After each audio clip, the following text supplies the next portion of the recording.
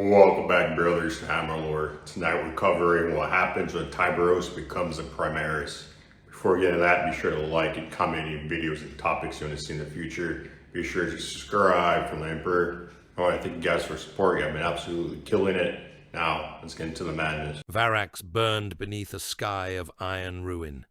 From the command bastion cut into the basalt spine of Hive Gorel, Lord Marshal Corvin Hest watched the upper reaches of the world die by slow degrees, as a surgeon might observe the blackening spread of a gangrenous limb before the saw bit home. The hololithic panes before him were alive with failing runes, prayer seals, target wards, catechisms of endurance, and kill confirmation glyphs that blinked red as system after system went blind. Beyond them, through armored view slits, thick with soot and ash, the hive world glowed like a forge left untended by sane hands. Orbital docks turned in fire above the cloud shelf. Manufactoria belts that had stretched from horizon to horizon for centuries now vomited black smoke in continent-spanning scars. The night side was not dark. The day side was not bright. Both hemispheres had become the same thing, a furnace smothered in filth. The sirens had never ceased. They had changed tones so many times over, the last 6 standard days, that none living in the hive still knew which peal meant bombardment, which meant breach, which meant gas, and which meant prayer. Now they simply screamed. They screamed over 30 billion souls packed into stacked habs, sump warrens, factorum slums, shrine districts, corpse mills, transit levels, labor barracks, prison tiers, and the sacred administrative vaults that imagined themselves apart from the rest of the world's misery. They screamed as if the hive itself possessed lungs. The Red Corsairs had broken the outer pickets 3 days after translation, and after that, the war had ceased to resemble a campaign and become only a feeding. Orbital defense bastions died with their saints, still transmitting. The system flotilla had been gutted in high anchor. Dock cities were voided. Hab stacks that had housed millions apiece had been taken level by level, then chained, branded, and turned into slaughter yards for the traitors' amusement. On the orbital, plate called Crown of Iron, a once-honored station of trade and naval levy, the Corsairs had raised skin-hung sermons visible from the surface through magnocular augers. Men had been flensed into streamers. Priests had been nailed open upon signal masts. Whole catechisms had been written in stretched flesh and lit from beneath by reactor glow, so that the words burned red above the world like a mockery of saint light. Hest had seen too much in too many wars to waste breath on horror. Horror was for the young, for the newly promoted, for those fools who still believed the Imperium rewarded shock with mercy. He had long ago learned that revulsion only dulled the hand. Still, when the latest Vox feed from Crown of Iron came hissing into the war chamber and filled the brass throats of the amplifiers with the broken laughter of the enemy, a muscle worked once in his jaw and would not settle. The man beside him, master of Vox Lethran, went pale under the lumen strips. The plate is rebroadcasting again, Lord Marshal. Put it through. Static clawed. Then the image snapped into cruel focus above the central hololith. A giant incorrupted warplate stood beneath a vault of flayed banners. The armor had once been noble, even through the filth and spikes and the chains of fingerbones. Hanging from its gorget, Hest could see the old lines of Astartes' craftsmanship beneath the desecration. The warrior wore no helm. His scalp was shaved to scar tissue, his face cut by old blade marks and new ritual brands, his mouth twisted in a smile that was too easy to belong to any loyal servant of the throne. Around him hung trophies, imperial standards, officer skulls silver-bound and inscribed, broken honor plates, a cracked fragment of Terminator panoply daubed in dried blood. Varax, the giant said, and his voice filled the chamber with a deep, amused contempt. Still alive, admirable, I had begun to wonder if your governor had simply laid his throat open and spared us the ammunition. One of Hest's colonels muttered a curse. Hest silenced him with a glance. The traitor leaned closer to the feed. The movement made the relic hanging over his chest swing into clearer view.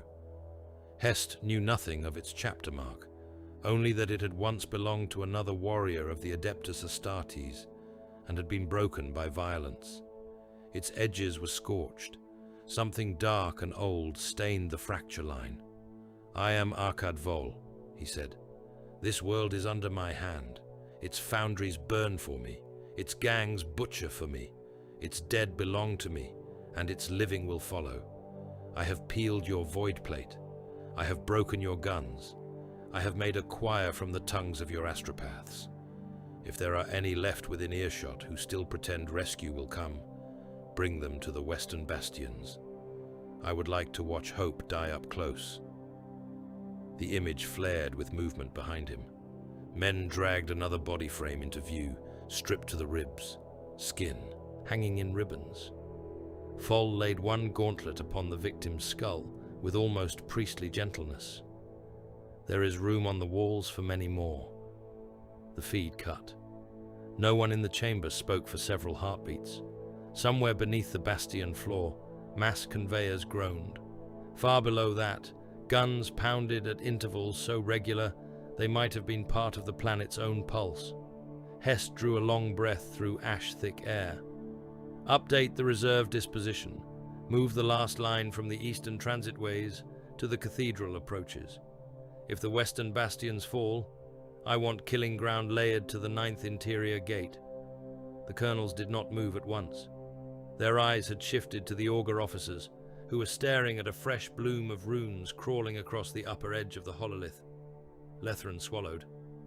"My lord, new contact cluster, multiple heavy signatures, translation wake beyond the inner picket ruins." Hest's head came round. "Show me." The world map died. The orbital sphere expanded in its place. Through the static and the debris cloud of destroyed stations, a formation appeared where moments before there had been nothing but the red sigils of the enemy and the drifting dead icons of his own fleet. Black hulls emerged from the bruised edge of real space, like the shadows of old sins. No heraldic fanfare accompanied them, no broad-beam declaration of imperial authority, no litany of arrival. They were simply there, long and scarred and ugly with function. Voidcraft, whose lines looked more like predators than ships. For the first time in days, something like pressure eased behind Hest's eyes. "Identify," he snapped. "Transmit challenge and theater code. Praise be to him on Terra, at last." Lethran's hands flew over his station. Servitors clicked and rasped as they fed the hails into the screaming channels of the war zone. The nearest black ship answered at once. Every gun tower in Hive Gorel sang warning. The bastion dimmed as power was diverted to the void shield grid. Target lock runes flowered across the displays. Lethran stared. "My lord, they have answered with Auspex sweep and weapons appraisal. Again." The second hail was cleaner, carrying the proper invocations and command ciphers. This time a voice replied. It was not a human voice. It was too deep, too controlled, too utterly devoid of the little weaknesses that marked mortal speech. It came from a throat that had never known uncertainty. "Verak's command," it said. "State resource viability, state enemy mass, state tithe reserve." The chamber went still in a different way. Hest felt hope turn in his gut and show a different face. "This is Lord Marshal Corvin Hest, acting military governor under writ of Segmentum Command. The world is under traitor invasion by Red Corsair elements, in alliance with Heretic and cult formations. I request immediate relief and fleet engagement." Silence. Then, "Your request is heard. Identify yourself." Another pause. The void answers. The line went dead. Across the orbital sphere, the black ships altered bearing with slow and dreadful purpose. No formation lamps, no decorative alignment. They moved like things scenting blood in water. One of Hest's colonels whispered, "Throne, preserve us." Hest did not rebuke him. He knew the name now, though he had not heard it spoken in years. Fleet-based, pale killers from the dark reaches, tithe takers. The chapter others invoked only when discussing the edges of imperial maps, where law grew thin and salvation learned to bite. Carcharodons, he said. Far above Varax, aboard the strike cruiser Nikor, the atmosphere of the Strategium was colder than the void outside its hull. Not in temperature, in spirit. No incense burned there. No banners softened the iron geometry of the chamber. There were only hololithic projectors, weapon readouts, slave screens streaming target telemetry, and the black-armored giants gathered in stillness around the central image of the war. Servitors scuttled at the margins like carrion things, too witless to understand which predators stood above them. The deck was scarred by old maglock gouges and the drag marks of heavy armor. The walls were hung not with bright campaign colors, but with shark-tooth chainwork, old void charms, kill tallies etched so deep into the adamant they looked like wounds. At the center stood Tyberos, chapter master of the Carcharodons Astra, called by other mouths the Shade Lord, though none of his own uttered the title lightly. He was vast, even among the Adeptus Astartes, where size meant both status and terror. He seemed built from some older and harsher template. His tactical dreadnought warplate made lesser men think of sarcophagi and siege engines. In the gloom, it drank the lumen light and gave nothing back. Honor scars crossed its blackened surfaces. Oaths were chained to it in iron tags, and flensed parchments, clawed gauntlets hung at his sides. Still, immense, patient, he watched the image of the enemy flagship in silence. Its designation had once been Imperial. Arkad Vol had remade it in the way of all traitors, with excess, blasphemy, and scavenged splendor. Cathedral guns welded onto prison barge lines, ram's spines plated in stolen armor, prow iconography carved away and replaced by flayed saints. Beside Tyberos stood Tekahurangi, chief librarian, his pale features lit from beneath by the hololith's corpse blue cast. The Psyker's black eyes were fixed not upon the ship, but somewhere behind it, as if he watched an older battle through the skin of this one. "The scent is old," Tekahurangi said softly. Company Master Manfor turned his helm a fraction. "Speak plainly." The librarian's gaze remained distant. Blood cast into darkness is not lost. It sinks, it waits, it remembers the hand that spilled it. Tyberos did not move. A Vox servitor lurched forward on tracked limbs, its face replaced by a grill of brass and stitched flesh. "Enemy broad beam intrusion," it droned. "Priority origin, crown of iron relay." "Permit," said Manfor. Arkad Vol appeared above the table in hard red light, larger than life, grinning amid his trophies. He was speaking to the world below, but the chamber of the Carcharodons heard every blasphemous syllable. When he leaned close, the thing hanging at his chest came clear. Manfor's jaw tightened. It had once been a trophy mark of the Red Brethren. The enamel was shattered. The edges were split by chain teeth. Someone had driven a hook through it and bound it to the Corsair's harness like a butcher's tag. One of the gathered veterans spoke a single word: shame. "No," said Tekahurangi. His voice had gone thin and cold as deep ocean. "Debt." The transmission ended. The chamber remained utterly still. Servo motors hummed. The Nicker's engines throbbed. Far beneath the deck, a slow, giant pulse.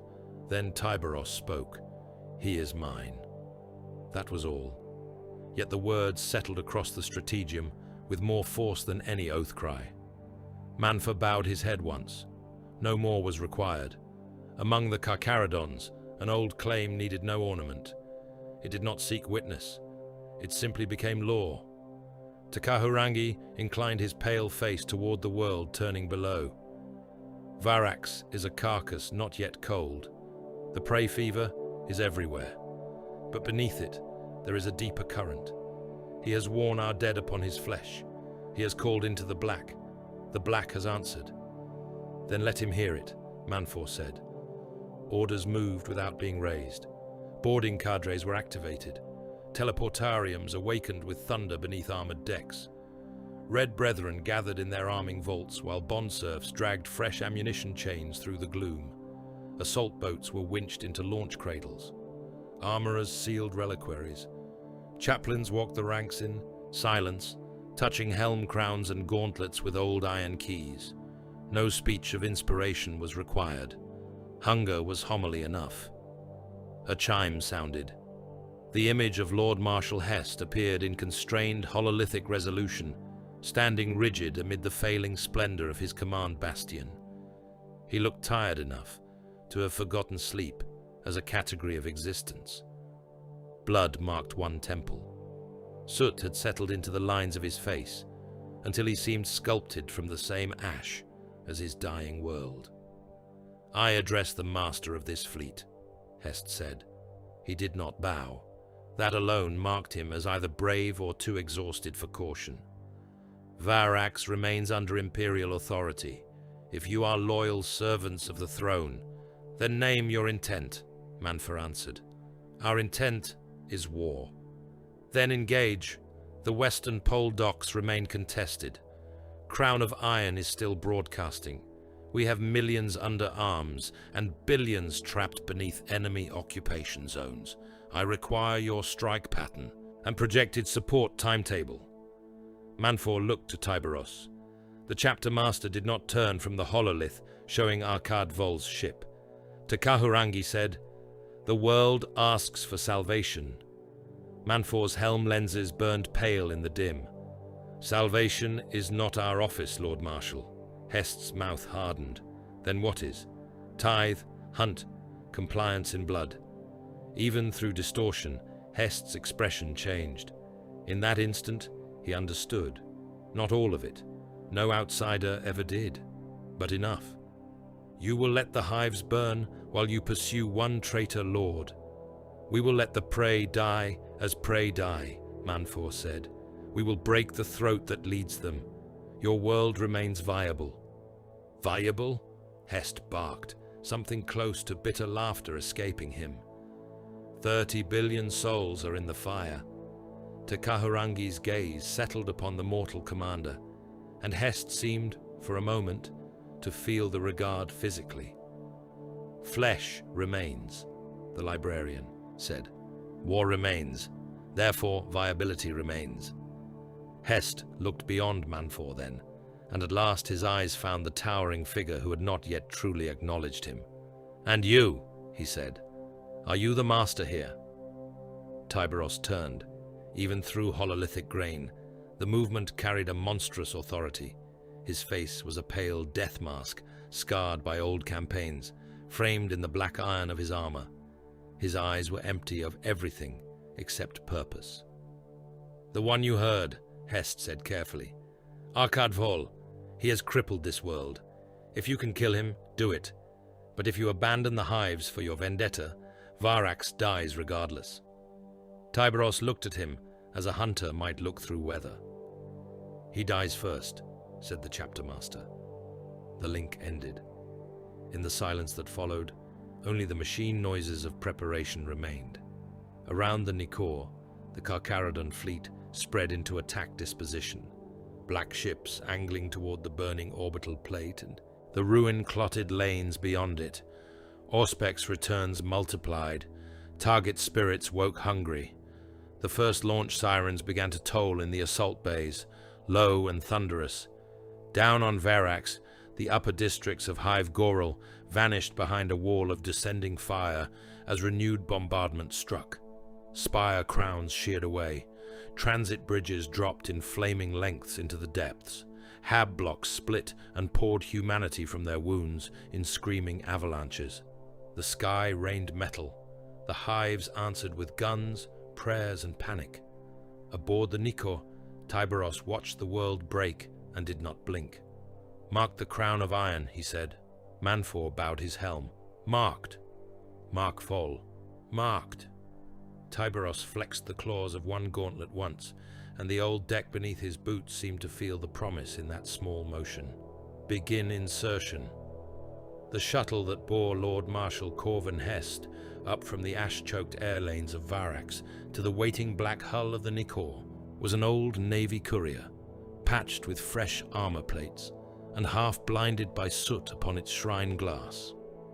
It shuddered through the upper atmosphere, while the world below burned in layered colors of furnace orange, reactor white, and the deep arterial red of cities under bombardment. Hest stood for the whole ascent, rather than lower himself into the restraint throne. His staff did the same, because he remained standing, though several of them looked ready to spit blood from the strain. None wished to appear weak before the masters of the ship awaiting them. No one spoke above a murmur. The gunship's hold was too tight with the knowledge of where they were going. Colonel Dresk of the Bastion Reserve kept glancing through the port slit at the black strike cruiser eclipsing the stars. Master of Vox Lethran mouthed prayer forms without sound. At the rear of the hold sat the Mechanicus Attaché assigned to Varax's war command, Magos Logister Oren Voss, his red robe scorched to brown. At one hem, mechadendrites folded inward, as if even they knew caution. What remained of Voss's human face had been replaced by brass-rimmed optics and a Vox grille, yet the posture of the machine priest still conveyed something uncomfortably close to reluctance.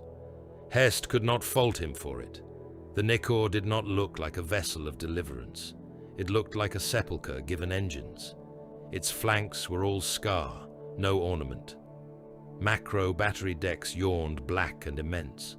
Torpedo apertures stared from the prow like lidless eyes.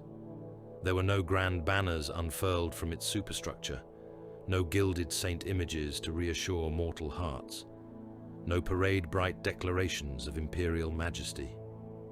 Every visible part of the ship suggested age, violence, function, and endurance. It was the kind of voidcraft that did not ask for loyalty. It imposed obedience by surviving where better-looking things died.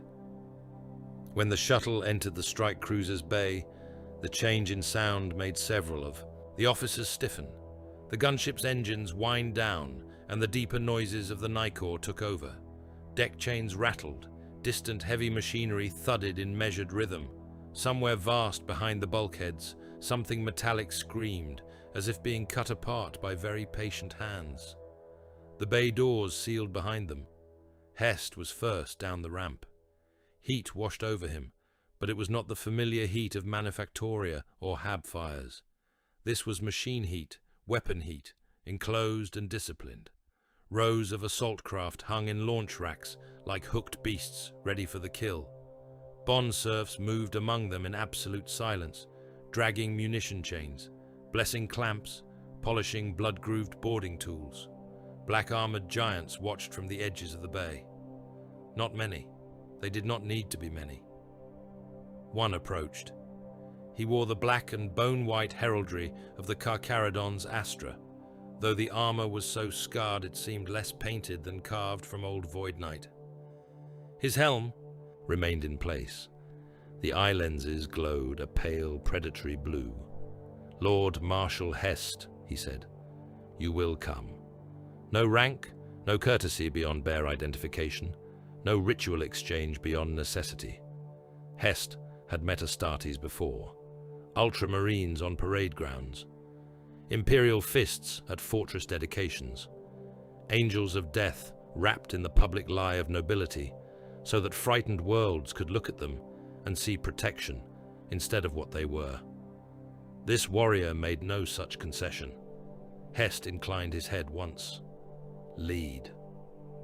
They were taken inward through corridors too vast for men and too stark for comfort. Every bulkhead bore cut marks, tally runes, old oath script and trophies so weathered by recycled air that they seemed part of the ship's skeleton. Human attendants passed them with lowered eyes. None spoke. The Astartes escort did not look back, to see if Hest's party kept pace.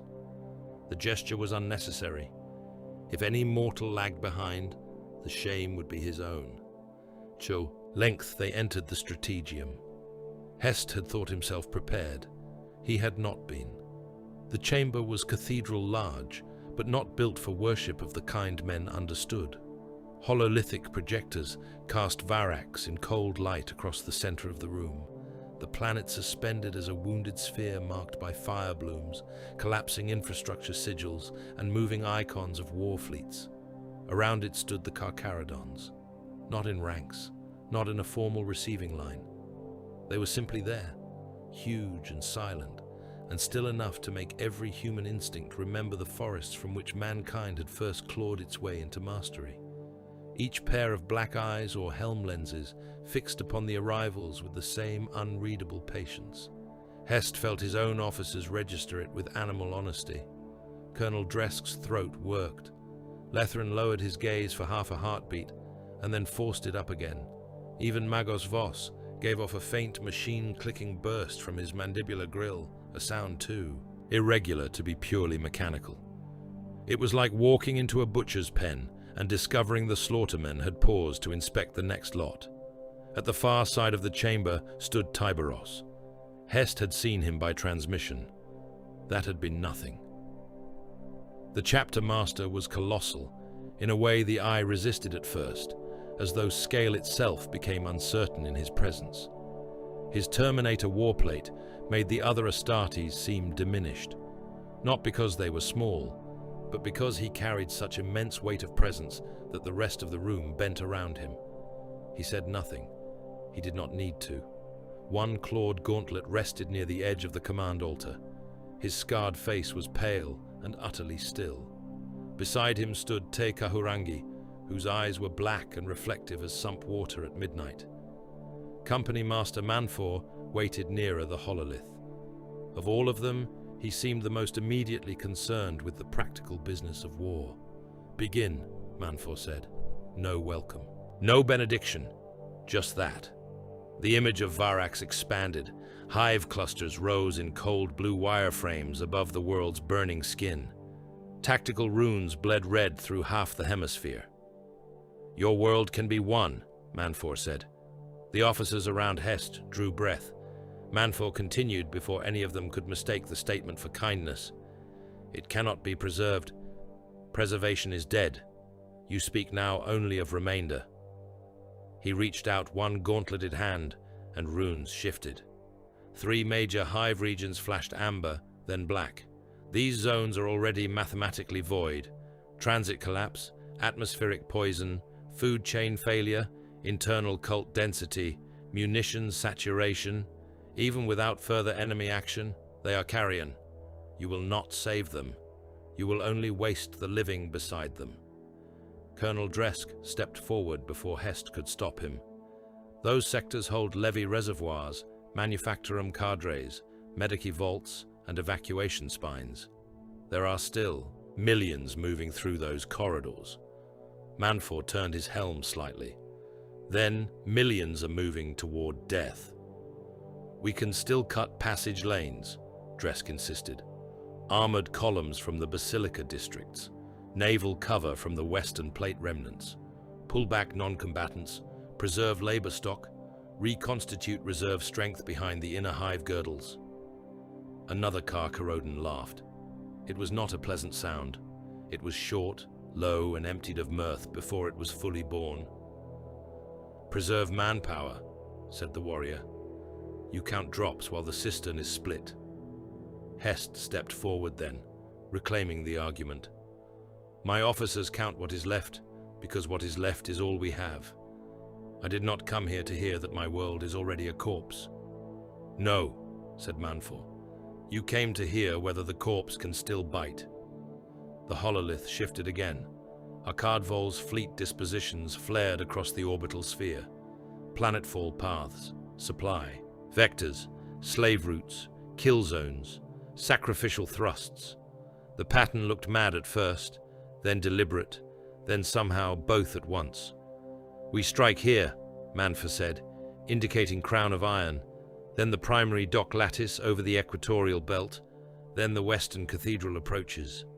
We cut the head, we blind the nerves, we drown fear in greater fear, we break prey confidence, we force compression, then we butcher. Magos Voss's vox grill crackled. Counter-proposal. Strategic industrial retention remains optimal. Recommend evacuation corridors, machine sanctuary prioritization, archive extraction and controlled retreat to defensible manufactoria. Denied, said Manfa. Voss's optics narrowed. Denied by what authority, Void Predator? By the authority of survival. The machine priest emitted a burst of Binharic irritation. Unacceptable cost projection. Tekahurangi spoke for the first time. Black water does not ask what the drowning can afford. The chamber fell quiet around him. His voice was soft, almost gentle, but it moved across the room like something cold sliding beneath skin. Hest stared at the librarian. Speak plainly, by the throne. Tekahurangi's gaze settled on the image of Varax. The jaws are not closed, the prey still runs. Arkad Vol has cast too wide a net and left blood in the current. He drags chains behind him. One chain is old, one chain is ours. Pull that chain, and the body follows. Lethran whispered, too softly perhaps, intending no one to hear. Is that counsel or omen? Both, said Tekahurangi. Dresk was not finished. With respect to your chapter's methods, the Hive cannot endure terror shock at the scale you propose. If we black out whole continental grids and begin indiscriminate bombardment, we will drive neutral populations into the arms of the cults. Manfa replied at once. Neutral populations are myth. There is prey. There is contaminated prey. There is armed prey. There is dead prey. Choose which tally eases your conscience. Hest felt anger rise then, not because the statement was false, but because it was spoken with such cruel simplicity. He looked from one giant to another, and knew suddenly, with perfect clarity, that these were not the hero legends printed in primer texts and shrine murals. These were not the Emperor's bright exemplars descending beneath banners to save the righteous. They were void predators wearing his sanction like a sharpened tooth. They would kill the foe. They would kill through the foe. They would kill around the foe. If the Imperium profited afterward, that would be counted as vindication. He found his eyes drawn despite himself to Tyberos. The chapter master had not moved. He listened while others spoke, listened and watched, and in that stillness there was something worse than overt brutality. A weapon in motion gave warning. A weapon at rest allowed imagination to work. Hest forced the matter. If I refuse your pattern and retain command authority over my own defense network, what then? Manfa answered without pause. Then Varax dies slower. The words landed like a gate slamming shut. Dresk pointed hard at the orbital display. This spread is wrong. The Corsairs cannot sustain current pressure across all Hive fronts and maintain a salt mass in orbit. Their eastern collapses prove overextension. They are fraying. It was the first true tactical objection that had any merit, and Hest saw, by the smallest change in the room, that it mattered. Tyberos moved. Only a shift of posture. Only the slight turn of his head toward the display. Yet every mortal in the chamber felt a tension settle like a weight across his shoulders. No, said the chapter master. His voice was deep enough to seem less heard than felt through the deck. He stepped to the hololith.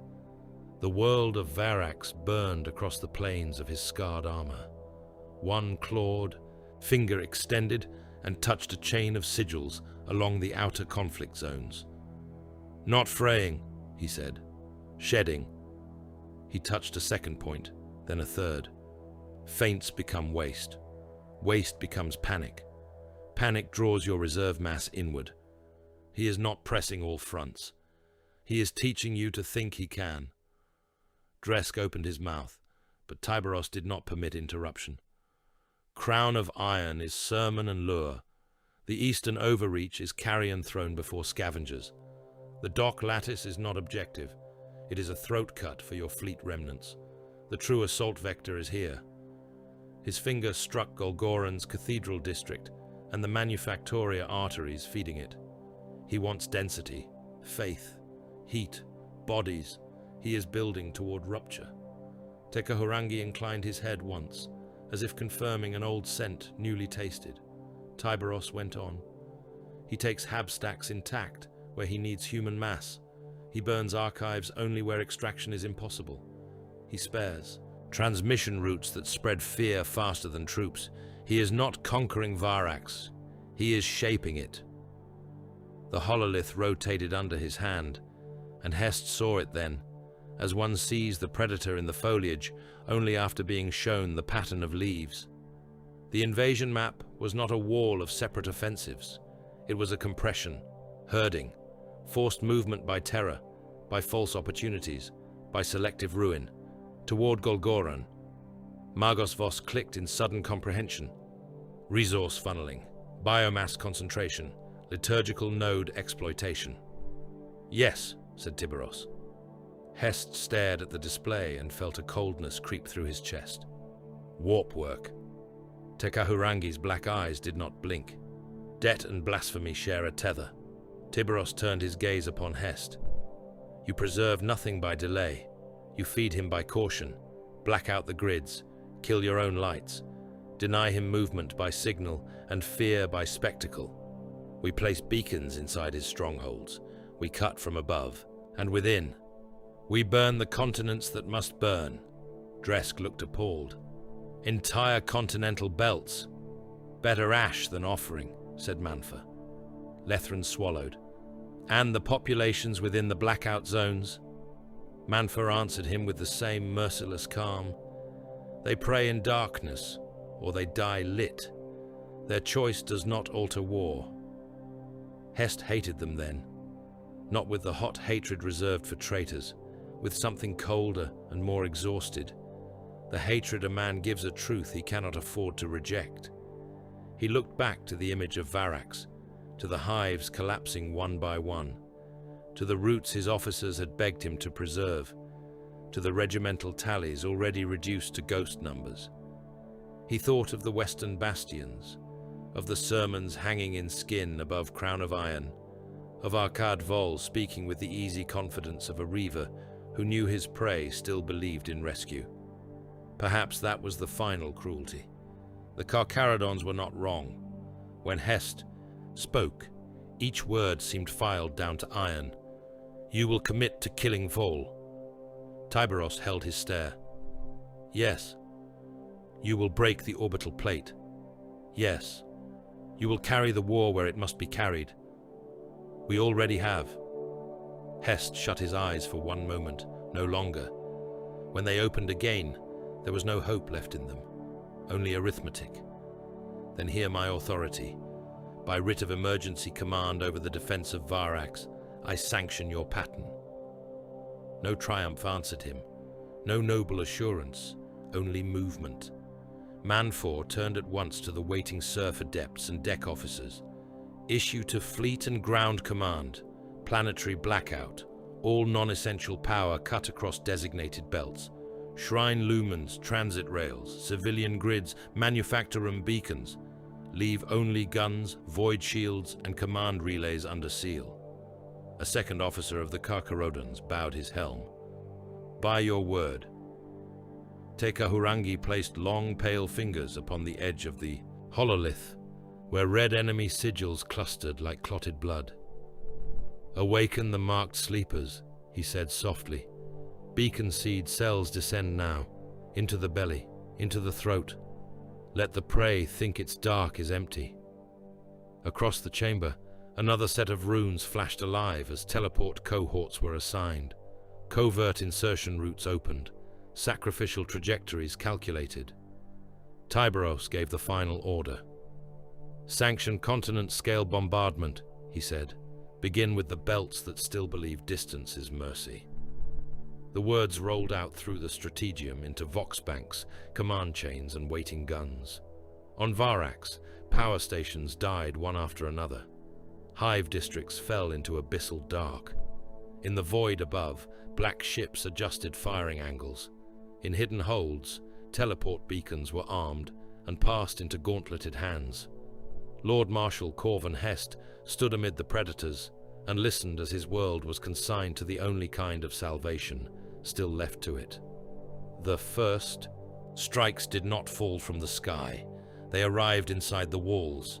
The upper spires of Hive Goral were blacked out by decree and ruin alike, their lumen crowns extinguished, their pilgrim bridges dark, their shield reliquaries flickering in ragged sequence as power was hoarded for guns and command altars. For a few moments, the vast heights of the Hive existed in a false night, broken only by burning dock falls descending from orbit and the fitful strobe of anti-air batteries clawing at shadows above the cloud shelf. Then the teleport attack began, and darkness itself ruptured. Blue-white suns burst into being within sealed sanctums, void chapels, vox towers, traitor command lofts, and chain-caged transit hubs. Air screamed. Marble burst like bone under a hammer. Men were snatched apart at the edge of materialization fields, reduced to greasy red vapor, where the machine anger of the teleportariums intersected flesh that had no right to stand where giants were arriving. Across the upper Hive, the first Red Corsair sentries died, not to warning shots or challenge calls, but to the sudden presence of black-armored gods appearing in the middle of their blasphemous strongholds. A traitor lieutenant in looted carapace had time only to turn at the impossible glare blooming in his command gallery before a storm bolter reduced his chest to a wet crater and hurled him through his own signal altar. 3 of his men vanished in sprays of shattered ribs and spinning teeth. Another screamed for perhaps a heartbeat before a chain blade struck him from shoulder to hip and converted his body into 2 ruinous halves that slid in different directions across the deck. In the same instant, far above the cloud bank, assault boats screamed downward through flak storms. The skies above Varax turned to burning metal. Tracer curtains climbed. Missile wakes knifed between towers.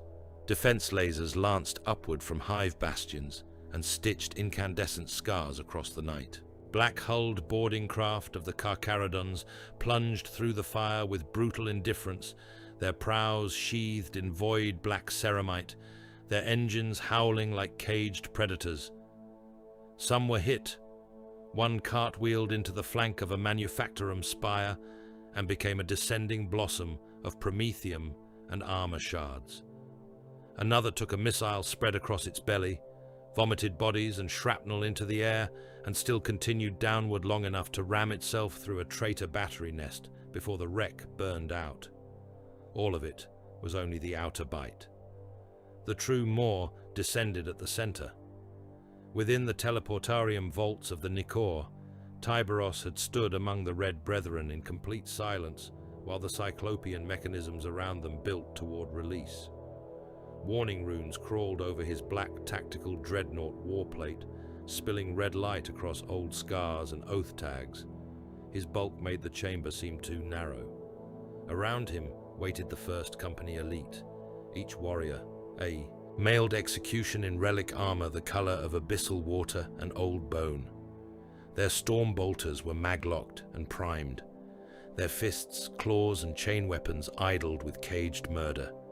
Chaplains moved among them with iron keys and shark-toothed reliquaries, murmuring old void cants that sounded less like blessings than verdicts already passed. Tyberos did not bow his head for them. He needed no permission to kill. A vox rune chimed.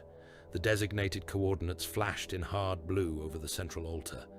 The target was the upper sanctum district of Crownspire Bastion, a fortress vault driven like a spike into the shoulder of Hive Goral, and now serving Arkad Vol as throne room, signal nest, and butcher's shrine. Manfor's voice came over the encrypted channel, flat and cold. The debt is before us. The Red Brethren answered as one, taken in blood. The teleportarium released. The sanctum of Crownspire Bastion detonated inward. Tyberos arrived at the epicenter of a white violence that tore cherub statuary from alcoves, flayed parchment skin from shrine pillars, and fused the feet of howling slaves to the deck where they stood. The first thing he saw was a line of traitor armsmen turning in shock, mouths open behind rebreather masks adorned with flensed strips of loyalist skin. The first thing they saw was a giant in black relic Terminator plate, materializing through an expanding sphere of light, his clawed gauntlets already rising. His Stormbolter spoke. Mass reactive shells punched men apart in bunches. One shell burst inside a rebreather grill and blew the bearer's skull backward in a spray of brain matter and blackened teeth. Two more stitched through a gun servitor and its chained handler together, opening them into a single slick heap of meat and wire. Another traitor made the mistake of firing as he shouted. The bolt took him through the mouth. The explosion turned the upper half of his head into a red mist that painted the shrine, wall behind him with blood and slivers of jaw. The Red Brethren came through beside their chapter master, and the chamber became slaughter. Bolter fire filled the sanctum like iron hail, loud enough to seem almost continuous. Men in stolen void armor burst apart where they stood. Heretech thralls spun screaming as their augmetic limbs were blown away in whirling sprays of brass and gore. One of the Carcharodons crashed through a knot of Corsair boarders and drove a power fist into the nearest chest with such force that rib fragments burst from the man's back in a crimson fan. Another seized a standard bearer by the throat, lifted him clear of the deck, and tore his head free in a shower of arterial black. Tyberos advanced through it all, as though the enemy existed only to mark his path. He killed efficiently when bodies were merely obstacles. A flick of hunger took one armsman across the collar and opened him from shoulder to sternum. Slake punched through a shield slave and the man behind him together, both bodies jerking upon the revving adamant teeth before Tyberos cast the impaled meat aside. A Melter gunner dropped to one knee, trying to level his weapon through the carnage. Tyberos stamped once. Ceramite-shod mass pulped the man from ribcage to pelvis and left his legs twitching in opposite directions. But when resistance came with defiance, something colder entered the work.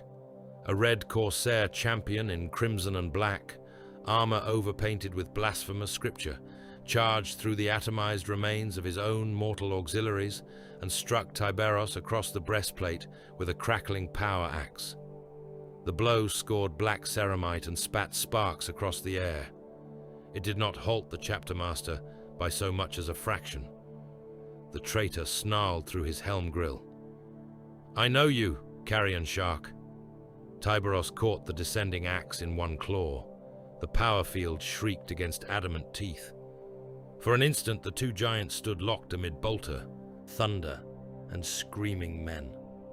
Then, Tyberos leaned in close enough that the traitor would see his face through the scarred eye slit. "No," he said, "you do not." He sheared the axe haft in half.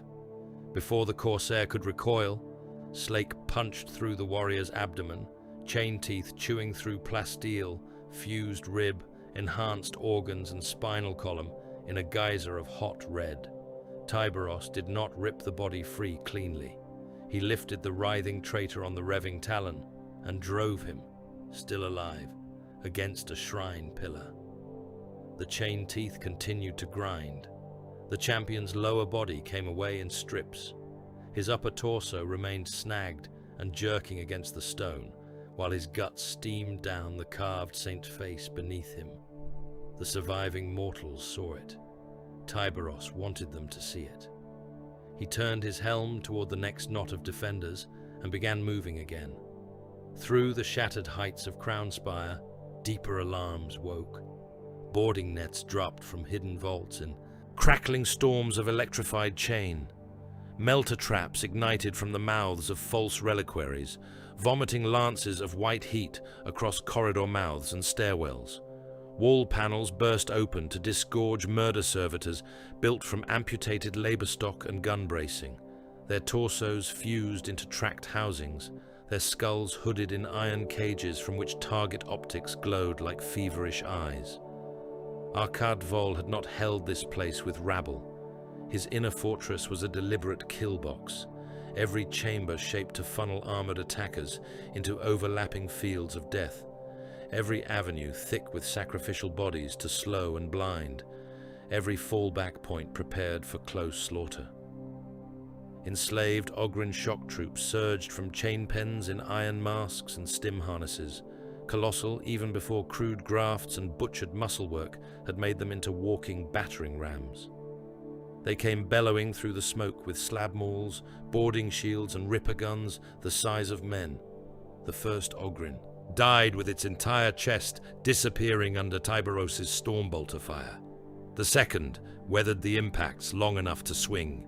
The maul crashed against Tyberos' pauldron with enough force to crack the wall beyond. Tyberos answered by driving hunger up through the brute's lower jaw and out through the crown of its head, revving until bone fragments and gobbets of brain sprayed across the vaulted ceiling. The third Ogrin slammed bodily into one of the Red Brethren and toppled both into a pile of butchered slaves. The Terminator rose under the mass with a snarling servo-motor roar and rammed his chain fist straight through the abhuman's belly, dragging the weapon upward until entrails, liver, and steaming loops of gut spilled out over both warriors in a steaming cascade. The corridors became charnel throats.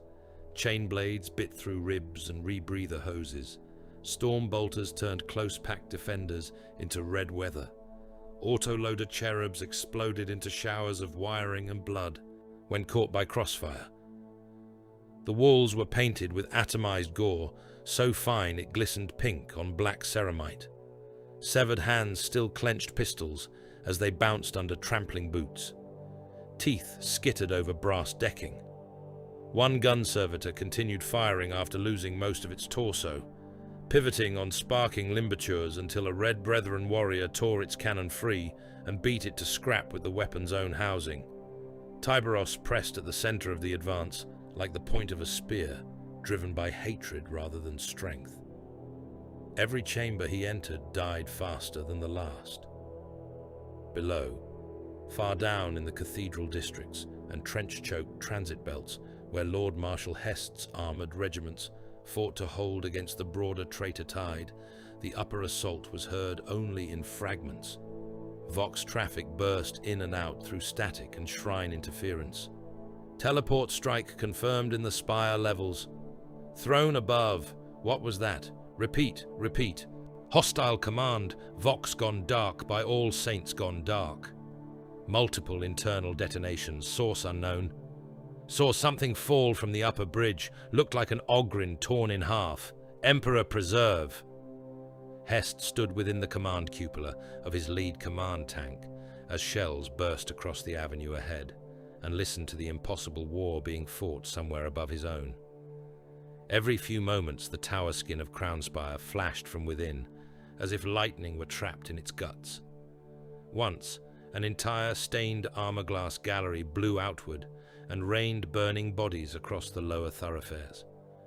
The men of the Varak's armored reserve made the sign of the Aquila, and then gripped their weapons harder, not because they understood what was happening, but because some ancient animal part of them knew predators were feeding overhead. Half mythic, half demonic. Useful, Hest thought grimly, and hated himself for the thought. At the upper sanctum breach, the Red Brethren reached the first true choke point. A long processional causeway of black marble crossed a chasm open to the hive's hollow interior. Far beneath, manufactorum smoke and furnace glare rose in choking veils. Ahead stood adamant gates 3 men thick, embossed with butchered imperial eagles and hanging chains of flayed skin. The causeway itself had become a killing lane. Boarding nets screamed down from above. Concealed heavy stubbers opened from murder slits.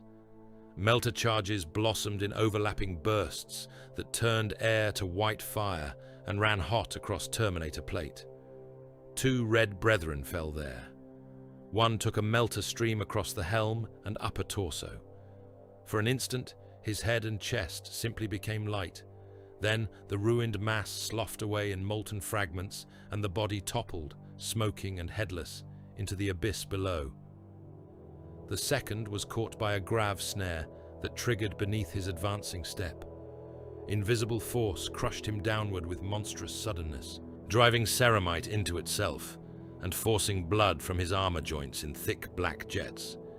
He still fired as he died, storm bolter hammering shells into the gate until his gauntlet finally stilled. Tyberos did not slow. He crossed the causeway under a storm of killing force, each footfall cracking marble. Hunger and slake tore through the dropping nets in sprays of burning links. Bolter rounds rang from his plate. A melter flare kissed one shoulder and left the ceramite glowing. He reached the gates and struck them with both claws. The adamant screamed. Servos bellowed through his armor. Teeth bit. The gates deformed inward around the tearing jaws of the weapons. He ripped one leaf half from its hinges and drove through into the sanctum threshold with the Red Brethren at his heels. Akkad Vol was waiting. The chamber beyond had once been a cardinal audience hall, high and grand and sacred in the joyless way of imperial statecraft. Now it was a butcher's theatre. Skin scrolls hung between the columns. Chains of skulls swung above weapon pits. Loyalist captives had been nailed into the walls as living icons, their mouths open in voiceless screams where their tongues had been cut away. At the far end, above a stair of broken saints, stood Akkad Vol in crimson armor beneath a standard made from the stitched hides of officers and priests. He clapped once. "Well hunted," he called over the din. I was beginning to think the dark had grown timid. Tyberos advanced a single step.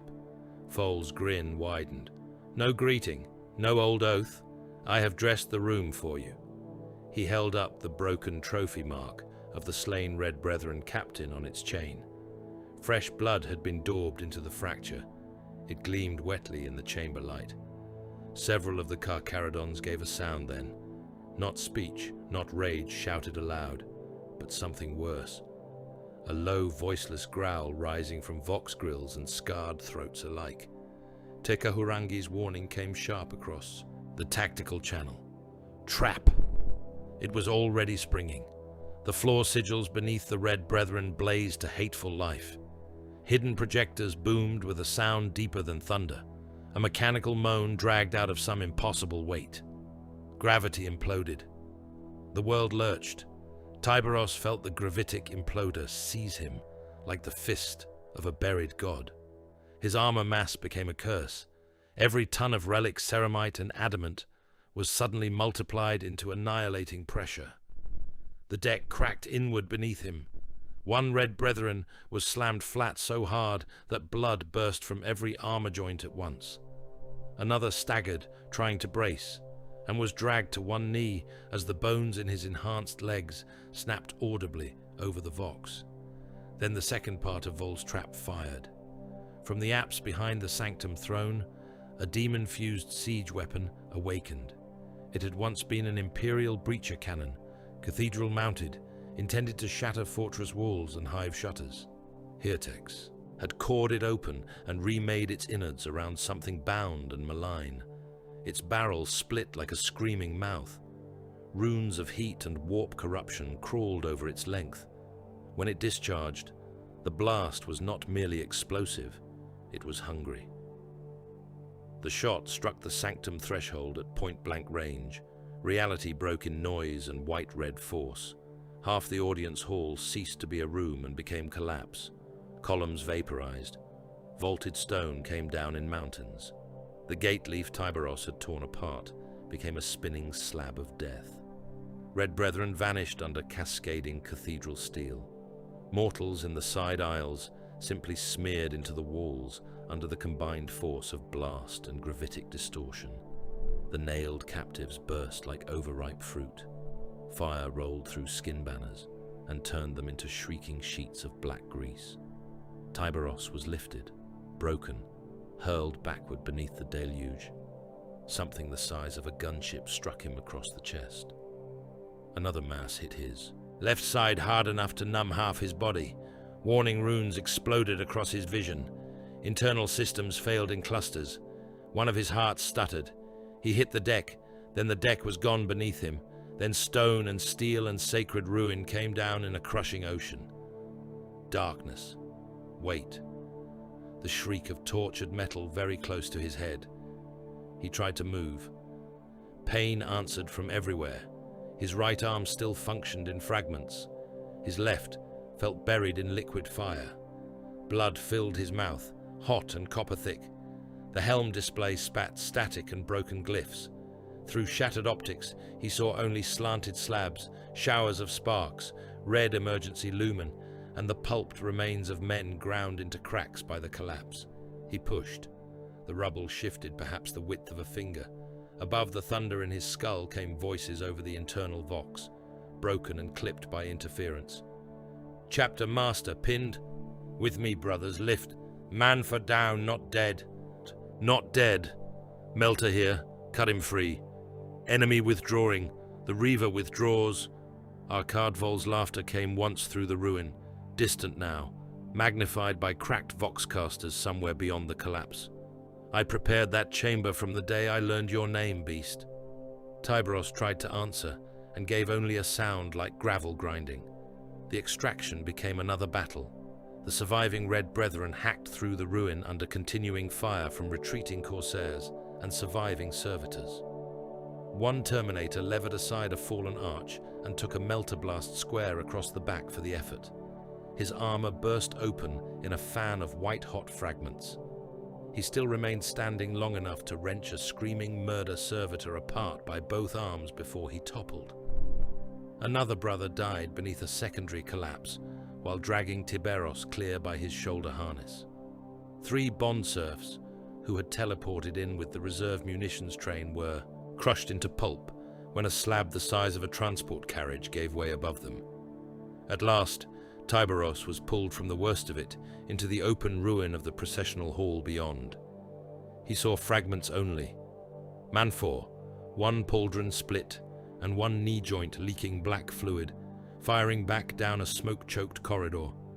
Te Kahurangi, standing amid dust and gore with both hands raised, holding a rain of shattered stone in the air for the heartbeat, required to let the last survivors pass beneath.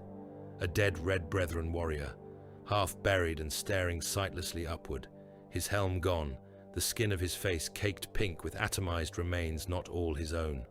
Arkadvol was gone. The sanctum had become a tomb and a wound. Beyond it, deeper shafts and inner passages lay open where the Reaver Lord had fled into the lower war. Withdraw, Manfor voxed. It was not a word the Carcharodons used lightly. On the channel, it sounded almost obscene. Tyberos heard it. He refused it. He planted 1 ruined claw into the broken deck and tried to rise. Everything in him felt torn loose. His armor was fractured across the breast. One side of his helm was crushed inward. Blood leaked in thick, dark streams from multiple joins and ran over the black ceramite in slow sheets. He pushed once and rose perhaps a handspan, massive shoulders trembling under their own impossible burden. The rubble shifted around him. Fractured saint stone slid from his back. A bent beam groaned. For one absurd and terrible instant, it seemed he would stand, that he would rise out of collapse and blood and broken iron through nothing but hatred. The surviving warriors saw it and fell silent. Then the strength went out of him. Tyberos sagged to 1 knee, then both. Blood dripped from cracked armor to the deck in heavy, slow beats.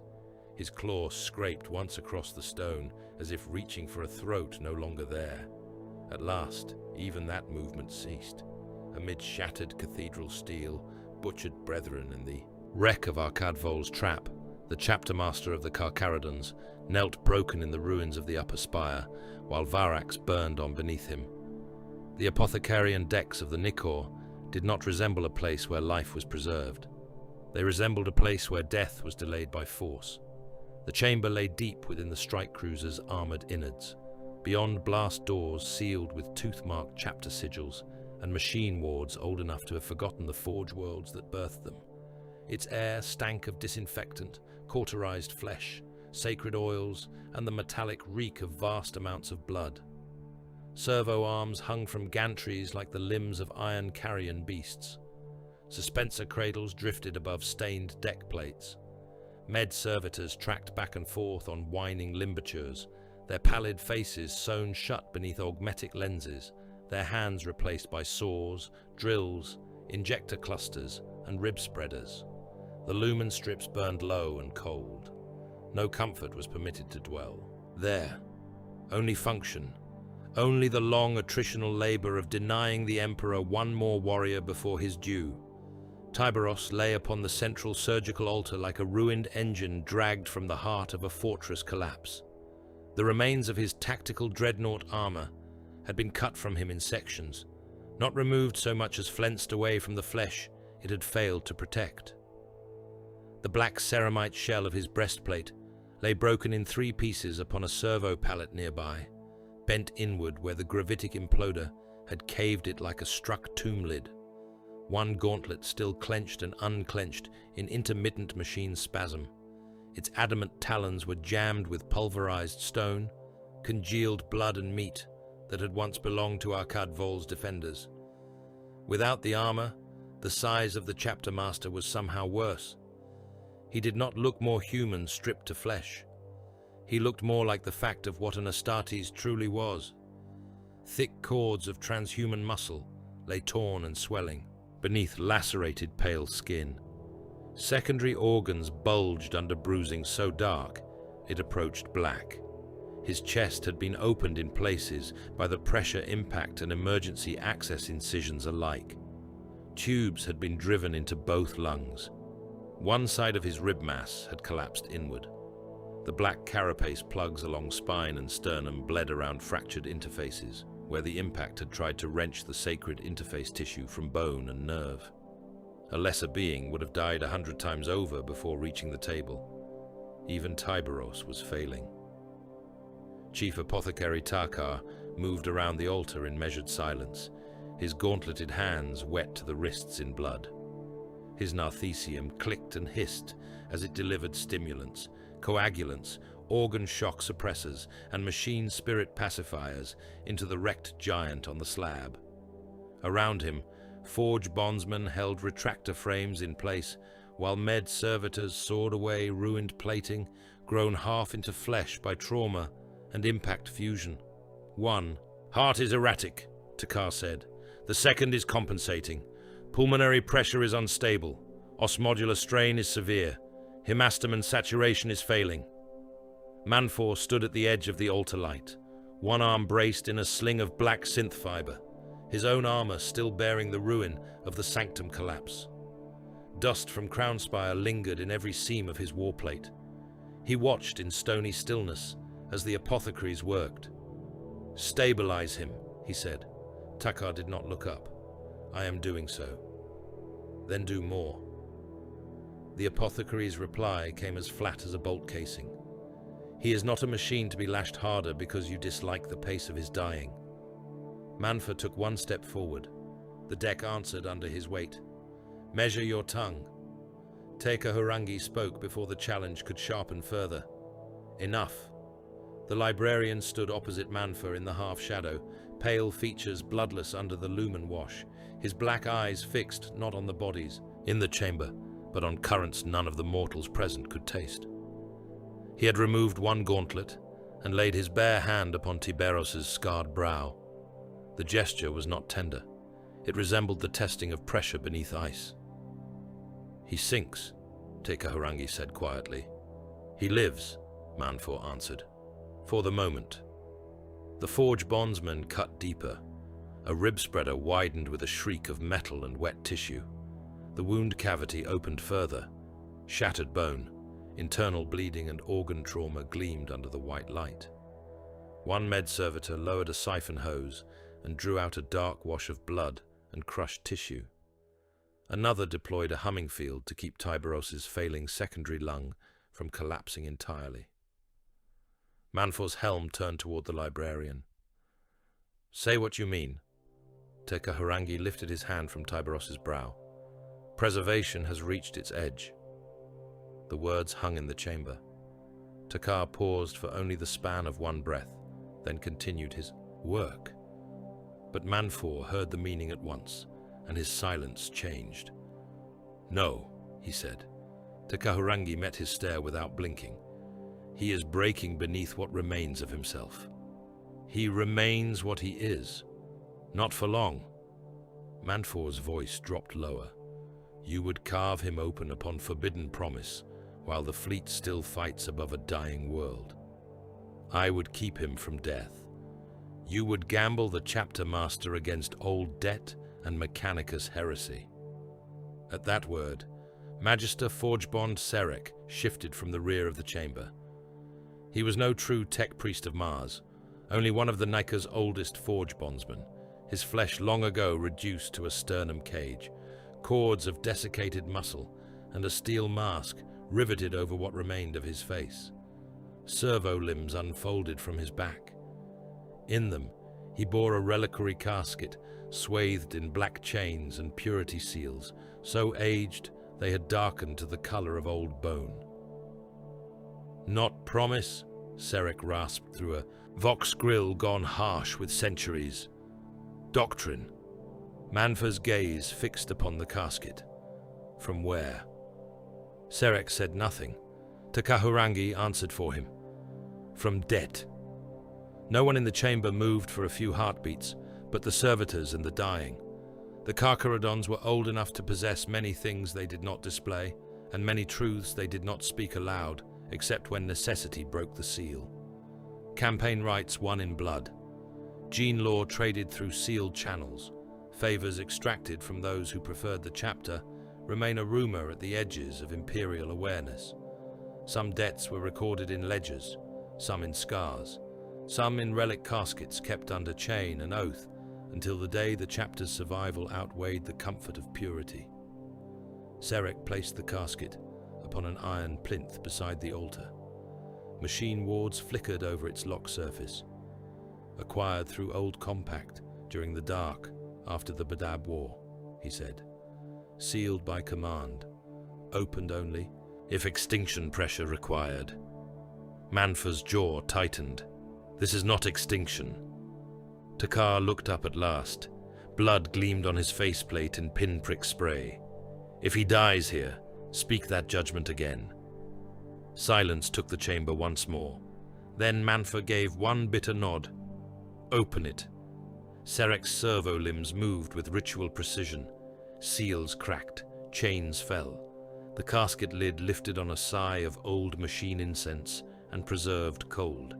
Inside lay data cylinders of dark adamant organ print schemata etched in layered holofoil, injector ampules held in stasis, and a skull-shaped control reliquary linked to a narrow strip of blackened parchment covered in hand-script sigils and surgical invocations. Primaris law. Not celebrated there as triumph, not revered as rebirth. In that chamber, it was simply what remained when all ordinary means had failed. Takar scanned the data with his helm optics. Kill runes and organ markers spilled across his vision. His silence lengthened. "Well," Manfor said. The apothecary's answer was hard as old metal. "Possible." "And the cost?" Takar looked at Tyberos' body. "Unknown." Takahurangi spoke like a man naming reefs in dark water.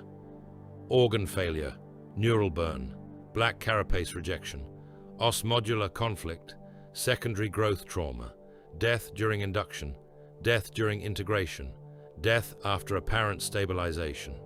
"One may say merely death," Manfor said. "One may," said the librarian, "if one is eager to be useless." Takar gestured to the forge bondsman. "Prepare the vault. Unseal the additional autosarc arrays. Bring me the Belisarian compounds, all of them." The chamber moved with sudden violence of purpose. Restraint clamps descended over the altar. New med-servitors were trundled in, their torso compartments filled with organ vats, blood bags, rib cages grown in accelerated nutrient gel, and lengths of silver interface cable thick as a man's thumb. Serek awakened the deeper machine systems of the apothecarian. Great hidden devices rumbled behind the walls. Sacred drill heads descended. Surgical lumens intensified until every wound on Tyberos' body shone hard and obscene. Manfor remained where he was. If he dies under this, Takahurangi cut him off. If he dies without it, your accusation will still comfort no one. Below them, Varax continued to die. Battle reports spilled into the chamber through secondary vox banks, not because any there had leisure to heed them, but because war did not halt for the sake of one body, not even this one. Crown of Iron remained contested. Orbital plate sectors had vented to void. Hest's regiments were being ground backward in the western cathedral belts under renewed corsair pressure. Cult rising spread through the darkened hive zones as the blackout turned fear into frenzy. A manufactorum arcology on the southern continent had collapsed into its own magma sinks after naval bombardment. 2 reserve armor columns were gone. 3 shrine forts had ceased vox transmission. A naval officer somewhere above requested sanction to scuttle his crippled cruiser before traitor boarders reached the plasma drives. The war worsened while the chapter's greatest killer lay cut open on steel. Takar began. The first incision was not for healing, it was for access. Blades parted flesh already split by trauma. Auto-retractors widened the cavity. The old surgery of survival gave way to the new butchery of remaking. Broken structures were cut out. Ruptured organ masses were excised. Enhanced glands were flooded with alchemical stabilizers that smoked upon contact. The black carapace ports were drilled, flushed and partially rethreaded, where the sacred interface tissue had started to die around fractured nodes. New growth stimulants entered the bloodstream. Suppressant sigils were written in electu fire across Tyberos' sternum and throat. His body answered like a war engine refusing disassembly. One heart seized first. Warnings shrieked from the altar rails. Takar drove both hands into the cavity to compress and shock the failing organ, while a med-servitor rammed stimulant spears into the exposed tissue. For 3 endless beats, nothing happened. Then the second heart surged hard enough to jolt the whole torso, forcing a wash of black-red blood across Takar's gauntlets and into the waiting siphons. Again, he snapped. They proceeded. Tyberos was not unconscious in the clean mortal sense. He was falling through something deeper. At first there was only dark. Not the darkness of a sealed chamber, not even the darkness of void beyond a ship's hull. This was abyssal, ancient, pressure without end. He stood within black water that rose over greaves, knees, hips, then chest, yet he did not drown. Shapes moved beneath him like continents hunting. Teeth glimmered in the deeps, each the length of a blade. Voices drifted through the water, low and distant as if spoken through tons of Dead Sea. Brothers, the void hunts of old returned in broken images, boarding lanterns burning blue in derelict holds, the taste of recycled air in forgotten warships, pale faces behind shark-toothed helms, the sound of chain blades in corridors so tight the blood mist had nowhere to drift. Ancient tithes paid at the edge of the Imperium, where no witness kept account but memory and the dead. Then Badab. The dark water turned red. He saw fire on station walls, saw the dead of old campaigns drifting in breached halls with their blood freezing in strings around them, saw broken helms bearing the marks of the Red Brethren, saw the faces of brothers lost to void ambush and treachery, their eyes open, their mouths full of burst capillaries and silence. Each one rose from the red depth and regarded him as he passed. No accusation, only witness. Ahead, a trail appeared, severed heads. They were not laid in order. They floated one after another upon the black-red water, each turning slowly. Traitors, reavers, heretics, corsairs with their tongues out and their throats opened, Ogrin brutes split to the spine, apostate captains with their skulls half gone, a path of the beheaded leading onward into the abyss. At the end of it, farther than sight should have reached and yet near enough to smell, stood Arkad Vol. The Reaver Lord wore the broken trophy mark of the slain Red Brethren captain against his chest. He smiled as the dead turned slowly around him. Tyberos moved toward him. The water deepened. Pressure built. The severed heads began to whisper. Above the altar, Tekahurangi's expression changed. "He is not merely enduring," the librarian said. Takar did not look up from the surgery. "Then spare me your wonder and hold him to the table." Tekahurangi ignored the barb. His black eyes had gone very still. "His presence is thickening." Manfor frowned. "Speak in words men use." The librarian's gaze remained locked upon Tyberos. "He is denser in the immaterium than before, harder to enter, harder to read. Something in him is growing teeth." Serek's mechadendrites shivered over the data feed. Physical mass is increasing, bone density climbing beyond projected tolerance, muscle layering exceeding baseline matrices. Takar swore, a rare thing and ugly to hear from an Astartes. "He is rejecting sequence moderation, more suppressants."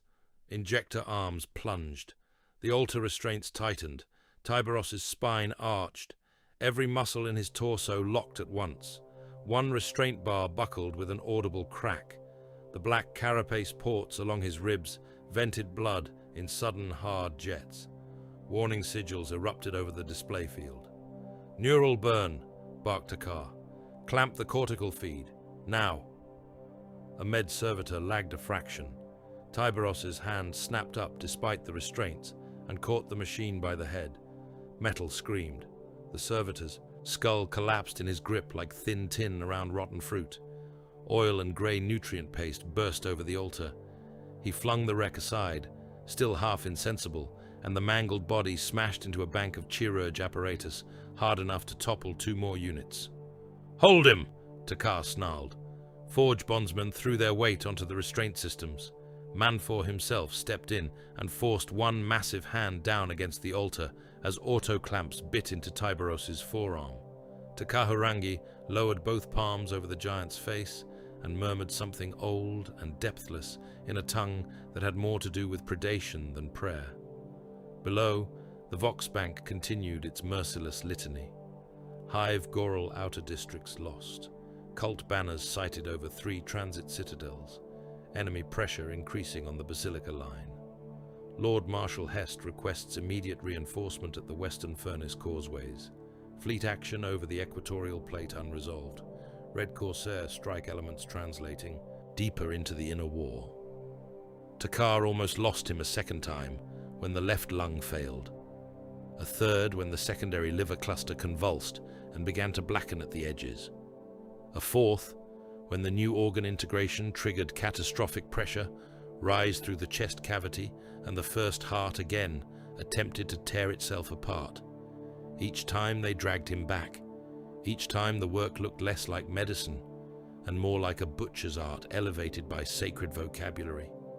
Tubes thrust into torn flesh, organs lifted out and replaced, bones recut and reinforced, interface nodes bored deeper, gene-coded compounds hammered into the blood. What little triumph the wider Imperium might drape around such procedures had no place there.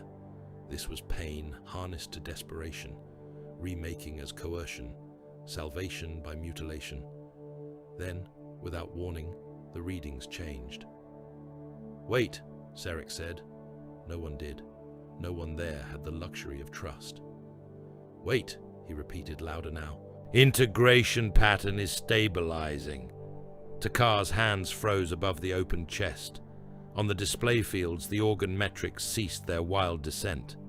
One by one, like fortress lights rekindling after bombardment, the internal systems moved from terminal red toward harsh amber, then harsher green.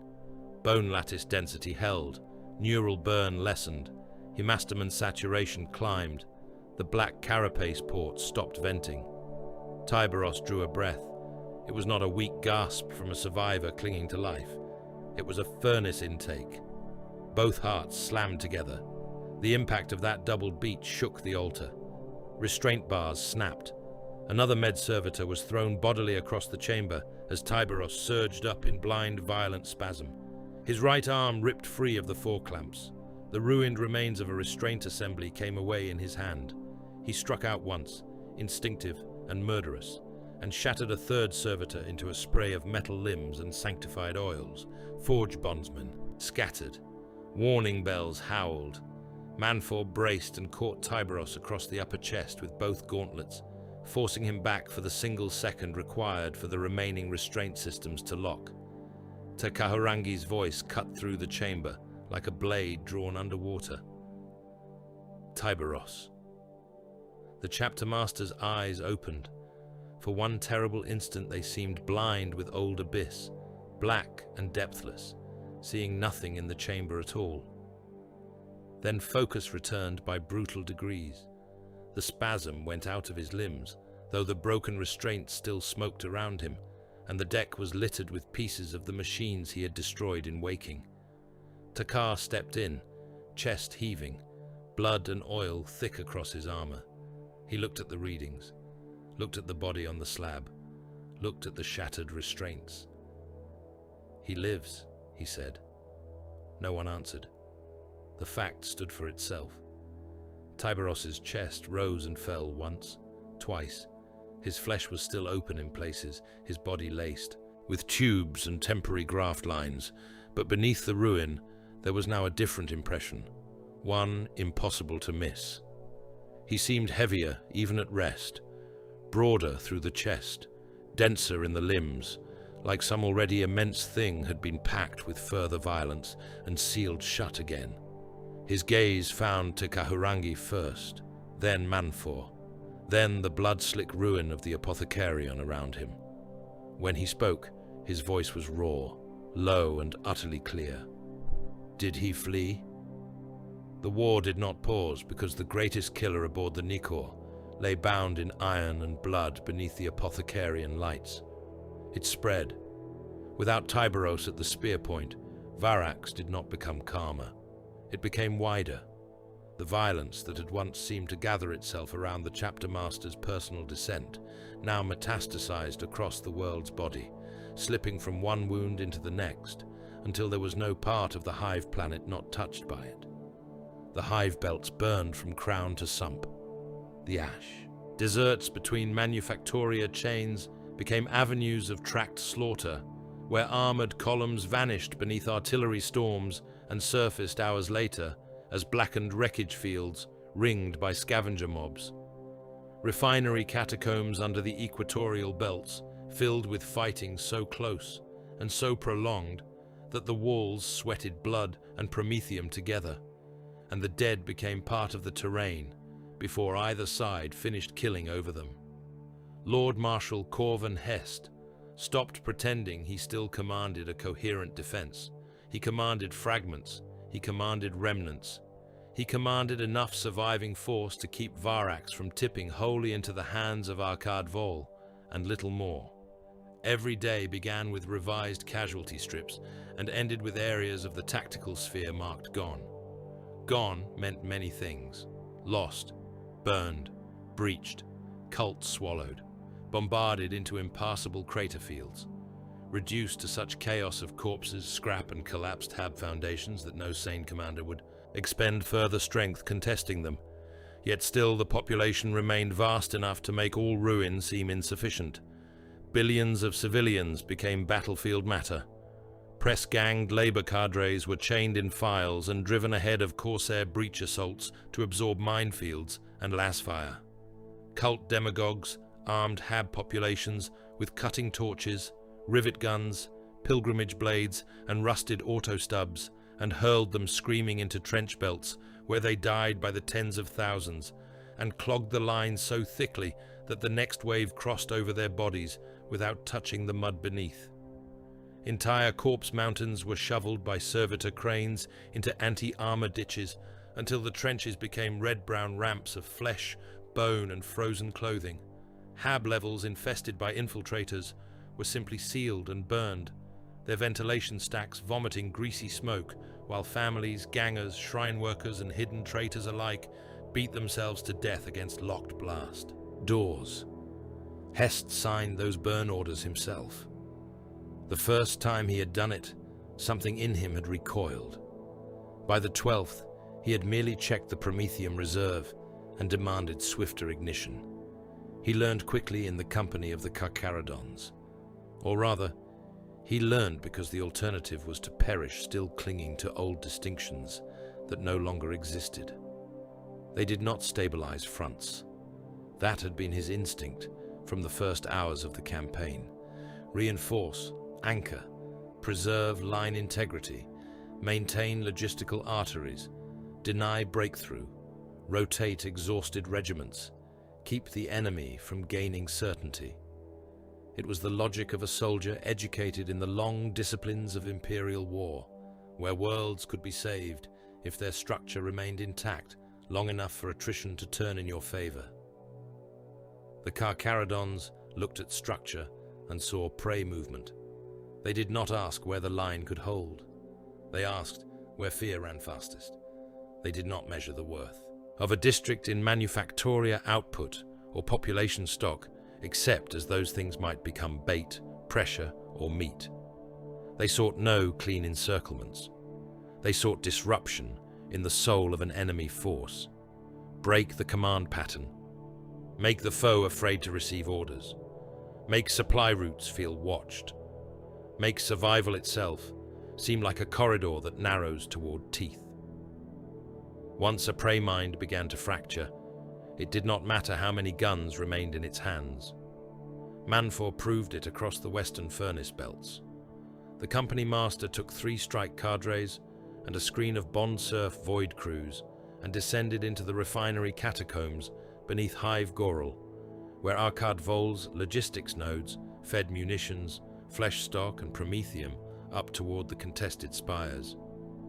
Hest had expected demolition raids, sabotage, perhaps the destruction of convoys and pumps. He received something colder. The first node vanished entirely. 1 hour it transmitted inventory and slave tallies. The next it went dark. When Imperial Augur drones entered the district under escort, they found the command pit skinned, not metaphorically.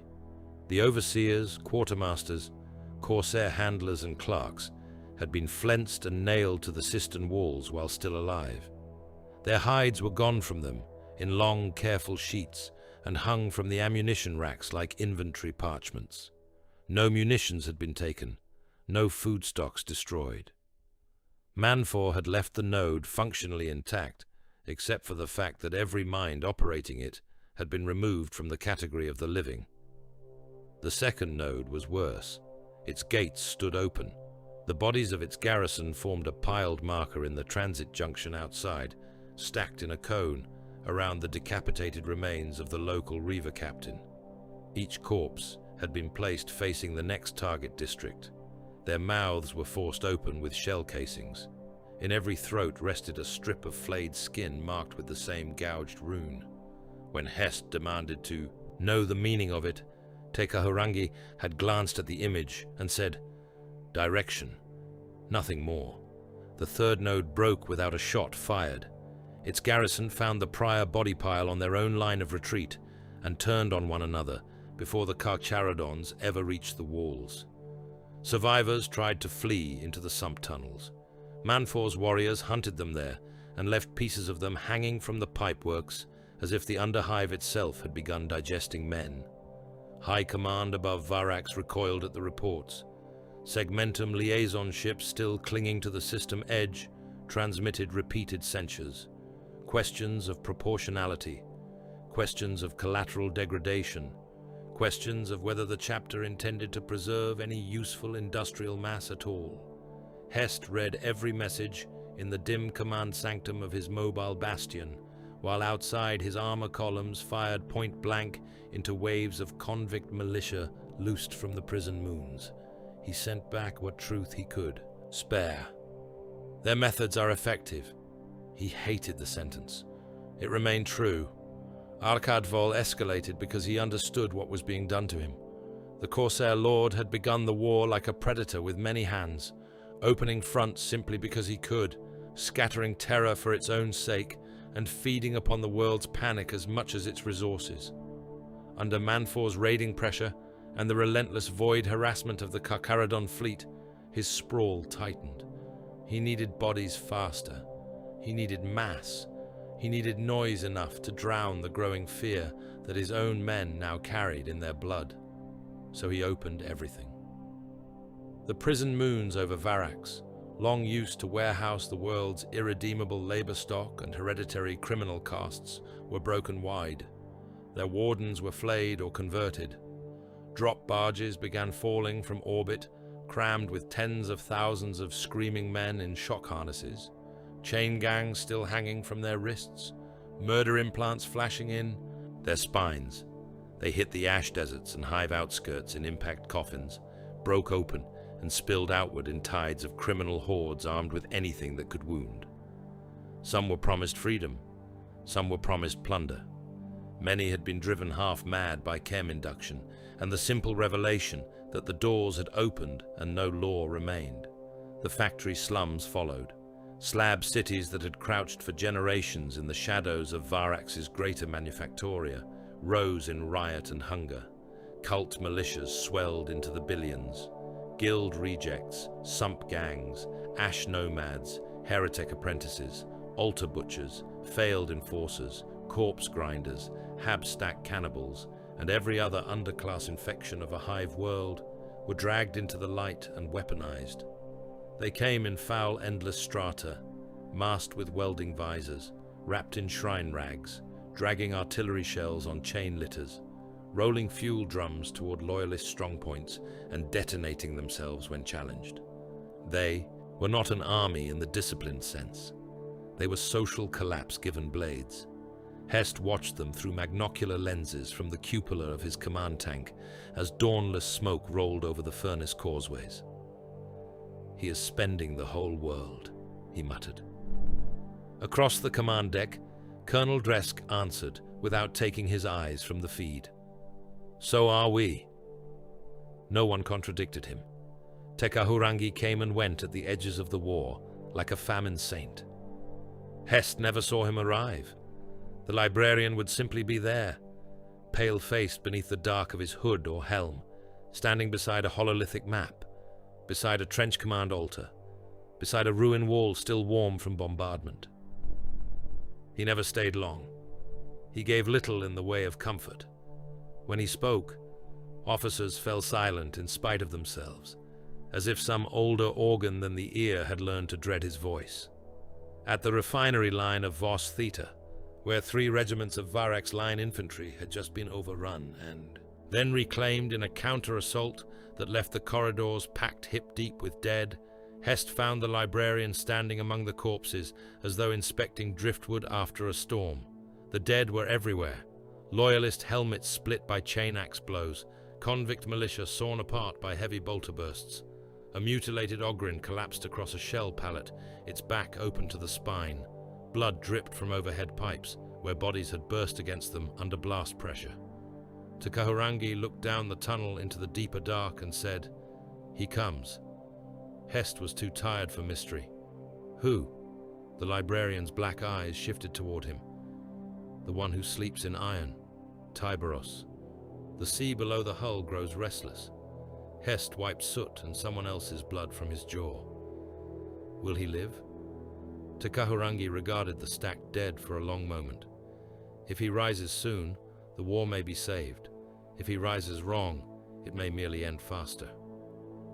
That was all he offered before he walked deeper into the red-lit passage and vanished between the hanging smoke veils like a bad omen, withdrawing into itself.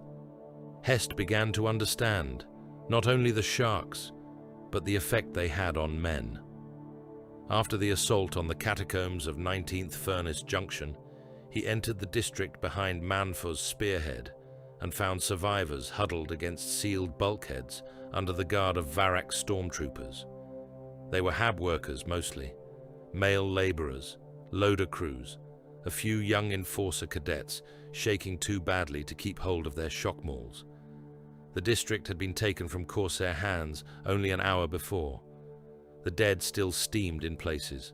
Las-burned flesh and promethium smoke turned the air greasy. Above the survivors, hanging from the chain gantries, swung the remains of the defeated enemy command staff, and every cult preacher attached to them.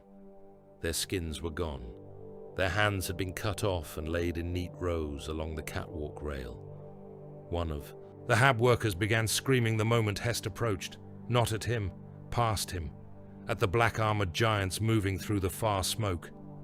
"They came through the vents," the man sobbed. "Thrones save us. They came through the vents. They did not speak. They only killed. They only—" The stormtroopers tried to quiet him. Hest waved them off and looked where the man pointed. Carcharodons were crossing the junction in silence, helms down, weapons low, stepping through blood and dismembered traitors with the same cold economy with which another chapter might have crossed a parade square. They did not glance toward the civilians they had just liberated. One of them paused, only to drag the body of a dead Corsair lieutenant by one ankle to the center of the chamber and leave it there facing the next tunnel mouth. Marker, message, threat. Hest felt a sickness then that had nothing to do with gore. He understood at last that the surviving population of Varax would not remember these Astartes as rescuers. They would remember them as another catastrophe that had fallen upon the world and happened by fortune or by theology to be pointed at the enemy. The Imperial commanders feared the traitors. The people now feared both, and still the methods worked. Arkadvol's outer logistics became erratic. Convict hordes began to bulk when ordered into districts where black-armored giants had last been sighted. Cult emissaries vanished on the roads. Corsair sub-captains stopped sleeping in the same chambers twice. Captured Vox traffic was thick with countermanded orders, panicked accusations, and whispered profanity from men who had once laughed while skinning captives from Hab windows. Fear moved inward through the enemy host, exactly as Manfor intended. Yet above all this, there remained Tyberos' absence. He did not appear. No command came from his voice. No fresh dissent broke the enemy's spine. The chapter master lay hidden in the iron womb of the Nikor while his company warred in his name, and the very lack of him became a pressure in every decision. Manfor fought as if buying time for a blade not yet unsheathed.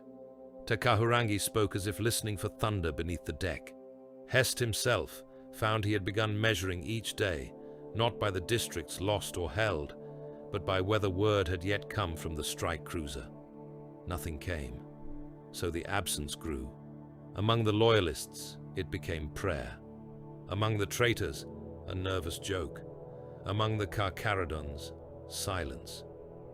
Then, at the close of the 7th day after the collapse at Crownspire, the rumor began. It started in the Underhive sump markets, where smugglers and corpse-gangers traded lies as readily as ammunition. A skinned Corsair runner had been found hanging upside down in a pump chamber, with both hearts removed and his jaw nailed open around a strip of black ceramite. A Prison Moon sub-chief claimed that men in his barracks had heard colossal footfalls above them in a sealed deck no one could access. A Heretic Vox adept babbled under interrogation that all machine static near the western belts now carried the same buried sound. A double heartbeat, slow and crushing. By dusk cycle, the rumor had reached the trench lines. By the next bombardment, it had reached the void. Hest heard it first, from a wounded gunner whose lower body had been taken off by a shell burst, and who nonetheless grinned through blood as though the pain had become worth something. The Red Wake did not die, the man whispered. Others took it up. Not loudly, not with parade ground certainty. They passed it the way starving men pass news of food, or condemned men pass word of a coming execution. The Red Wake did not die. In Corsair cells the rumor spread differently, more quietly, with anger, with denial, with the sour edge of men who had seen what the chapter master had done before the trap brought him down, and did not wish to see it repeated. The Red Wake did not die. Across Varax, from ash wastes to refinery depths, from prison moondrops to the last loyalist bastions, the sentence moved like a new pressure front. Not proof, not fact. Something worse. Anticipation, a coiled execution, a returning wait in the dark. And in the hidden apothecarian decks of the Nikor, far above the burning world, iron restraints groaned at intervals under strain no wounded body ought to have been capable of making. The first sign was the sound. Not the clangor of forge work, though that had pounded for 2 full cycles through the armorium decks of the Nikor, while bonded artificers, forge thralls, and scarred serfsmiths rebuilt what had been broken. Not the grind of plate presses shaping fresh adamant, nor the shriek of cutter arrays opening relic housings that lesser hands would have sooner burned than altered.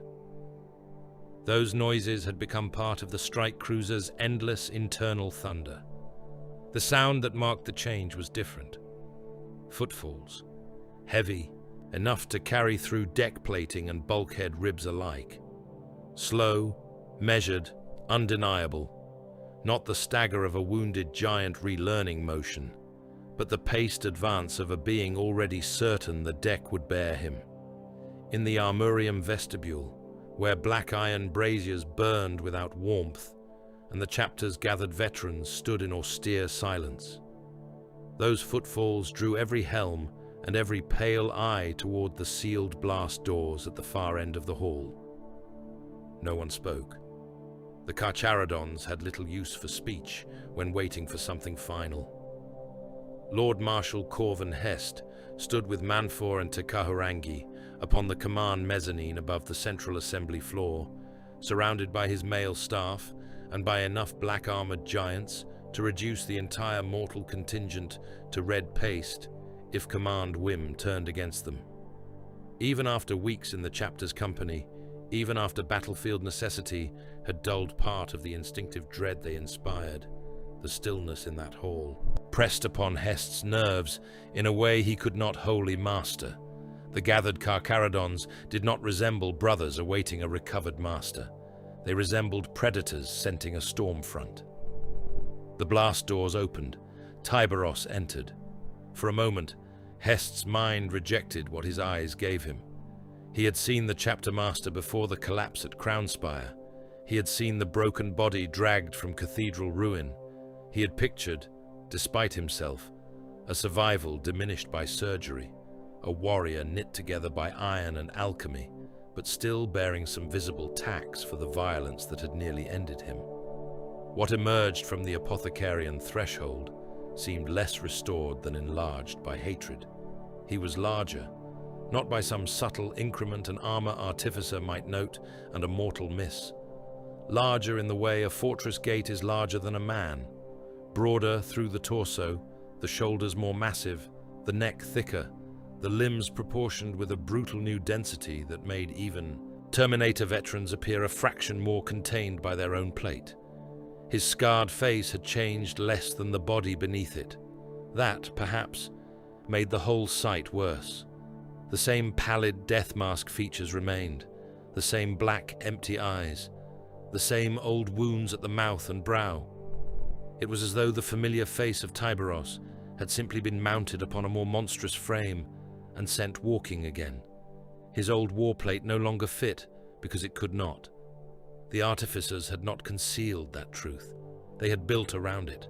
The armor Tyberos now wore was a brutal compromise between relic dignity and surgical necessity, a suit rebuilt not to preserve the old silhouette, but to contain the altered violence beneath.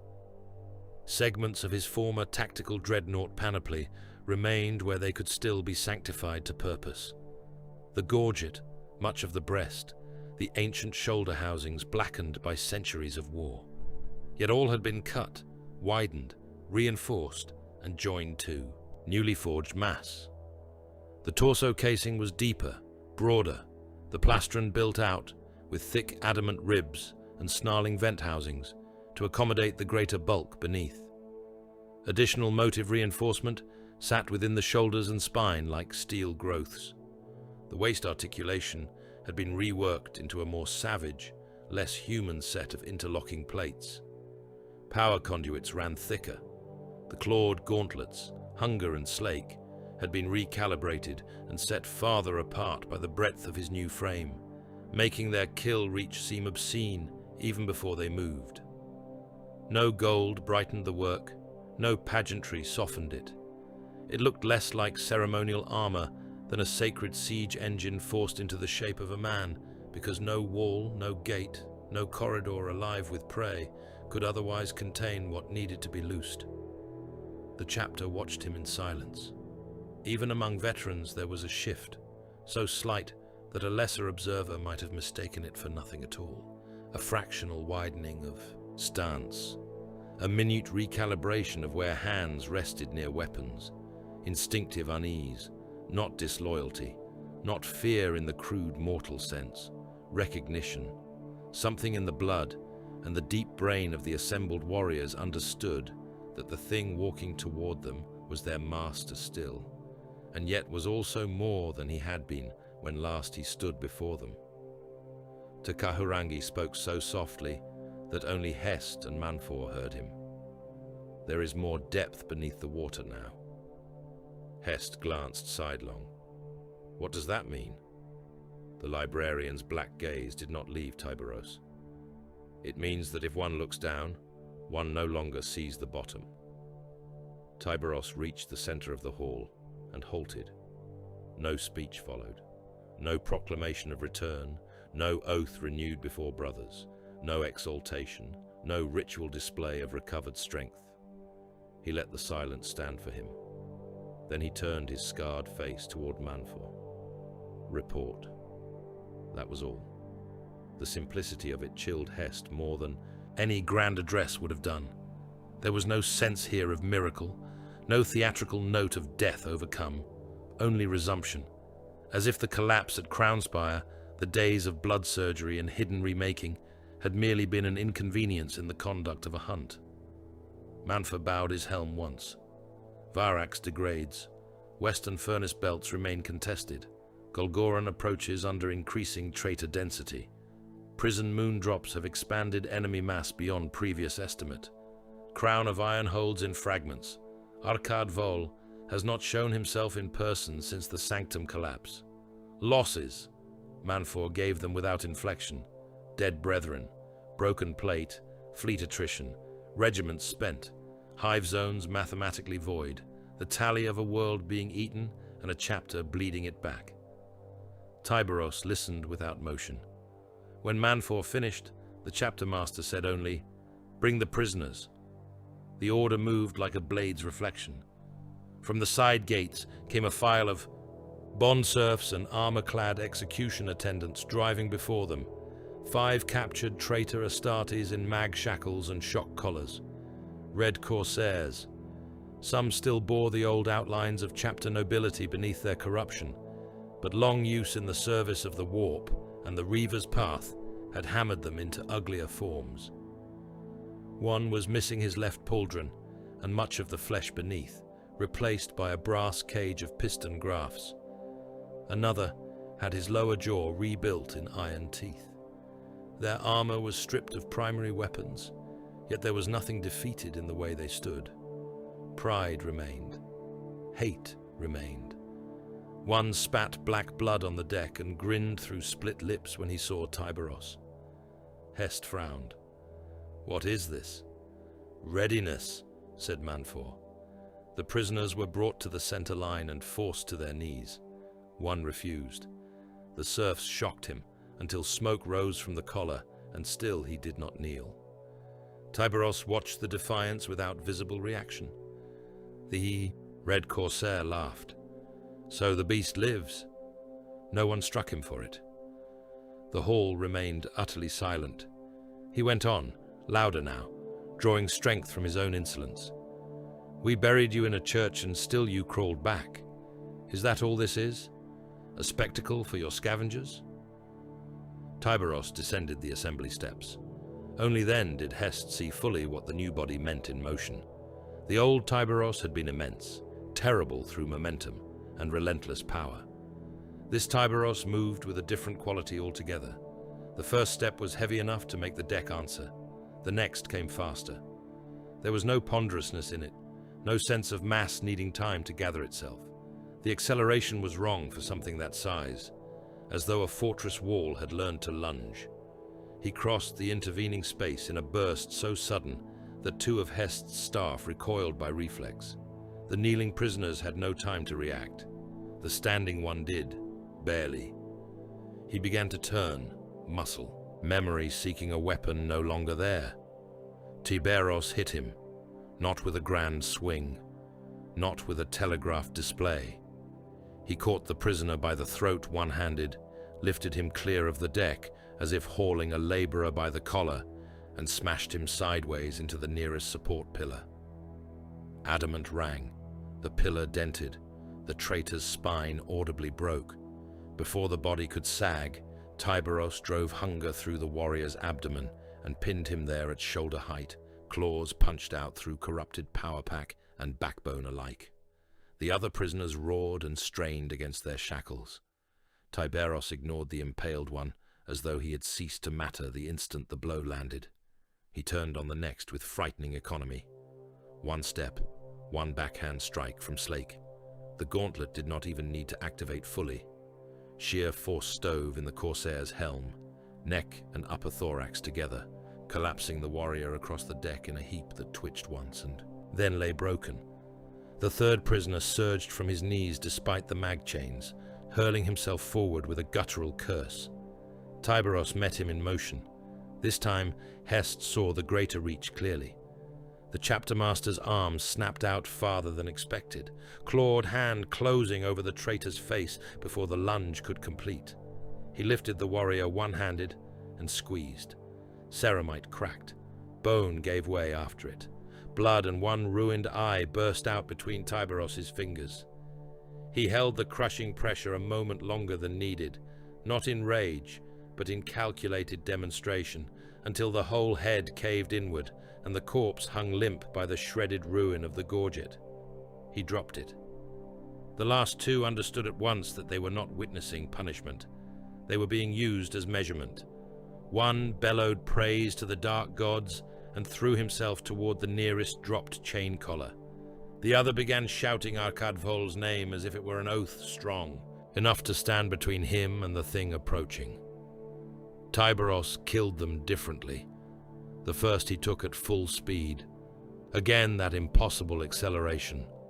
Again the denial of any natural law that should have governed such mass. He crossed the space in a blur of black and iron, shoulder-checking the traitor so hard that the Corsair left the deck entirely and hit the far wall with enough force to burst his armor seals.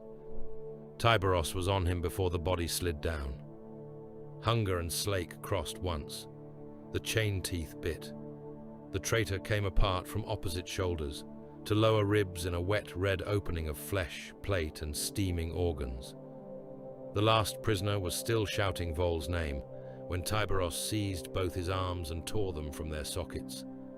The sound was meaty, ugly, intimate, more animal than martial.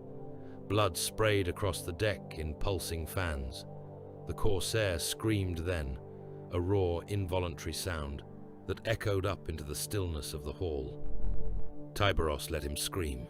Let every warrior present hear it. Then he kicked the maimed traitor down and planted one ceramite-shod foot on the chest.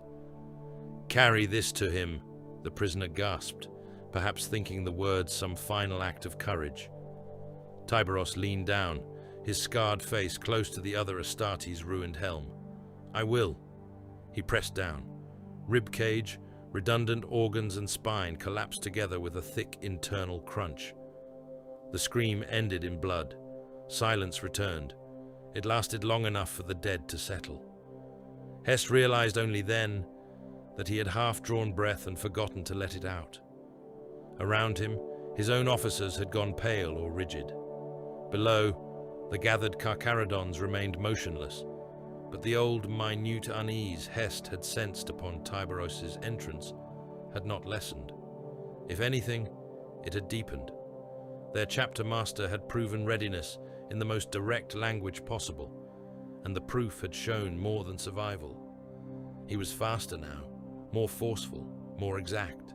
There was less wasted motion in him than before, as if the surgery and the enlargement had not made him cumbersome, but had stripped away even the last pretense of exertion from his violence. Tekahurangi's gaze remained fixed on the blood-spattered figure at the center of the hall. "He stands deeper," the librarian murmured, "like something immense moving below black water. You see the wake before you see the body." Hest did not answer. There was nothing to say that would not reveal too much of his own revulsion. Imperial propaganda spoke of the Adeptus Astartes as angels, as living weapons honed to defend mankind, as glorious exemplars of sanctioned transhuman wrath. All of that held some truth. Yet standing there above Tyberos, watching him among the wrecked bodies of his prisoners, Hest understood with renewed force that there was another truth the Imperium hid because it had to. Some of its monsters wore the Aquila. Some of its horrors killed for the throne and were, therefore, named virtuous. The line between sanctioned savagery and simple monstrosity had never been clean. In Tyberos, it was not even visible. The chapter master turned from the dead and looked up toward the mezzanine. "War Council," he said. They assembled at once. The Strategium Hollow of Varax rose between them, wounded and burning, its continental belts dimmed by blackout and bombardment, its hive crowns flickering under fresh attack vectors. Manfor gave the current disposition. Hest added the latest ground reports. Magos Vos, summoned from the fleet cogitator bays, spoke in Binharic's spiked low Gothic of production collapse, transit failure, and the narrowing window for preserving any meaningful industrial recovery. Tyberos listened and then began to change the war, not broadly, not in the measured, compromise-laden fashion of mortal commanders. He cut away whole assumptions with a few brutal observations. Existing defensive efforts along the southern ashbelts were to be reduced. Those regiments were to be fed instead into faint withdrawals, designed to pull Corsair reserve movement toward the Golgoran corridor. Fleet assets screening the surviving dock lattices were to be stripped from preservation duty and redirected toward void interdiction around likely Vol escape vectors. The prison moon descent routes were no longer primary targets unless they directly served Arkad's command movement.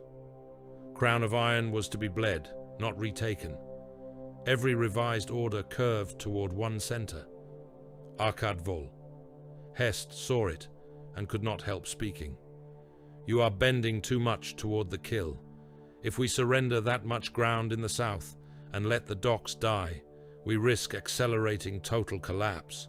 "Collapse comes," Tyberos said. "We may still shape it." "We will." Hest jabbed a finger toward the map. "By abandoning strategic logic for vengeance." Tyberos' black eyes settled on him. "You still divide them." The words were not angry. That made them worse. Manfor stepped in, his tone flat. "The Reaver Lord is not a side objective, Lord Marshal. He is the knot. Tighten all war around the knot and the cord follows." Voss gave a crackle of mechanical dissent. "Projected industrial loss under this revised pattern rises beyond acceptable theorem." Tyberos did not even look at him. "Accept it." Tekahurangi's pale fingers hovered over the hollow, where Golgoran and the inner hive approaches pulsed red. The chain pulls inward. He smells the return now. He will thicken the path. He will make an altar from density and ruin. All roads go there. Hest knew the revised campaign strained broader sense. He knew worlds had been lost because commanders let hatred dictate force concentration. He knew, too, that every prior doctrine employed on Varax had merely slowed the knife. Tyberos was not restoring strategic balance. He was sharpening the war to a point and driving it at one throat. It was madness or only remaining form of lucidity left in this campaign. Perhaps both. At last Hest said, "Then I will need every armor reserve not already ash." "You will use what remains," Tyberos replied. That was consent enough. Orders rippled out through the fleet and the ravaged world below. Regiments were shifted, bombardment grids recalculated, beacon cells retasked. The Nikor's assault decks woke to full readiness. In the launch bays, black-armored giants assembled by companies beneath rune-lit gantries, while bond serfs chained ammunition feeds and sealed boarding craft. Tyberos did not linger after the council. He walked straight from the strategium to the primary descent bay, Manfor and the Red Brethren falling in behind him. Hest followed at a distance with his own escort until the scale of the launch chamber swallowed all lesser identity. Assault boats hung ready in ranks, their hulls drinking the low red light. The smell of promethium, sacred oils, and old blood was thick enough to taste. Engines coughed into waking life one by one.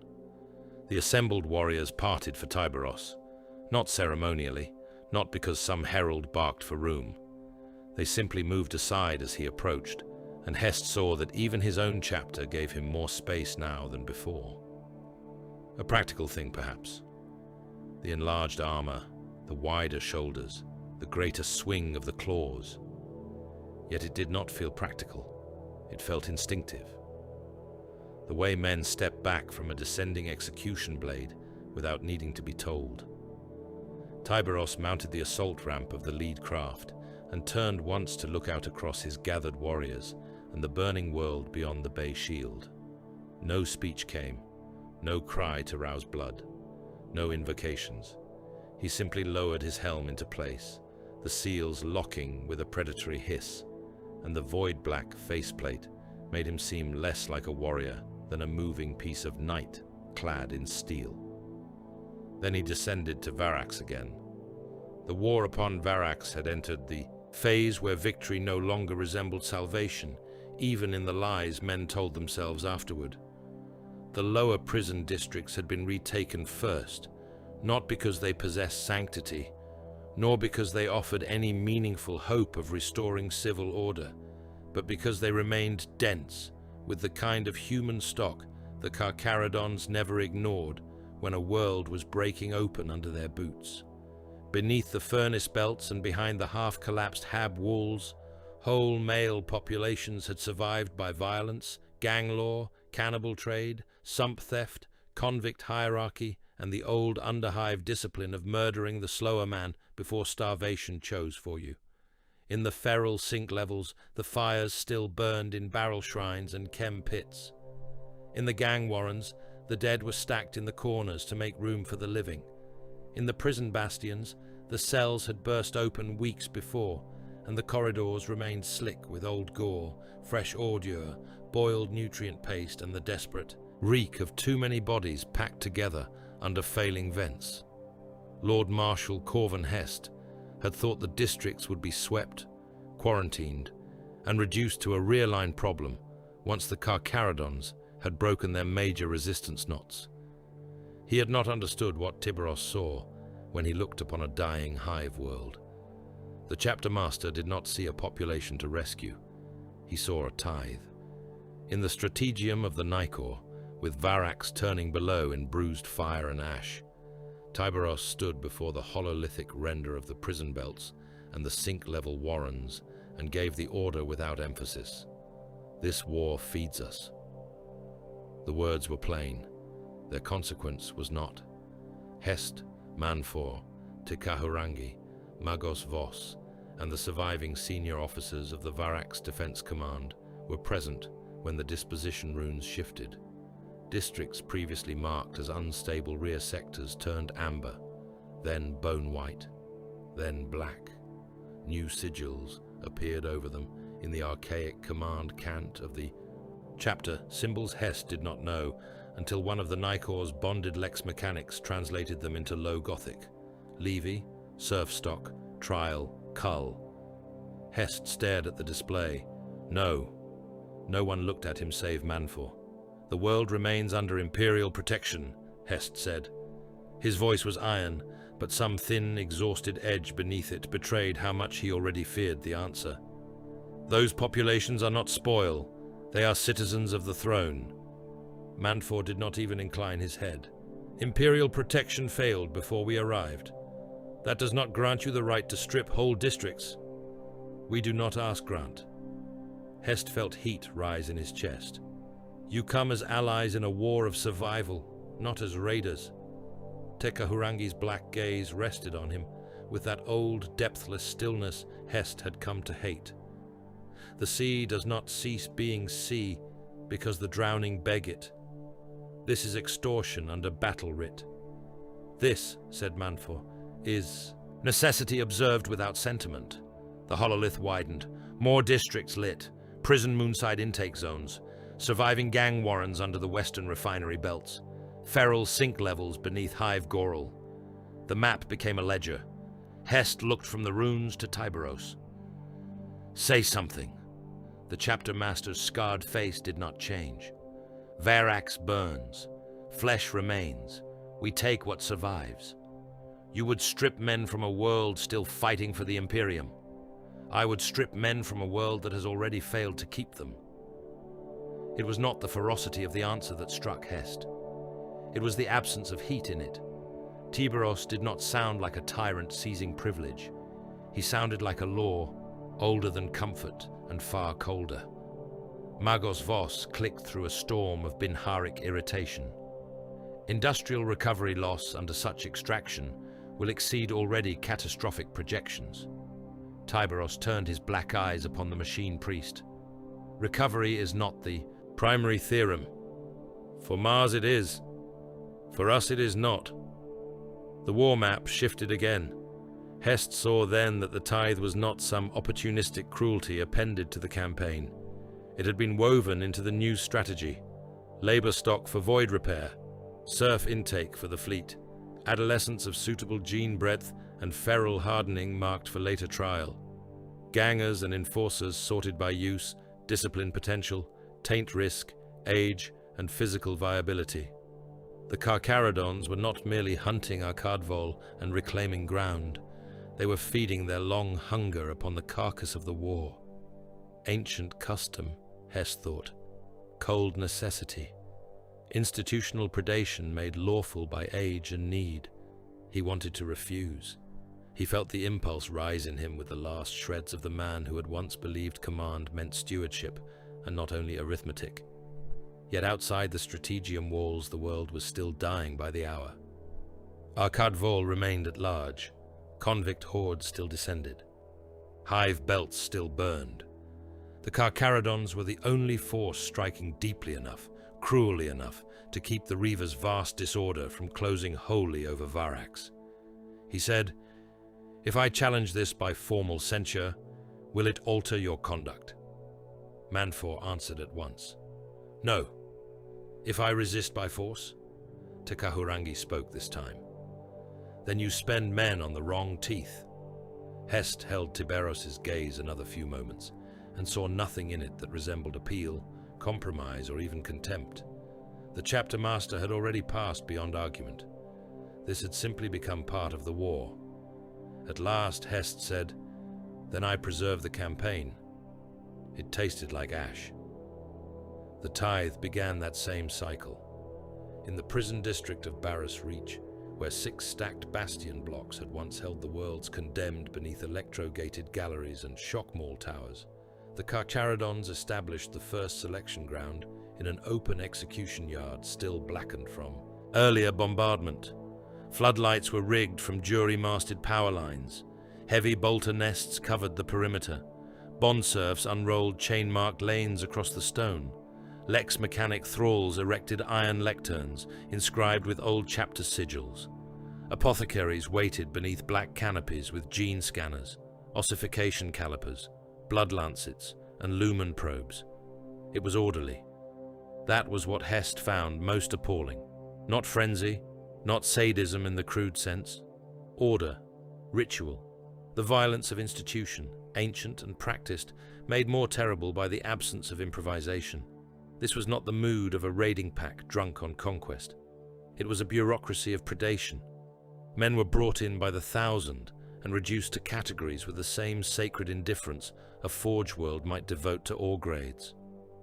Male enforcers were marched forward first, bruised and disarmed, still trying to stand on the habits of law, in a place where law had died.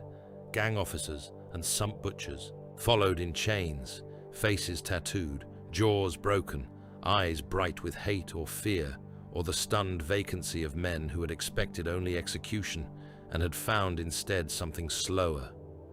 Condemned soldiers from the shattered penal cohorts were herded beside them, their uniforms burned to rags, their dog tags clicking against hollow chests. Behind them came adolescent survivors dragged from the gang warrens and sink tunnels, thin, hard-eyed, scarred by privation and local war, some glaring, some expressionless, some unable to grasp yet what was being done. They were sorted: labor, void service, trial, rejection, death. Labor were collared and marked for the holds. Strong backs, damaged tempers, salvageable bodies. Men who could carry shell feeds, scrape void mold from old deck seams, drag chains through launch bays, service furnaces, haul dead, and live long enough to be expended properly.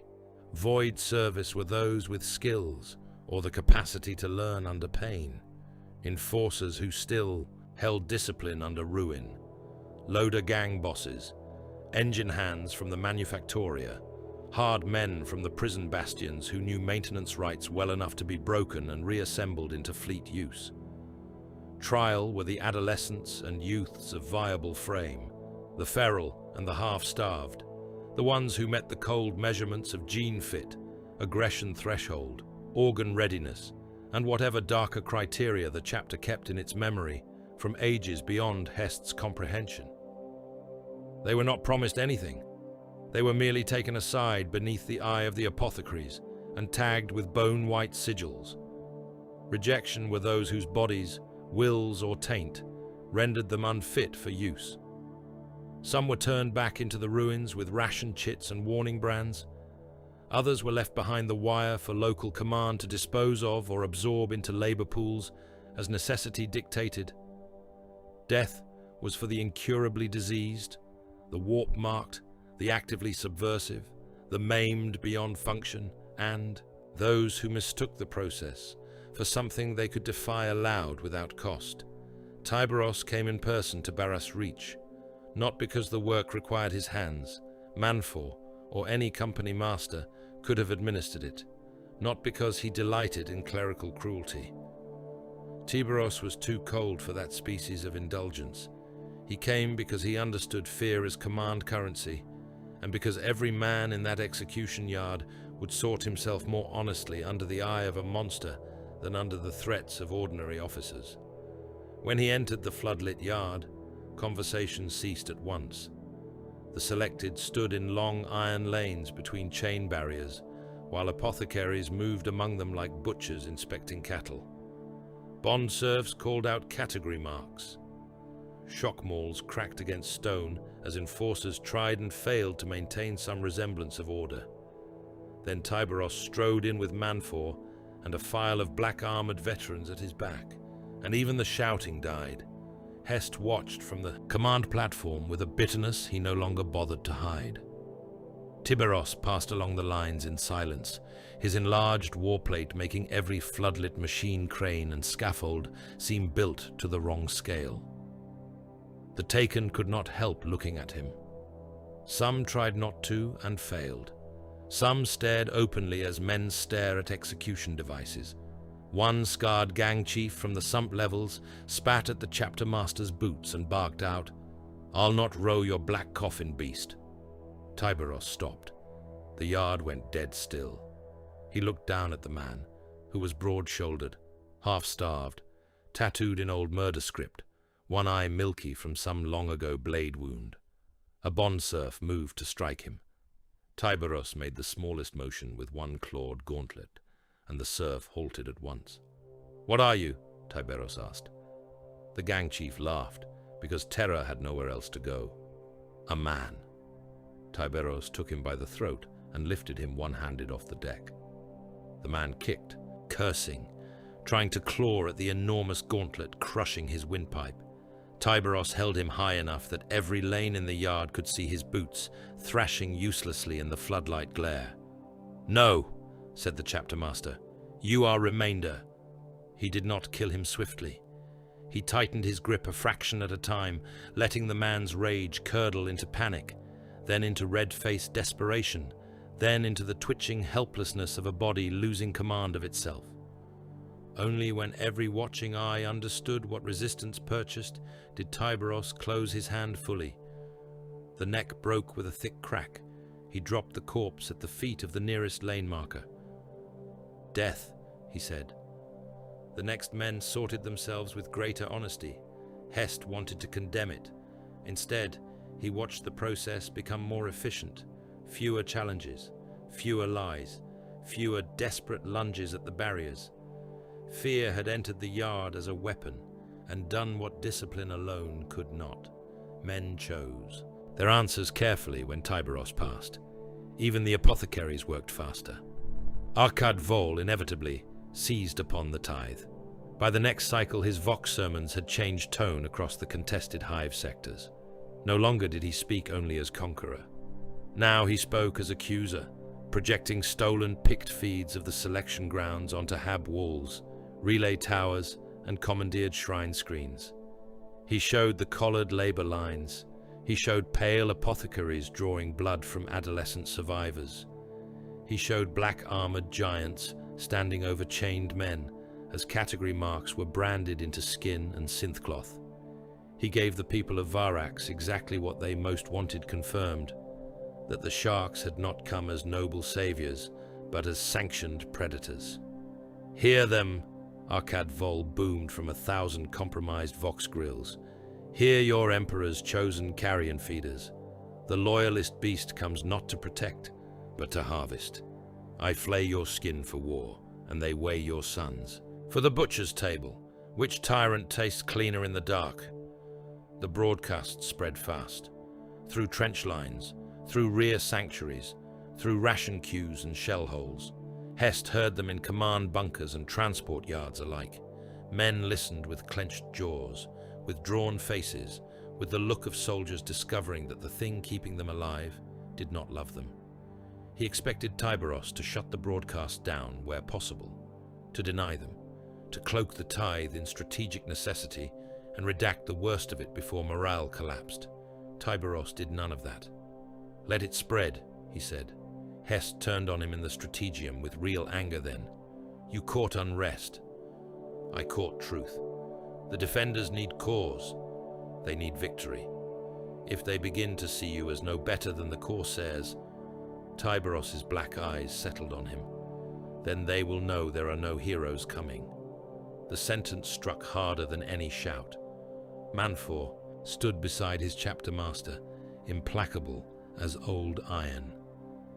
False comfort breeds weak resistance. Let the world understand what remains. Let ally and prey alike know the nature of the hand at their throat. Fear cuts clean.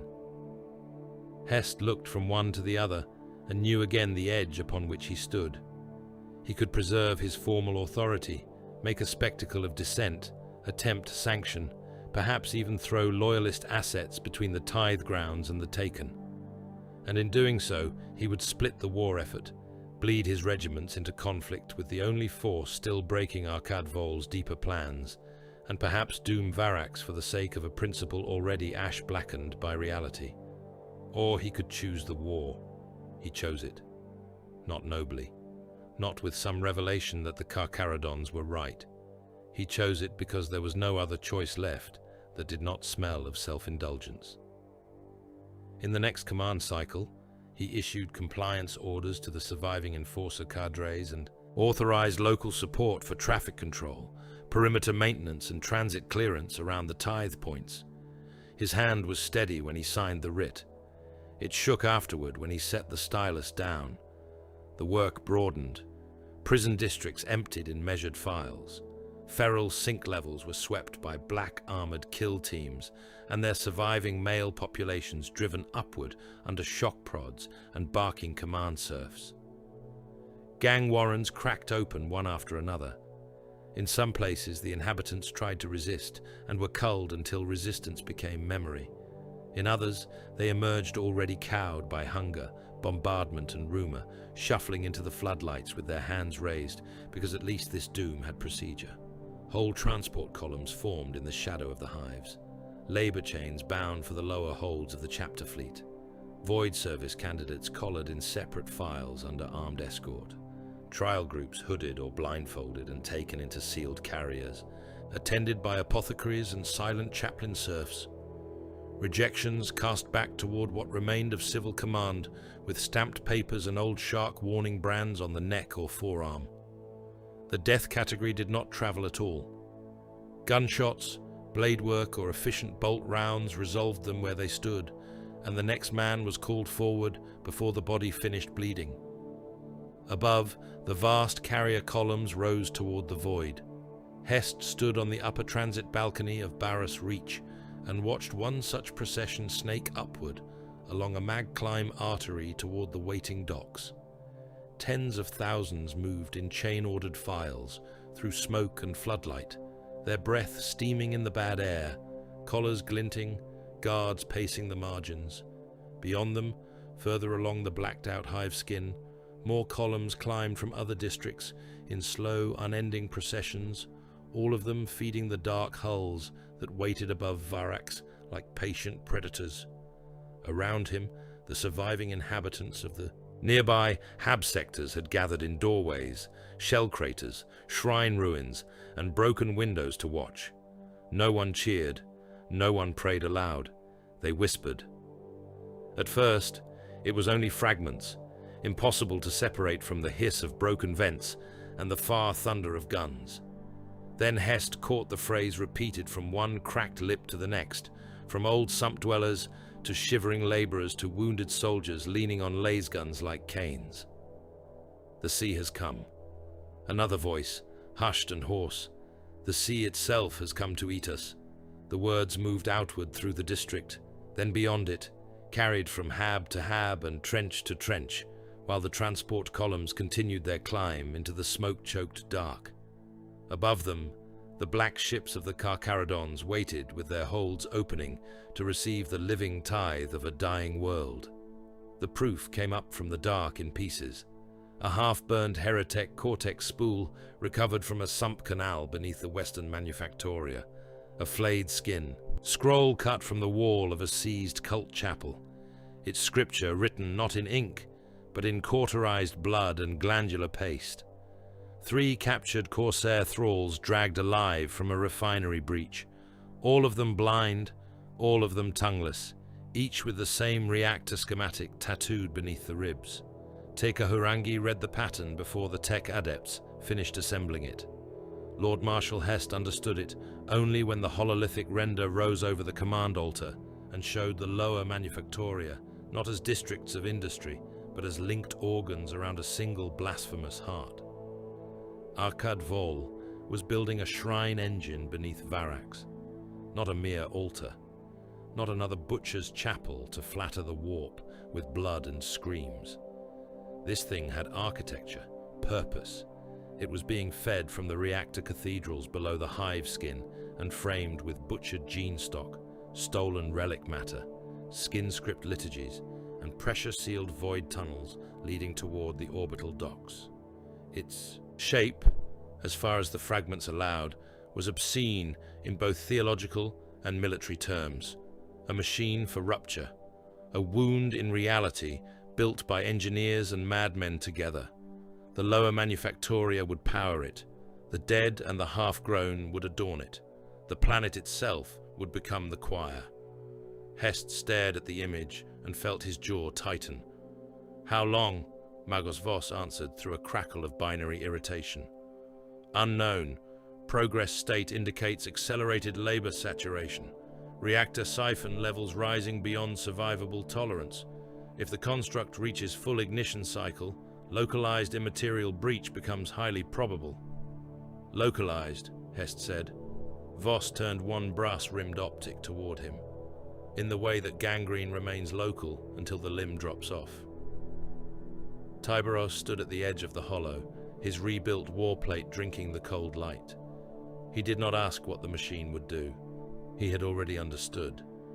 His black eyes settled on the underhive, root lattice and narrowed by a fraction. "Where is he?" he said. Takahurangi lifted one pale hand over the clustered tunnels, below the smoke, below the roads, in the drowned gut where iron dreams and flesh rots together. He has gone where men move by touch and memory. He waits behind sacrilege. Manfa's gauntlet closed around the hilt of his chain blade. Then we drag him out. There would be no grand armored push into that dark. No artillery preparation worth the shell weight. No clean line of advance. The underhive below the manufactoria belts was not built for war in ranks. It was a drowned anatomy of sump oceans, corroded access tubes, collapsed transit chambers, maintenance throats, vent mazes, abandoned factorum shrines and machine crypts where visibility died after a few body lengths and every angle invited ambush. Tyberos chose his force with the cold economy of a butcher, selecting the knife best suited to a joint. Red brethren, Manfa at their head, or beside him. Takahurangi and a pair of silent psychic wardens, a tight file of Carcharodon veterans armed for corridor death, with storm bolters, heavy flamers, chain fists and boarding shields. Hest provided stormtroopers to secure the upper ingress points and trail the descent where human bodies could still fit. He had argued against going in person. Tyberos had not forbidden him. That alone had been answer enough. So Hest descended too, with a picked body of his male storm command under enclosed rebreathers and lamp rigs that seemed pitiful things beside the black-armored giants moving ahead. The underhive swallowed them. The first lift drop took them beneath the last functioning roadways. The second brought them under the transit arteries. The third failed half through its own descent, jammed in a shaft lined with corrosion and old blood, and Tyberos simply tore the doors apart and led the force through service ladders slick with sump condensation and the handprints of those who had climbed down before them and not returned. After that, there were no more meaningful routes, only choices between darks. Visibility collapsed. Lumen globes swung from broken maintenance lines and through weak circles of yellow into caverns of pipework and rust. Beyond those islands of light, the dark felt occupied. Motion blips crawled and vanished on the tactical runes. Too many to trust, too intermittent to ignore. Sometimes the only sound was breathing over the vox. Sometimes it was dripping water and distant machinery. Sometimes it was neither, and the silence itself became predatory. Roads vanished into sump oceans, black as old oil.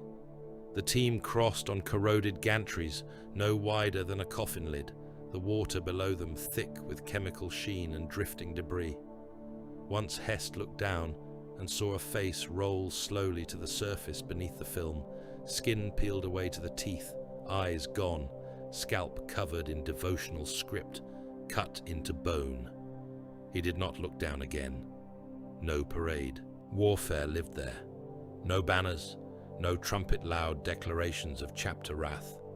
Only black tunnels, flickering light, motion alarms, and the claustrophobic certainty that every corridor was close enough for knives. Takahurangi moved at Tyberos' left shoulder through the narrowing dark, his pale features cast in the low glow of damaged lumen strips. He spoke seldom, and when he did, it was in the same low fragments that had begun to sound less like mysticism to Hest, and more like a hunting animal describing scent. "Not that throat," he murmured, at one rusted junction, where 3 maintenance passages branched around a sump pump house. "It reeks of old fear and empty boots. This way. There is fresh blasphemy in the iron." They turned where he pointed. 2 minutes later, the first ambush hit them from the ceiling. Corsair boarding elites in blackened voidmail dropped on mag hooks and chain lines, breacher shields forward, shotgun muzzles already flashing in the gloom. The corridor was too tight for clean firing lanes. Men died at touching distance. One stormtrooper lost the whole lower half of his face to a boarding shell, and dropped backward over the rail into darkness before the blood had finished spraying. A Red Brethren veteran caught a breacher against the wall and drove his chain fist through shield, torso, and the pipe behind both, showering everyone nearby in boiling coolant and chopped viscera. Tyberos killed the first two attackers before Hest's men had fully registered the threat. Hunger took one through the sternum and pinned him to the ceiling as the chain teeth kept revving. Slake ripped the second across the helmet and shoulder line so hard the head went one way and the body hit the deck, still firing. The last of the elites tried to fall back into a side hatch. Takaharangi's hand rose. The air rippled. The traitor's skull burst inward with a sound like a shell case crushed underfoot. "Forward," Tyberos said. That was how it went. Every halt became a lure. Every chamber with room enough to gather became a killing pen. Failed lumen banks would flare suddenly and reveal corpses nailed to pipe clusters with fresh skin missing. Motion blips multiplied on auspex and then resolved into nothing until the attack came from beneath the floor grates or from vent mouths at shoulder height. The underhive pressed close around them, all heat, rust, sump stink, and old machine prayers gone sour. The enemy changed as they went lower. Not all of Arkad Vol's defenders were true corsairs. Some had been grown. The first vat-grown mockeries came boiling out of an organ print bay, half flooded with green nutrient sludge. At a glance, they resembled Astartes, too broad for men, too heavy through the chest, armor grafted into flesh, yet they were wrong in every proportion. Limbs too long, torsos barrel swollen around mismatched organs, faces unfinished, stretched over bone like wet parchment. Their mouths were full of surgical metal where teeth should have been. Their eyes were blind white growths. They came screaming in voices that sounded newborn and ancient together. Hest's stormtroopers fired first and accomplished almost nothing beyond pissing blood from the thing's outer musculature. Then the Carcharodons hit them. The corridor became slaughter measured in arm spans. A vat-grown thing seized one stormtrooper and bit through his shoulder joint with iron teeth while trying to drag him apart. Tyberos reached it in 2 strides, caught the creature under the jaw, and slammed it down hard enough to crack the deck grating. Be sure to subscribe. You know you want to. If you don't, you'll be sent into the void and nobody will find you for the rest of your life. So go, be sure to subscribe. Remember, subscribe. He tore its head off with a wrenching twist and cast the twitching body into 2 more oncoming failures. Manfor met another head-on and took a glancing strike that tore a gouge across his pauldron. He answered by burying his chain blade in the brute's chest and revving upward until strings of cloned organs spattered the ceiling. Further in came the failed post-human berserkers. These had once perhaps been human aspirants, criminals, or captive soldiers taken for experimentation. Now they were slabs of meat and aggression in shock harnesses, each one swollen beyond sane anatomy by stim floods, crude ossification work, and surgical rage. They wore portions of armor bolted directly into the flesh and carried chain hooks, cleavers, boarding rams, and lengths of rebar wrapped in devotional skin. The underhive suited them. They hit from side passages in packs, too mad for fear, too close for anything but point-blank bolt work and brute killing. One got inside Hest's line before he could fire again. It crashed into Trooper Sergeant Vale and crushed the man into a bulkhead with enough force to break his ribs through the armor. Hest put 3 hot-shot rounds through the berserker's eye ridge and saw grey slurry spray from the back of its skull. It still kept coming until Tyberos's elbow took its head off the spine. The stormtroopers stopped trying to look composed after that. They became what any human soldiers would become under such conditions. Disciplined while they could be, shaken witnesses the rest of the time. Men who had spent their lives in war zones found themselves pressed against dripping iron while giants fought monsters at arm's reach in light too dim to trust, and the old military language of sectors and pressure points died in them. They began speaking in shorter phrases, distance calls, breath counts, saints' names muttered between target marks.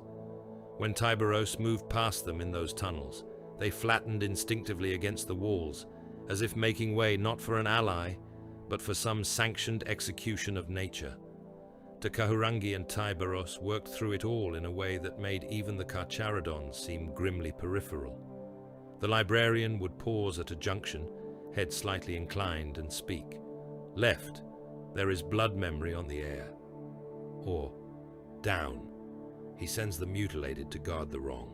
Door, or once, before a blast hatch sealed in warning script, behind this iron, shame waits. Tyberos never questioned.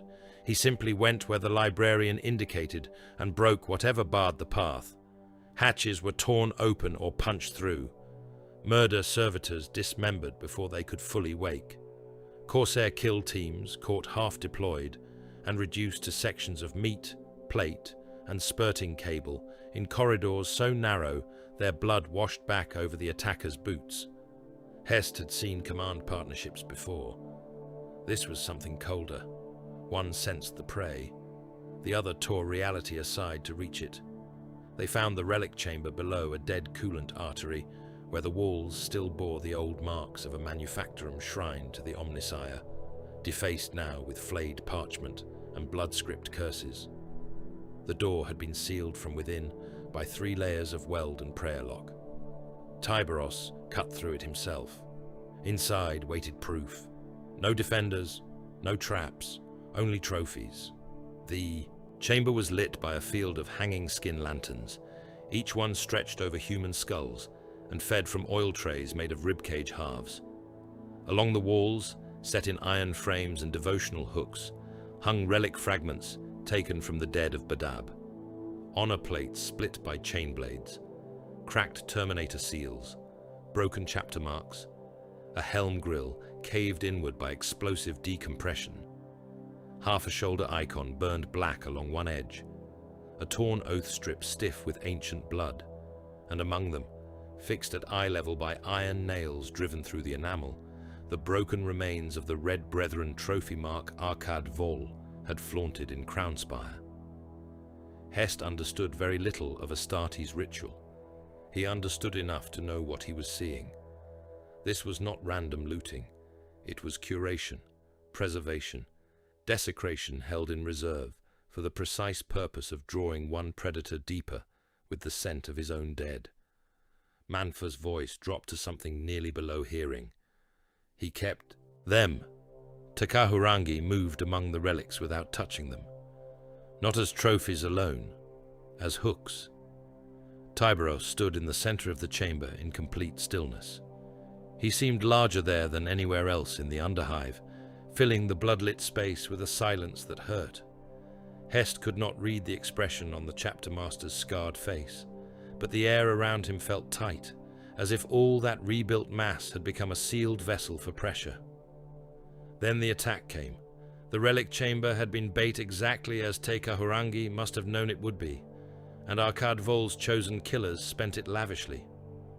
Boarding elites hit the entrance in a storm of breacher charges and chain-hook lines, while hidden wall sections burst open to spill more vat-borne post-human failures into the rear ranks. Heavy shotguns detonated in the narrow threshold and blew 2 stormtroopers off their feet in ruinous sprays of bone and armor fragments. A Red Brethren veteran named Corva took a boarding shell through the neck seal and went down drowning in his own blood. Another, Old Harun of the First, held the hatch alone for 3 heartbeats while Manfor turned the rear attack, then vanished beneath a pile of Corsairs, hacking at him with corridor blades. When the sharks pulled the heap apart afterward, Harun was dead beneath it with 4 enemy heads around his feet and half his own face gone. Victory was not cheap, not even now, not even with Tyberos returned larger and worse. Manfor lost 3 veteran brothers in that chamber and the tunnels beyond it. Hest saw one of them, Drenk, catch a berserker on his chain fist and still die because another malformed brute had come from beneath the sump grating and punched a boarding lance up through his abdomen. He saw Manfor drag the wounded remains of another by the shoulder harness, while firing point blank into a mass of shrieking vat things. The Underhive took its due from giants and men together. The path opened only when Tikahurangi found the reactor throat. He stood amid smoke, blood and broken relics, with his eyes gone strange, and said, "Hear it! The machine prays below." They followed the sound then. Not machinery alone, though there was plenty of that. A deeper vibration, chanted pressure, reactor-fed liturgy thrumming through the deck plates. The corridors narrowed further, then widened all at once into the shrine engine cavern. It was vast. An entire manufactorum heart had been hollowed and remade into sacrilege. Reactor towers rose like cathedral columns around a central engine mass, hung with butchered gene stock in dripping chains. Skin scriptures fluttered from gantries in the hot wind of plasma venting. Half-grown organs pulsed within glass reliquaries sunk into the sides of the machine. Human torsos, opened and wired into prayer arrays, twitched as current passed through them. Servo cranes lifted carcass after carcass into sacrificial shredders that fed bloody matter into intake. Hoppers ringed with runes and old brass saints hammered into mockeries. Above it all, framed by a halo of reactor glare, ran the linked void tunnels that led toward the orbital docks. Arkadvol stood upon a high service bridge long enough to let them see him. "Too late again," he called down. "Do you taste it now, Tyberos? Your dead guided you well." Tyberos moved toward the bridge immediately, but Vol had not meant to wait. Charges blew along the bridge spine. Bulkheads slammed. Corsair rearguards opened fire from the gantries, while the Reaver Lord withdrew into the dock tunnels with his chosen still around him. The shrine engine woke harder. Warning sirens became screams. Plasma pressure climbed. Warp script burned across the hanging skins. The whole cavern felt one breath from rupture. "Break it!" Hest shouted, though no one needed the order. The next minutes were all heat, blood, and collapsing iron. Red Brethren stormed the lower gantries under hail from corridor guns. Hest's surviving stormtroopers fired until their barrels glowed, then switched to blades when the berserkers reached them. One was dragged into a sacrificial shredder, still screaming. Another lost both legs to a boarding charge and kept firing from the deck until a secondary blast took his head off. Tyberos reached the first organ tower in 2 impossible bursts of speed and tore it open with both claws. Half-grown gene stock, pink nutrient sacs, and chopped body matter cascaded down over the deck in a wet, steaming flood. Manfor planted melter bombs along the reactor manifold while fighting off boarding elites one-handed with his combat blade. Tikahurangi stood before the central liturgy spindle and forced both palms outward. The warp pressure around it recoiled like flesh from fire. "Now!" he voxed. Tyberos drove straight through the spindle core. Hunger and slake vanished into the machine, almost to the wrists. Chain teeth screamed against sacred alloys and profane grafting. A pulse of black-red fluid burst out over his armor. Then the core split. Reactor light flared through the rupture. The shrine engine gave a sound like a cathedral choir being strangled all at once. Everything began to come apart. Plasma vented from the lower housings. Skin banners caught fire. The hanging bodies in the prayer arrays convulsed and burst, showering the deck with blood and boiling offal. Melter charges fired in sequence under Manfor's hand and turned the manifold into a white sun at floor level. The cavern shook, gantries dropped, sump pipes burst. Corsairs and stormtroopers alike were hurled from walkways into the burning machinery below. Arkadvol escaped in the chaos. Hest saw him only once more, a red-armored shape moving through the upper void tunnel mouth with the last of his chosen around him, while wreckage and burning scripture fell between. Tyberos saw him too. The chapter master lunged for the bridge access, but a collapsing service. Gantry, huge as a hab block wall, came down between them in a shower of sparks and flaming skin. By the time it had smashed itself to wreckage, The Reaver was gone, retreating through the dock-linked tunnels toward the upper war. The survivors dragged themselves clear as the reactor breach turned terminal. Hest came out half-deaf, his greatcoat slick with blood, not all his own, one arm numbed by falling debris. Of the stormtroopers who had descended with him, less than half emerged. Manfor came out blackened by heat and carrying the broken remains of Brother Drenk's chapter sigil in one gauntlet. Takahurangi moved as if untouched, though the skin around his eyes had gone bloodless with strain. Tyberos was last. He stepped from the breach glow carrying the desecrated relic fragments gathered from the chamber of Badab dead. The broken trophy mark lay in one clawed hand. Other fragments hung from chains, looped over the other, blackened by reactor flame, washed clean of dust by blood and steam. Behind him, the shrine engine collapsed inward on itself in a roaring cataract of plasma, fire, and liquefying metal. The underhive shook like a struck beast. No one spoke. The chapter master looked up toward the smoke-hidden reaches, where Arkad Vol had fled. In the red glare, his scarred face seemed carved from old bone and murder. When he spoke, it was quiet enough that Hest almost thought he had imagined it. Now I kill him slowly. Above Varax, war ceased to resemble a campaign and became machinery devouring itself in the void. The planet below was already breaking apart. Hive crowns burned. Ash plumes wrapped half a hemisphere. Blackout belts and bombardment scars had turned continents into patchworks of dead industry, trench fire, and moving red wounds on every tactical render. Yet from orbit, the world still looked whole enough to mock those dying upon it. Great swirls of storm and pollution dragged over its curve. The surviving plates of Crown of Iron limped through decaying trajectories, wounded stations, vomiting atmosphere and wreckage into the night. Beyond them, against the lightless depth, fleets hunted one another in overlapping shells of lance glare, torpedo wake and gunfire, bright enough to write new constellations for moments at a time. The battered Imperial Navy fought because it had no permission left to die. Its cruisers and defense monitors came into the engagement with void shields half spent, armor plating open to old burns, and gun decks so depleted that whole broadsides fired in ragged sequence where once they would have spoken like a single divine sentence. Their commanders did not mistake endurance for advantage. They knew the Red Corsair flotilla had bled them and would bleed them further. But the black warships of the Karkaradons had shifted into the inner void with a hunter's certainty.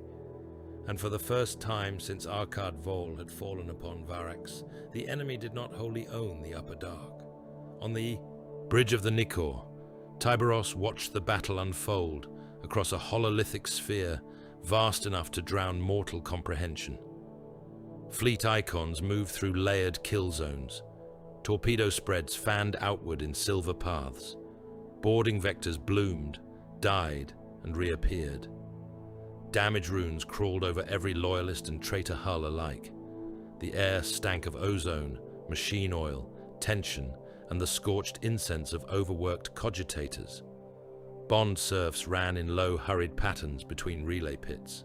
Vox officers bled from the ears beneath their hoods while trying to keep pace with the flood of ship-to-ship traffic. Every few breaths, the bridge trembled under the recoil of the Nikor's macro batteries. Manfor stood at Tyberos's right. Takahurangi stood at his left, motionless as deep water, while his black eyes tracked currents no auger lens could capture. Lord Marshal Corvin Hest had come aboard by Tyberos's command to oversee the coordination of the remaining Varax naval assets.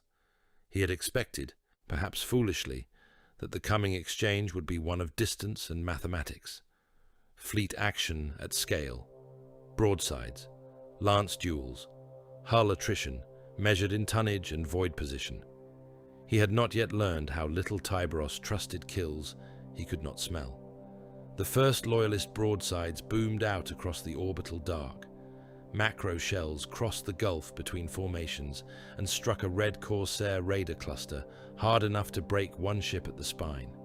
Its prow kept moving for several heartbeats, while the stern blew apart in a blossom of atmosphere, bodies and burning shrine debris. An Imperial cruiser to port took return fire across the midships and lost 3 shield nodes at once. Lances stitched void with spear lines of murderous white. Point defense arrays flashed like furious insect swarms around incoming torpedoes. One torpedo spread, broke through and slammed into the defense monitor, Gladius of Vank. The ship vanished into a swelling sphere of fire and metal that flung plated wreckage in every direction. The void filled with dead and burning iron. Then, the first orbital plate began to fall.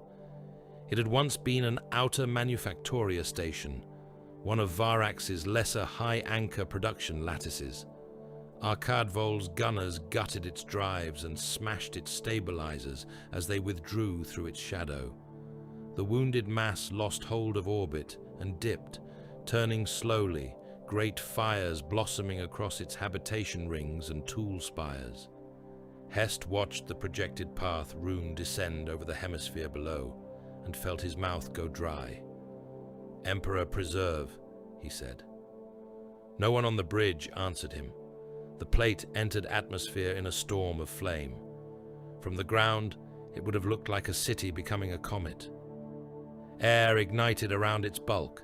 Defensive debris sheared away in incandescent ribbons.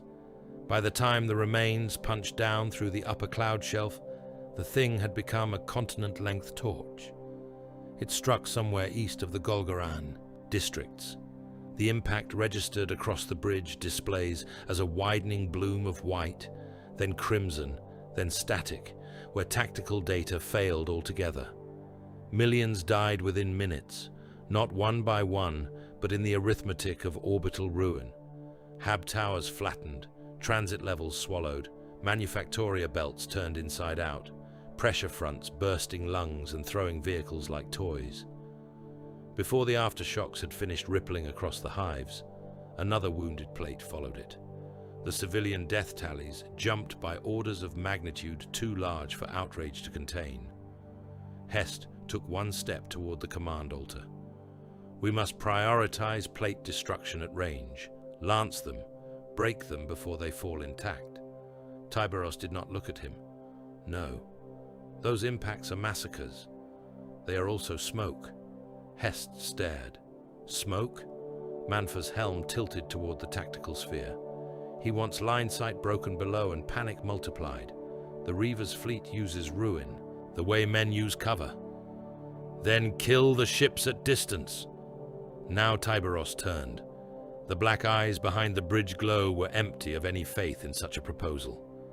"No distant deaths," he said. "Board them."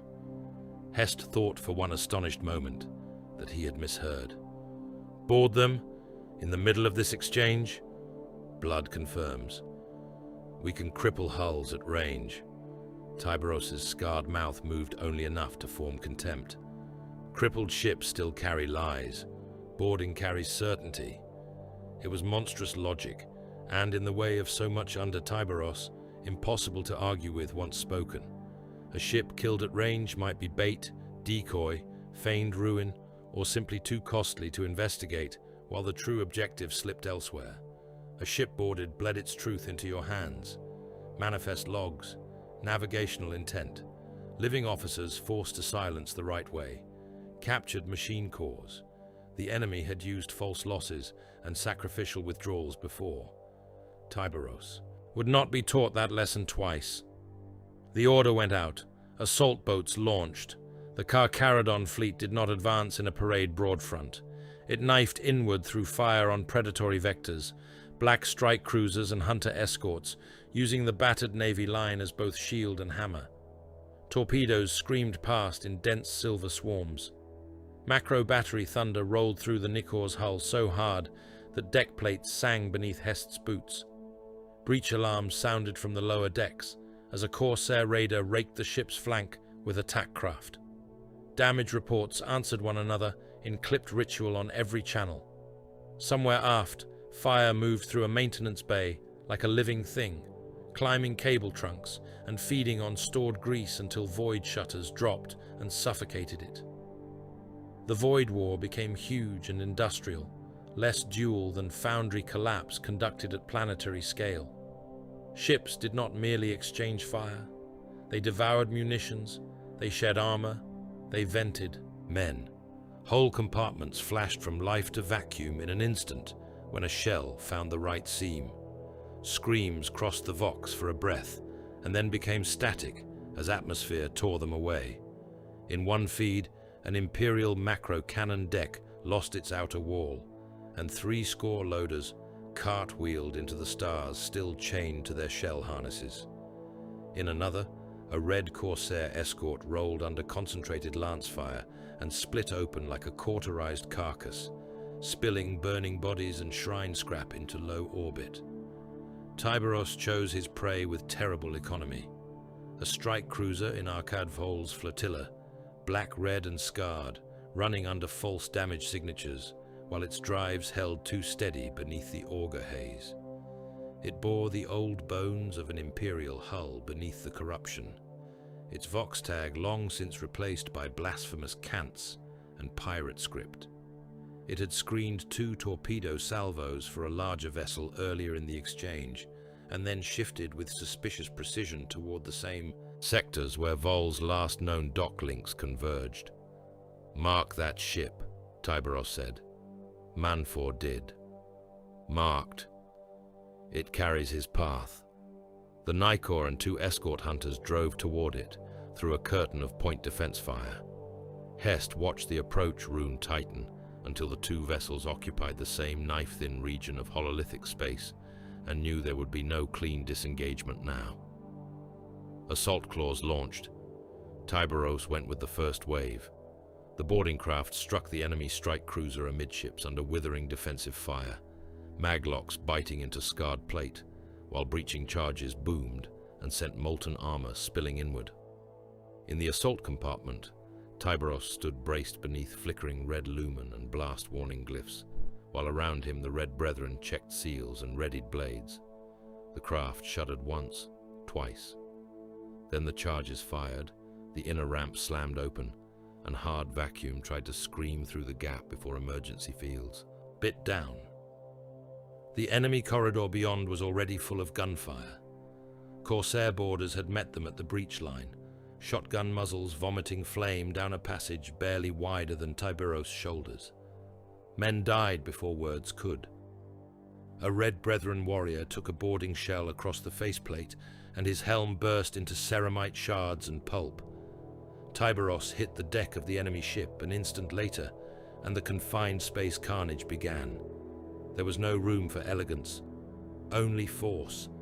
Storm bolter fire filled the passage and turned the nearest traitors into torn ruin. A boarding shield exploded inward under Slake and embedded its owner in the bulkhead behind him, with half his chest missing.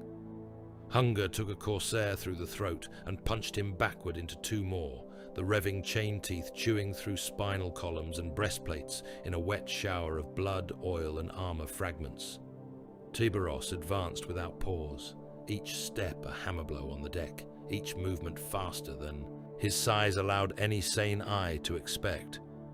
The corridor became a slaughter chute, lined in red spray. The enemy had prepared for boarders because Arcad Vol prepared everything for blood. Bulkhead guns snapped awake from hidden recesses. Melter cutters fired from maintenance hatches. Breacher mines rolled under the feet of the advancing sharks and detonated in white blasts that turned one wall section into vapor and hurled a Terminator into a sparking conduit nest. Tyberos drove through it all, moving deeper toward the command levels with the cold, straight-line violence of a siege ram given human intention.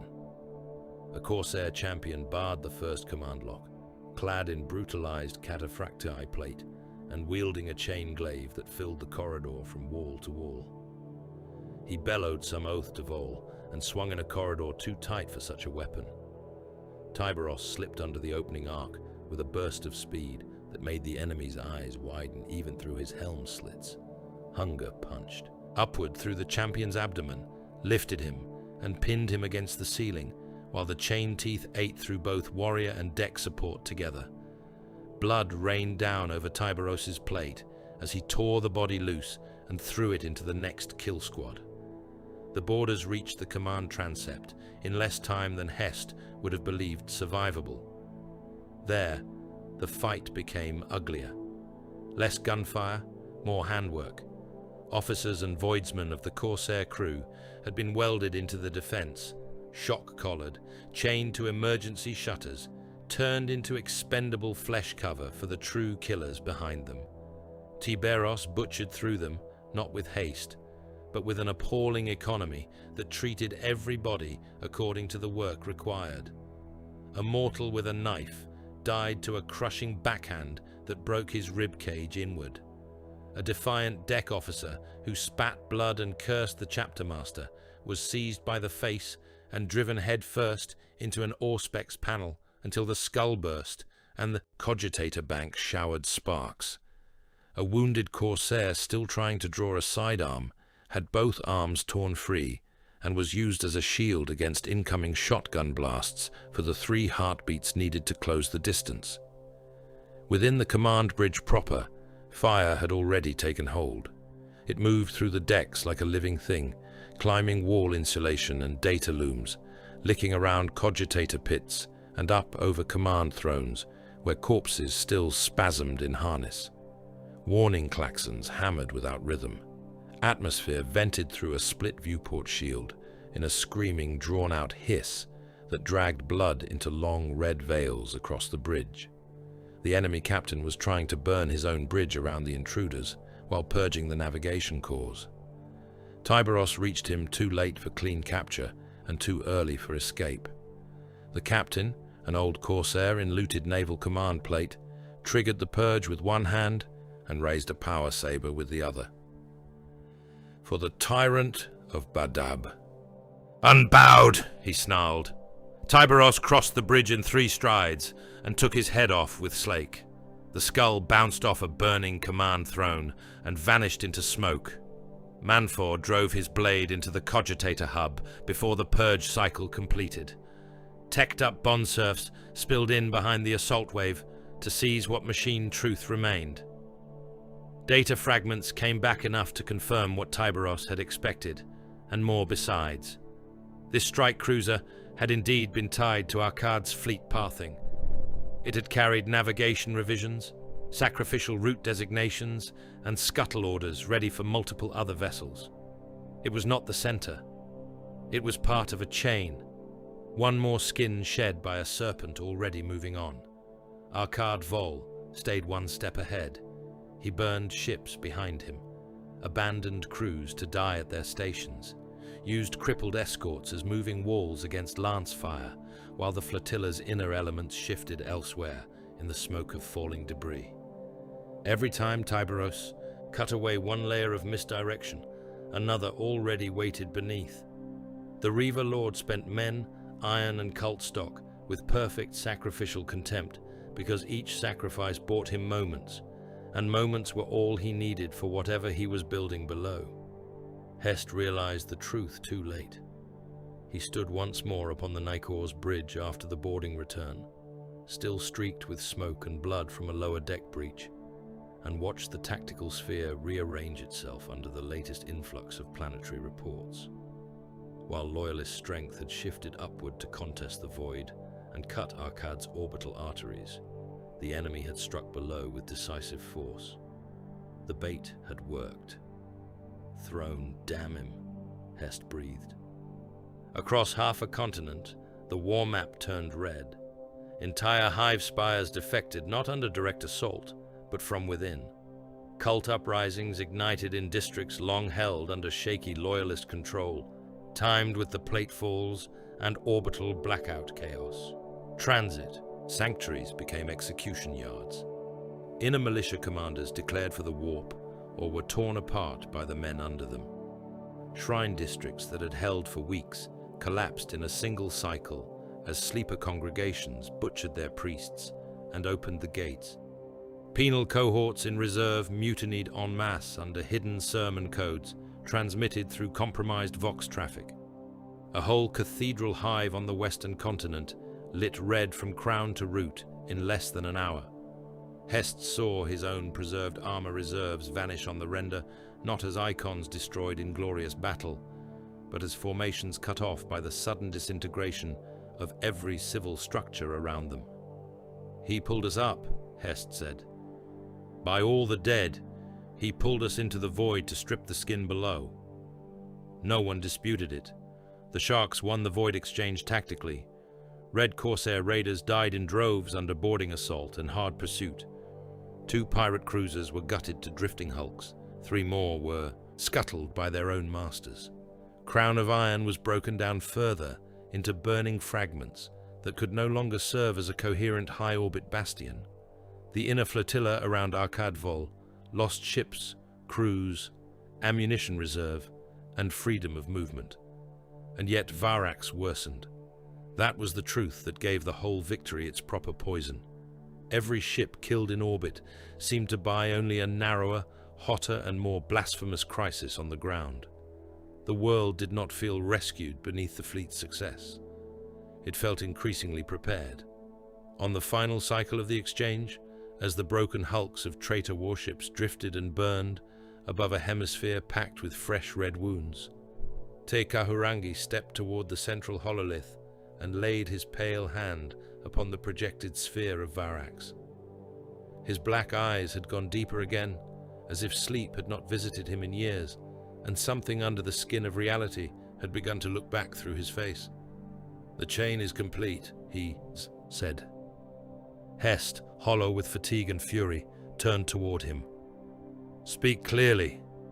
Te Kahurangi's fingers traced the lines between orbital wreckage, failing hive belts, blackout zones, riot concentrations, reactor bleed, and the points where the shrine engine's surviving pattern still echoed through the planet's infrastructure. "He no longer needs the machine below," the librarian said. "Not as it was. The world itself takes the shape now. The riots, the plate falls, the breaches, the dead packed in the arteries, the reactor wounds, the faith broken in the right places." His gaze lifted from the hollow to Tyberos. "The planet is becoming the ritual weapon." Silence followed. Below them, Varax burned in the void like a great black shell filling with pressure. The first scream was too large to belong to one throat. It came up through the Vox relays of Varax as a continent-wide distortion. A layered human sound dragged through overloaded amplifiers and broken shrine speakers until it became a single unclean note hanging over the hive belts like a fresh weather front. Lord Marshal Corvin Hest heard it through the command tank's brass Vox grill as his column ground along the cracked processional roads leading toward Golgoran Spire, and for one instant he thought the transmission banks had finally failed under strain. Then the second wave hit. Not one scream, millions. Panic calls, prayer howls, command traffic, impact warnings, cult ululations, medici pleas, all superimposed into a shrieking wall that seemed to come from the city itself. The tactical hololith above his command throne turned red in widening rings. Golgoran, at the center of the Hive Cathedral complex, where spires of black stone and sanctified adamant had stood for centuries above reliquary crypts and pilgrimage vaults, the final shape of Arcade Vol's labor became visible. Reactor bleeds climbed in geometries too deliberate to be accidental. Power faults that had seemed random for days now drew together into a single, blasphemous pattern. The broken orbital plate impacts, the emptied prison tiers, the flood of cult dead in the transit arteries, the shrine engine echoes dragged up from the underhive, all of it converged there. Arcade Vol had not come only to conquer Varax. He meant to birth a breach inside Golgoran Spire and turn the cathedral heart of the world into a wound that would never close. "Signal every surviving bastion," Hest snapped. "Collapse fallback doctrine. All reserves to the cathedral lanes. Evacuation priority for the inner Hab crowns, Skolum districts, pilgrim vaults and medici shelters. Move them now." His Voxmaster turned, face grey beneath soot. My lord, there are too many. I know that. The column around them shuddered as artillery began to speak from the outer belts. Lehman Russ tanks rolled in dense files down the broad basilica roads, exhausts coughing black into air already ruined by ash and promethium. Chimera transports packed with stormtroopers and the last disciplined infantry reserves screamed past shrine walls, already splitting under the pressure of the city's convulsing panic. Above the armored mass, the upper levels of Golgorun were visible through the smoke, their sacred windows burning red from within, as if some enormous heart behind them had begun pumping bloodlight through the stone. The people of Varax ran. They ran in numbers too vast for the eye to hold. Billions drawn into the catastrophe by fear, rumor, faith, and the plain animal certainty that something at the center of the hive had become wrong beyond every old category of wrongness. Processional avenues packed shoulder to shoulder. Transit stairs jammed until men trampled one another flat and kept moving because the press behind them knew no mercy. Pilgrims dragging relic cages, enforcers beating civilians away from sealed evacuation rails that would never carry enough bodies. Guild. Laborers trying to roll machine saints onto flatbeds while shells fell among them.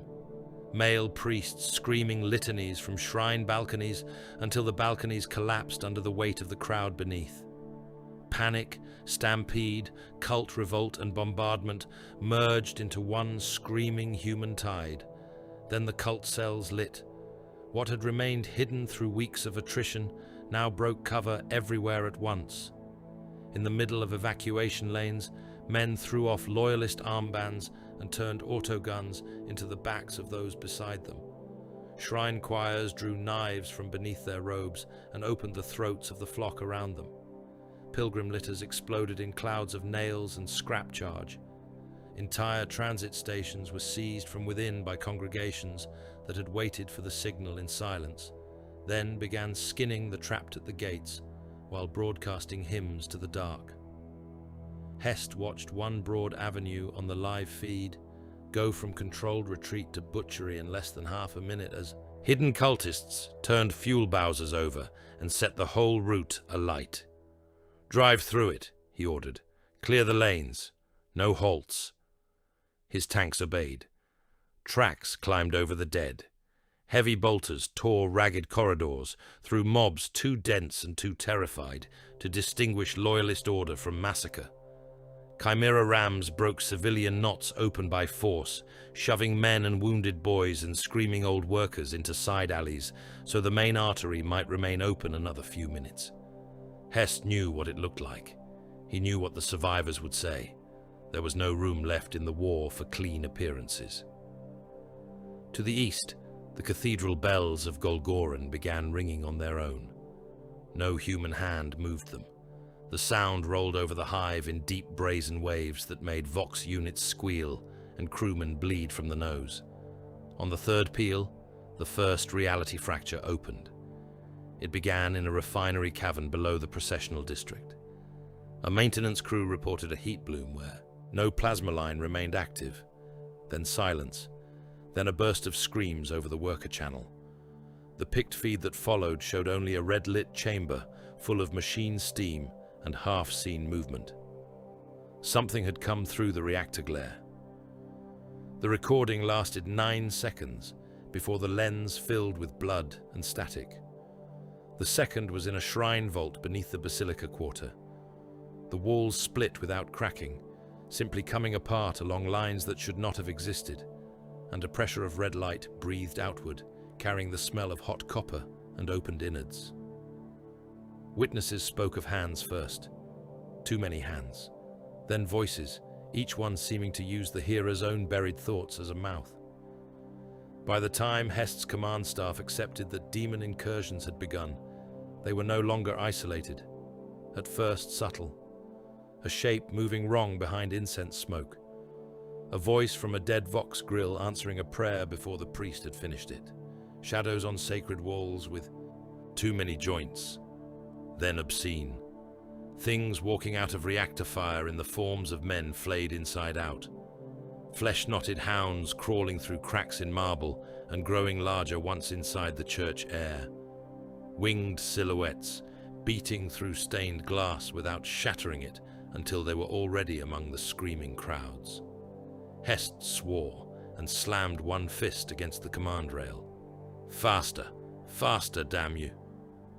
A new channel cut through the bedlam, clean and cold. Tyberos.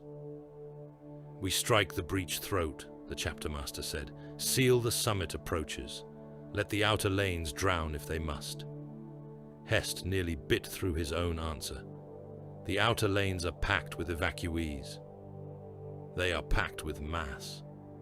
By the throne there are still millions who can be pulled clear. There are billions who die if the breach opens. Hest said nothing for 3 heartbeats, because he hated how true it sounded. The Carcharodons descended on the cathedral, district like a sentence already passed.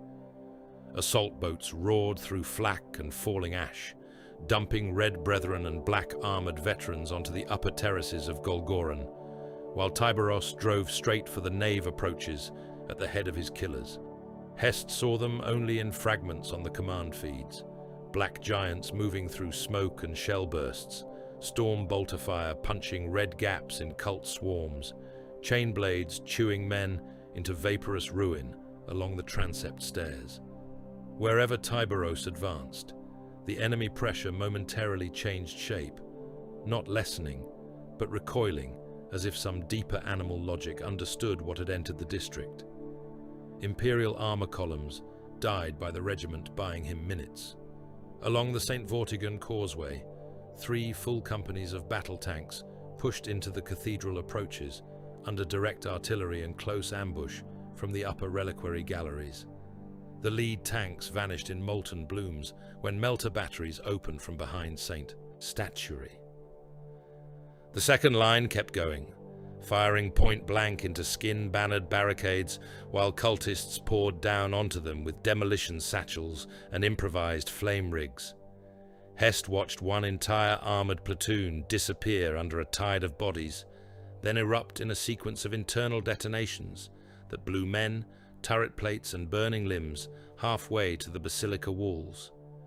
The regiment behind them drove through the wreckage because the alternative was to leave Tyberos without the minutes their dead had purchased.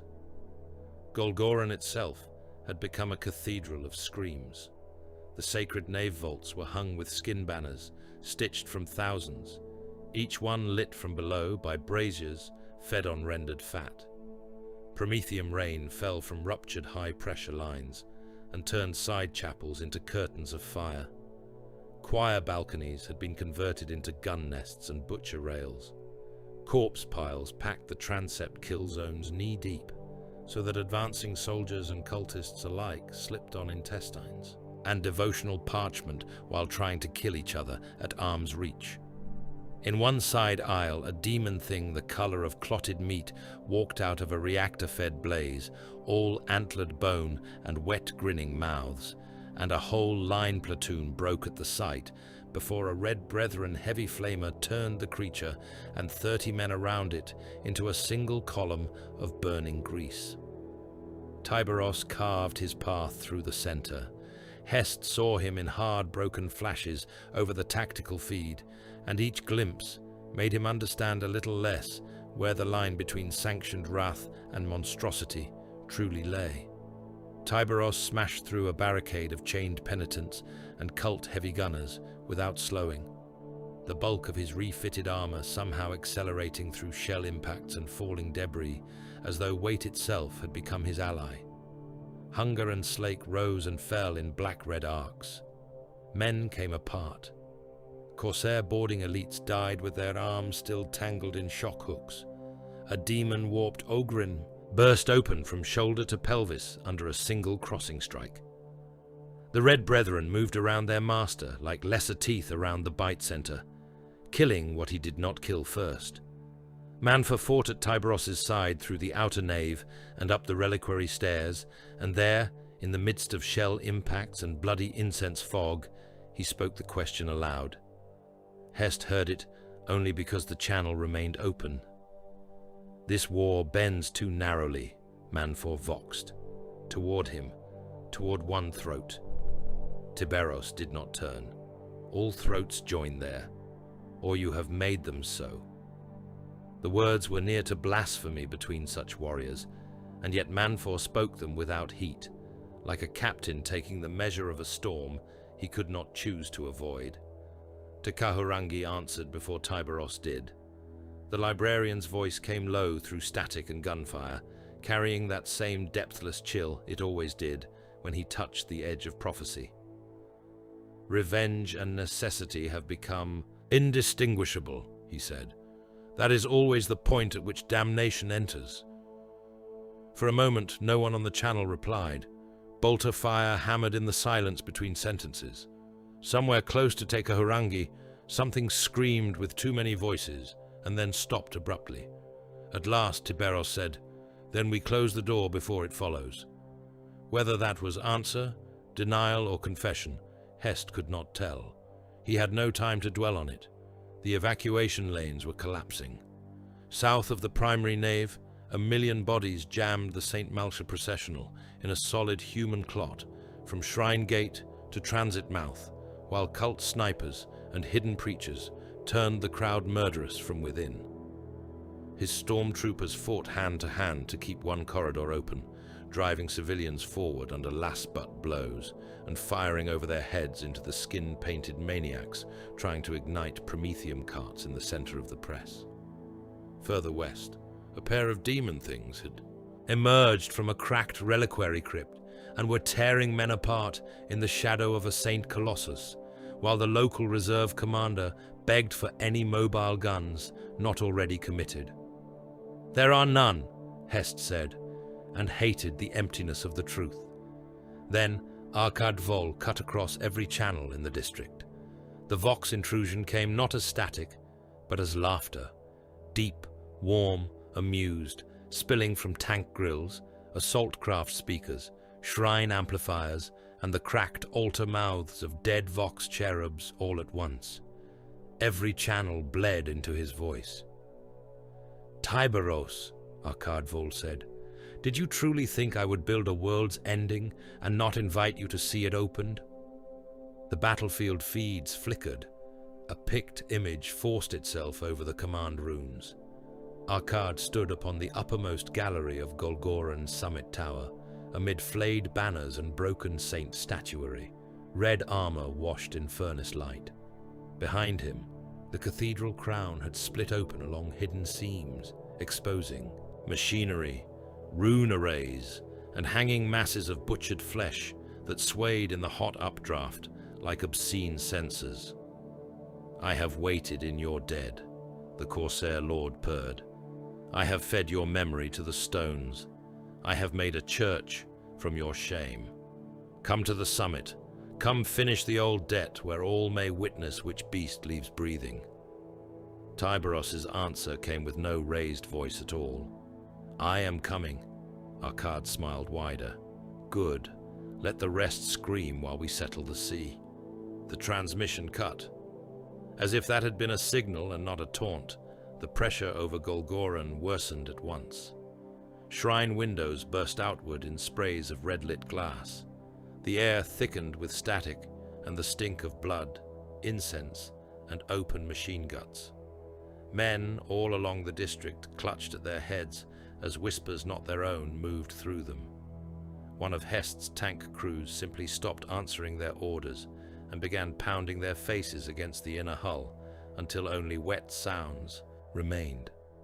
Takahurangi's voice returned, strained for one of the first times Hest had ever heard it. "The summit is opening." Tyberos gave orders like cuts. "Manfor, with me." "To the summit," said Manfor, though the old doubt had not entirely gone from his tone. "Lord Marshal," Tyberos voxed, "hold the lower lanes or abandon them. It no longer matters which, if I fail." Hest bared his teeth, though none could see. "Then do not fail." He drove his command column harder, not upward toward the summit where the giants fought, but sideways across the lower cathedral sprawl, where civilians still drowned in their own terror. Battle cannons roared. Heavy flamers washed cult barricades in burning promethium. Stormtroopers died in clusters around broken shrine gates, trying to keep one more corridor open long enough for one more few thousand to stagger through. There was no heroism left in it, by any clean measure. Only labor against apocalypse. Above them, Tyberos and the Red Brethren entered the upper cathedral towers.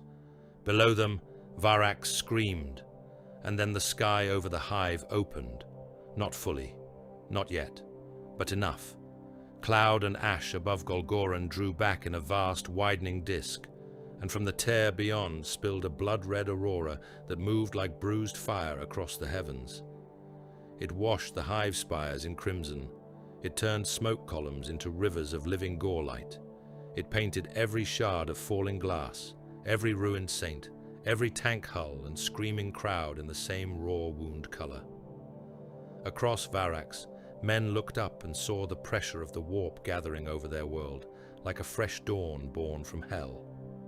The blood-red aurora over Golgoran did not move like light. It moved like pressure learning to breathe. From the upper terraces of the shattered cathedral district to the outer hab belts where men still huddled in shell craters and shrine ruins, waiting for orders that no longer came. Every eye that dared lift to. The heavens saw the same thing. The ash clouds had been peeled back above the central spire. In their place hung a wound-colored radiance that pulsed in slow, vast tides across the night, painting broken saints, tank hulls, hab towers, and piles of dead with the same livid crimson. Vox traffic across half the continent faltered as crews stammered prayers or forgot language altogether. Auspex arrays filled with contradictory returns. Some machine spirits howled in Binharic panic. Others simply went silent, as if refusing to acknowledge what was gathering over the world. Tekahurangi stood at the broken crown of a collapsed transept balcony and looked upward without blinking. He had removed his helm. The wind off the burning cathedral district moved through his pale hair and carried ash against his face in black streaks. Around him, the battle still raged in fragmented knots. Bolter fire hammered from the reliquary arches below. A diamond thing screamed somewhere in the nave under sustained flamer wash. The dead lay in drifts along the stair runs, cultists and soldiers and priests, and the opened torsos of things no catechism had prepared Varax to name. None of it seemed to touch the librarian for that moment.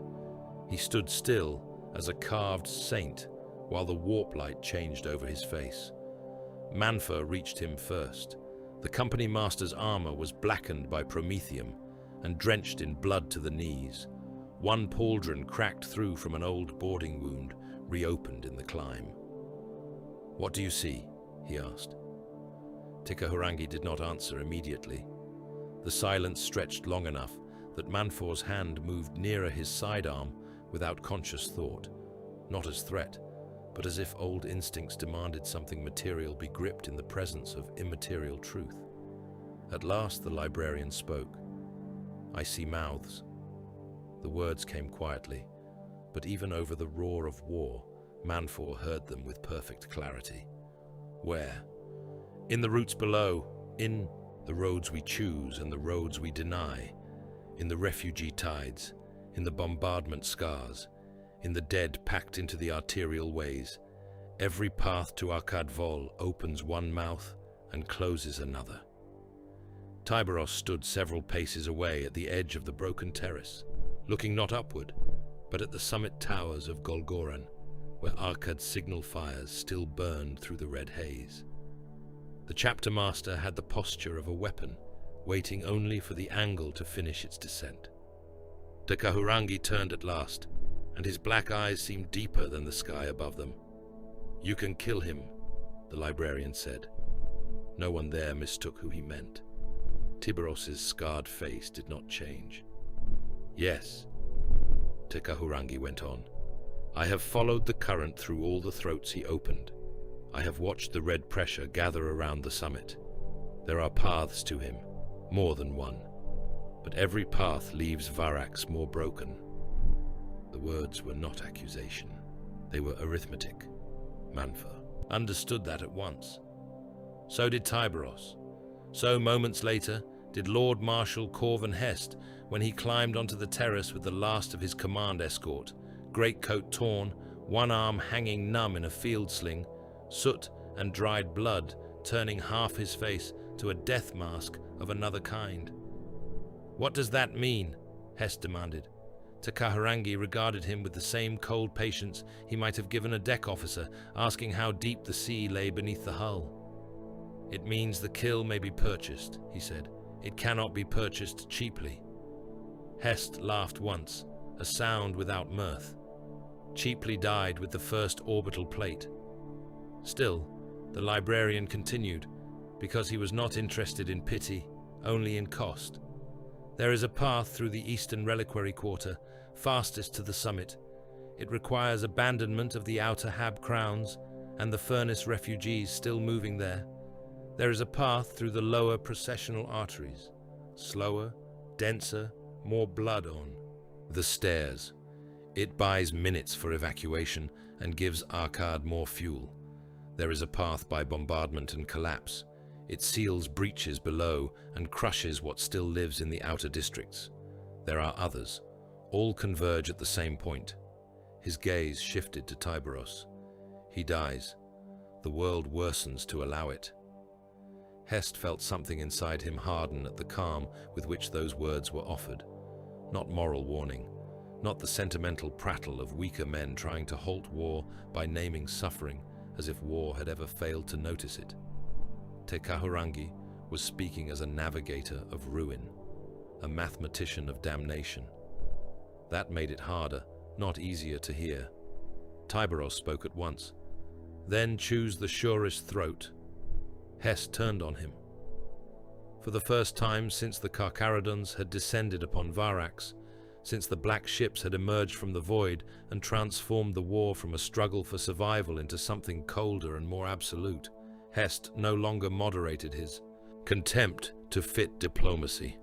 "This is not strategy," he said. "It is an execution right." The words cut through even the bolter thunder nearby. Manfor's helm turned. Several red brethren shifted by fractions that would have terrified wiser men. Hest did not care. The exhaustion had gone too deep. He had watched too many millions ground into mud and smoke, while every road, every order, every sacrifice narrowed toward one red-armored throat in the summit fire. "You took an imperial relief and made it personal," Hest said. "You bent fleet, ground war, evacuation priority, and bombardment doctrine toward the settling of your own debt." Tyberos faced him fully. The chapter master's rebuilt plate was dark with enemy blood, demon ichor, and the soot of burning saints. His claws hung wet at his sides. He looked enormous against the crimson aurora, more shape than man, more verdict than warrior. "Yes," he said. The honesty of it stopped Hest for a heartbeat. Tyberos stepped closer. Not in threat, in certainty. "The world was already dying," he said, "before our keels cut your void, before my feet touched your hive. It was dying in orbit, in the belts below, in the hearts of the men who let Arkad Vol open it. You ask me for preservation after the corpse split." Hest's teeth clenched. There is still a difference between dying and being spent. "Not enough of one." Hest started to answer. Tyberos did not permit it. "Listen well, Lord Marshal. I do not promise you mercy. I do not promise your world restored. I do not promise the living they will thank me after. I promise one thing only." His black eyes, empty and absolute, held Hest's with the weight of a closing hatch. "Arkad Vol dies. That is the only certainty I intend to leave behind." There it was, naked of rhetoric. Not berserk rage, not blind cruelty. Something harder. A will so absolute that mercy had ceased to possess meaningful weight beside. Completion. Hest understood then that Tyberos had crossed beyond the space where ordinary command language reached. He did not rank suffering against necessity, because suffering had become part of necessity's grammar. A world could burn. Billions could break. None of that altered the central fact that the enemy's death must be carried through. It was not madness. Madness could still be argued with. This was a decision so complete it had become identity. Hest looked away first. Manfor spoke into the silence that followed, his public tone hard and without fracture. The chapter master names truth. The prey knot is our Cadvol. Untie him and the cord goes slack. It was the proper answer, the loyal answer, the answer a company master had to give before the gathered brethren, before Hest, before the red-lit ruin around them. Later, when the immediate command storm had shifted elsewhere, and only Takaharangi heard it over a private channel, Manfor's voice changed. "He grows too sharp," he said quietly. The librarian did not turn from the sky. He always was. Not like this. Manfor's damaged gauntlet tightened once only, around the grip of his blade. The brothers give him more room now. "Have you seen it?" "Yes. They sense it."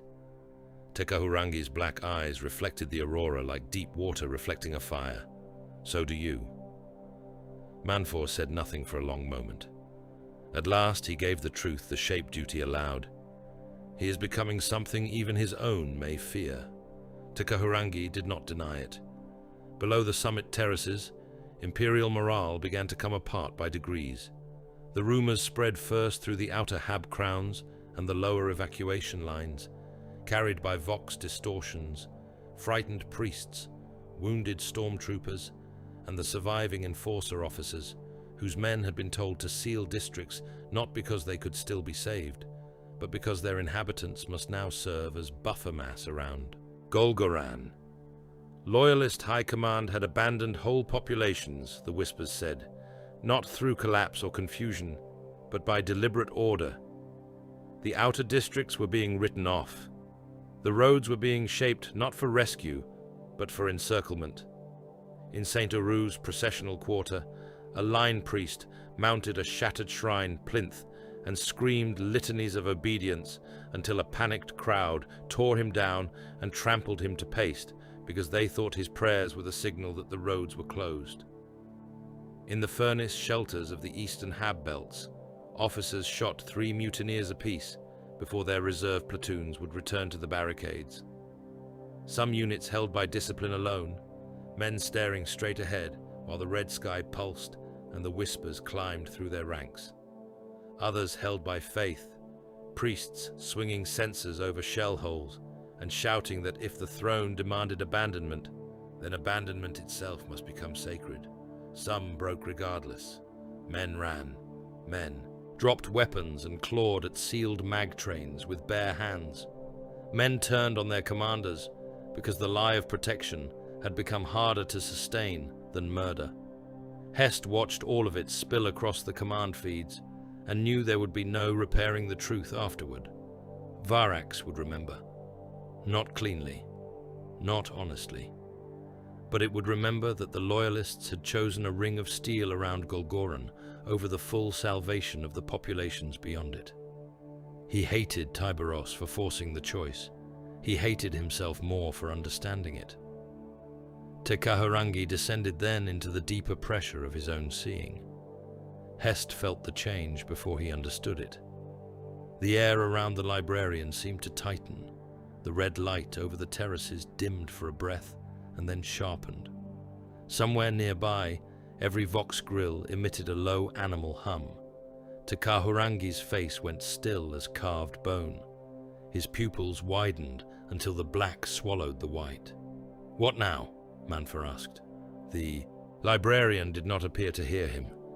His voice came from far away, as if carried upward through miles of dark water. "A mouth of fire," he said. A tower split open, steel made soft as fat in heat, screams below, silence above. His head tilted, tracking something no other eyes could see. He climbs through it, larger than before, a giant shadow walking out of the flame. Hest swallowed despite himself. With what outcome? Tekahurangi's answer was immediate. A severed head. Tyberos neither smiled nor nodded. He accepted the image as one might accept a weapon-handed hilt first. The command channels screamed for decision. Outer districts collapsing, evacuation lanes overrun, demonic manifestations increasing at the periphery, Golgoran's summit pressure rising, armor reserves spent, orbital support windows narrowing as wreckage cluttered the upper firing arcs. Every request for clarification bent around the same fact. Someone had to decide what parts of Varax would now be left to die, so that the center might be sealed. Hest looked at the war map. He saw the millions still moving, the cathedral lanes already lost, the districts not yet lost, but doomed under any realistic estimate. He saw the artillery grids, the fleet guns overhead, the corridors of death still available if sanctioned without further delay. He said, very quietly, "There is still time to recall the outer shelters." Tyberos turned his gaze upon the render and made the final choice. "Full bombardment," he said. Hest's jaw tightened. There are loyal elements still operating in those belts. No recall. Manfor did not move. Takahurangi closed his eyes once, as if listening to the last soft click of a lock turning. Hest felt the command words strike him like physical blows. The outer districts, the Hab crowns, the furnace shelters, the processional routes not yet cleared. The men still fighting there under orders they did not know had just become death warrants. He made himself ask anyway, because command demanded witness, if not consent. And the trapped civilians? Tyberos's scarred face did not change. No reprieve. The order went out over every surviving loyalist channel in the district, cold and complete. Beyond the terraces of Golgoran, artillery batteries turned their muzzles. In low orbit, the black ships of the Carcharodons adjusted firing solutions over a world already bleeding from 1,000 opened seams. And across the outer districts of Varax, men looked up at the red sky and heard the guns begin again. By the time the final assault began, Varax no longer resembled a world under siege. It resembled a world being translated into ruin. Across the ash continents beyond the hive belts, armored thrusts cut black scars through plains already burned sterile by bombardment and refinery collapse. Tank columns advanced under skies streaked by void fire, their wakes trailing dust, soot, and the ash of cities that no longer existed except as heat blooms on command maps.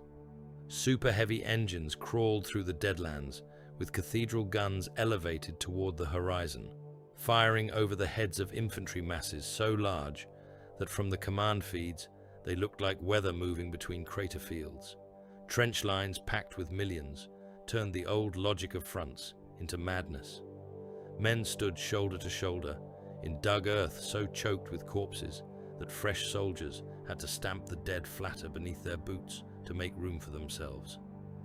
Ammunition ran low, then rose briefly from reclaimed stores, then fell again. Ration tallies ceased to mean anything at all. The food webs of whole hive zones had collapsed under bombardment, revolt, and transport failure.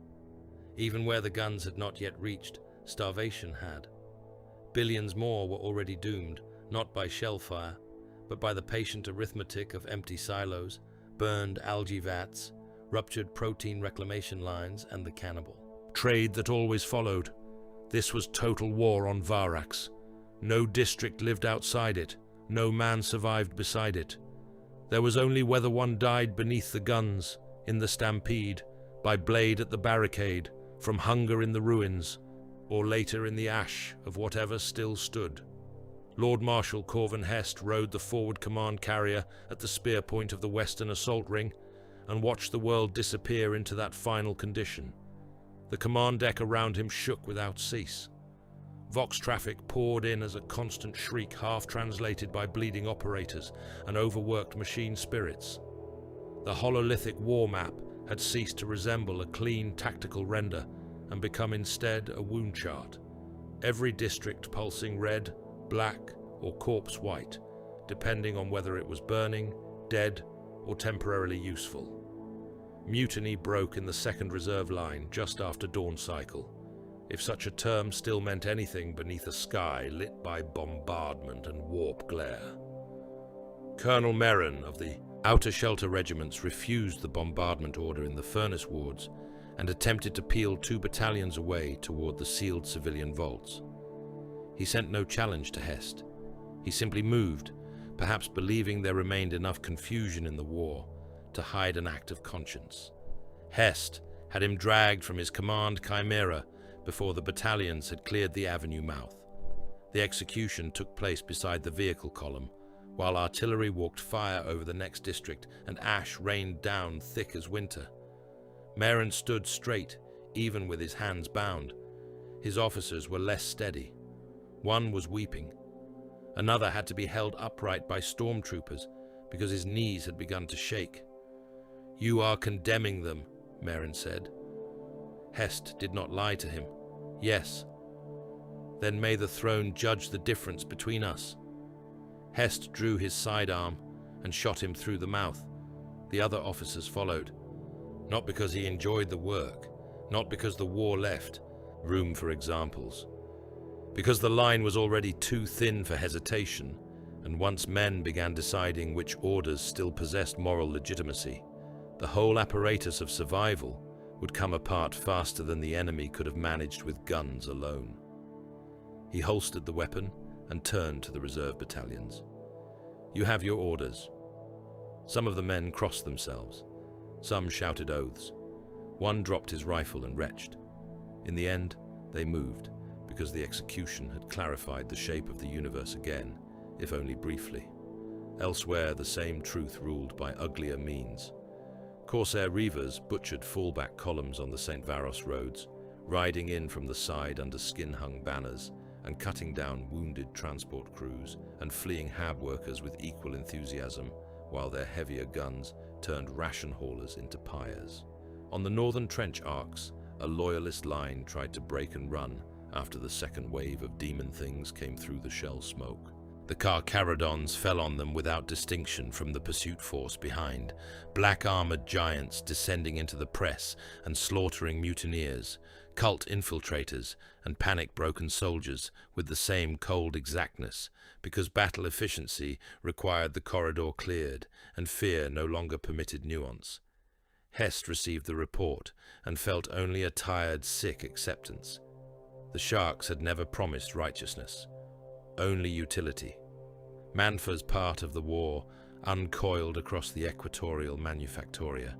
While Tyberos drove the main assault inward toward Golgorun, the company master led a decapitation sweep through the command bunkers, relay vaults and reserve depots, feeding the enemy's outer resistance. It was classic Carcharodon warcraft in its most institutional form, narrow, sudden, pitiless. Assault claws punched through factorum roofs. Boarding teams came in through slag vents and coolant shafts. Heavy breaching charges turned bunker doors inward. By the time the surviving defenders understood they were under attack, the Sharks were already inside the command level. The aftermaths were always the same. Bunkers opened like meat lockers. Officers split on their map tables. Vox adepts nailed to signal masts by their own command wands. Corsair quartermasters disemboweled over ration ledgers. One Heertech relay crypt when the Varax stormtroopers entered it behind Manfor's strike cadre. Still had the red warning lamps turning above rows of opened bodies hung on cable hooks, while the command staff lay in pieces around the central cogitator pit.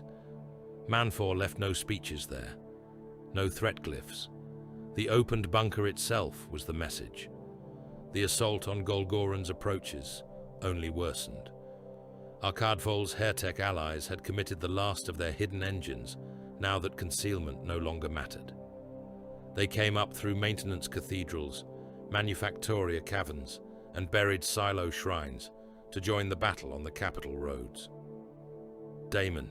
Engines first, all furnace throats, piston limbs, and flensed machine flesh, moving with impossible haste for their mass, while bound things screamed inside them. Then, the scrap titans. They were not true god engines of a forge world's pure liturgies. They were worse, built from wrecked industrial walkers, void crane limbs, scavenged plasma hearts, cathedral plating, hab arch supports, and whatever blasphemous geometries Heretic minds had dared weld into coherence. They strode over the civic districts like walking scrapyards, given hatred and motive force, each step smashing hab towers flat, each weapon arm an improvised atrocity of siege drills, heavy bombards, melter projectors, and chain-fed shard cannon. Imperial artillery answered with apocalyptic indifference. Hest signed the firing solution that turned 3 entire civic districts into grave craters, not because enemies held them in any disciplined sense, but because the towers and habitation stacks still standing there denied his guns the lanes they needed for the final push. The batteries fired in full sequence. Earthshakers boomed. Medusae howled. Naval spotters in orbit passed corrections through the smoke. Whole neighborhoods vanished under descending fire. Towers leaned, split and collapsed. Processional plazas became impact fields full of body parts and architectural debris. When the shelling ceased, the old civic heart of Varax was gone, and a broad corridor of shattered stone, smoking pits, and pulverized dead stretched toward Golgoran's outer ring. Tyberos crossed it first. Hest saw him through the smoke of the barrage and understood, with the same exhausted clarity that had marked every revelation in this war, that the chapter master was no longer simply a giant among giants. He had become a moving concentration of force that distorted everything around him. His increased size mattered in every visible way. Broader through the torso, wider in the shoulders, heavier in each footfall, yet none of that made him slower. The contradiction had become the most terrible thing about him. He accelerated like something much smaller and hit with the kinetic certainty of a collapsing gatehouse. He crossed shell-blasted ground in great bursts of black motion, rebuilt warplate shrugging sparks and shrapnel, while hunger and slake carved bloody gaps through whatever still opposed the corridor. A demon engine lunged at him in the crater field before the outer ring, a 6-limbed horror of drill tusks, furnace vents and ribbed metal flesh. It had just torn a Varax heavy tank in half and was wearing one crewman's body across its front in strips. Tyberos met it head-on. Hest expected him to cut, evade, strike for a joint. Instead, the chapter master simply hit the thing. He smashed into its front quarter with enough force to stagger it sideways, one claw ripping through armor plating, while the other drove into a furnace vent and tore the whole side of the machine open. Flame and organ slurry burst out together. The demon thing screamed in machine tones and tried to rear back. Tyberos tore downward and split it from shoulder carapace to belly housing, spilling warped pistons, combusting ichor, and a bound shape that clawed at the air for one instant before a red brethren heavy flamer erased it. Further in, a scrap titan collapsed under concentrated anti-armor fire and came down across the avenue in burning segments. Its wreck should have blocked the advance. Tyberos waded through it. That was the moment Hest never forgot. The remains of the engine were still moving, hydraulic limbs thrashing, ammunition cooking off in internal bursts, burning metal and corpses mixed beneath it in a single crater of industrial death. Around the wreck, 2 super-heavy companies had annihilated one another at near point-blank range. Baneblade hulls burned in place. Enemy walker limbs twitched in the smoke. Tracks, torsos, and opened crews lay everywhere. Out of that furnace, ruin came Tyberos, striding through flames and falling debris, with his plate wreathed in sparks, black claws wet, immense silhouette made monstrous by the red sky behind him. Hest stared through his magnoculars and felt, for one strange, calm heartbeat, that he understood how legends were born. Not from truth preserved, from survivors trying to explain impossible violence after the fact. Takaharangi and the chapter psychers did their work where no mortal force could have endured it for long. Along the upper reliquary girdles and the broken choir bridges of Golgoran, the warp bloom thickened until reality itself seemed to sag and pulse under pressure. Air tore open in meat-red seams. Sounds arrived before they were made. Men forgot their own names while still shouting them.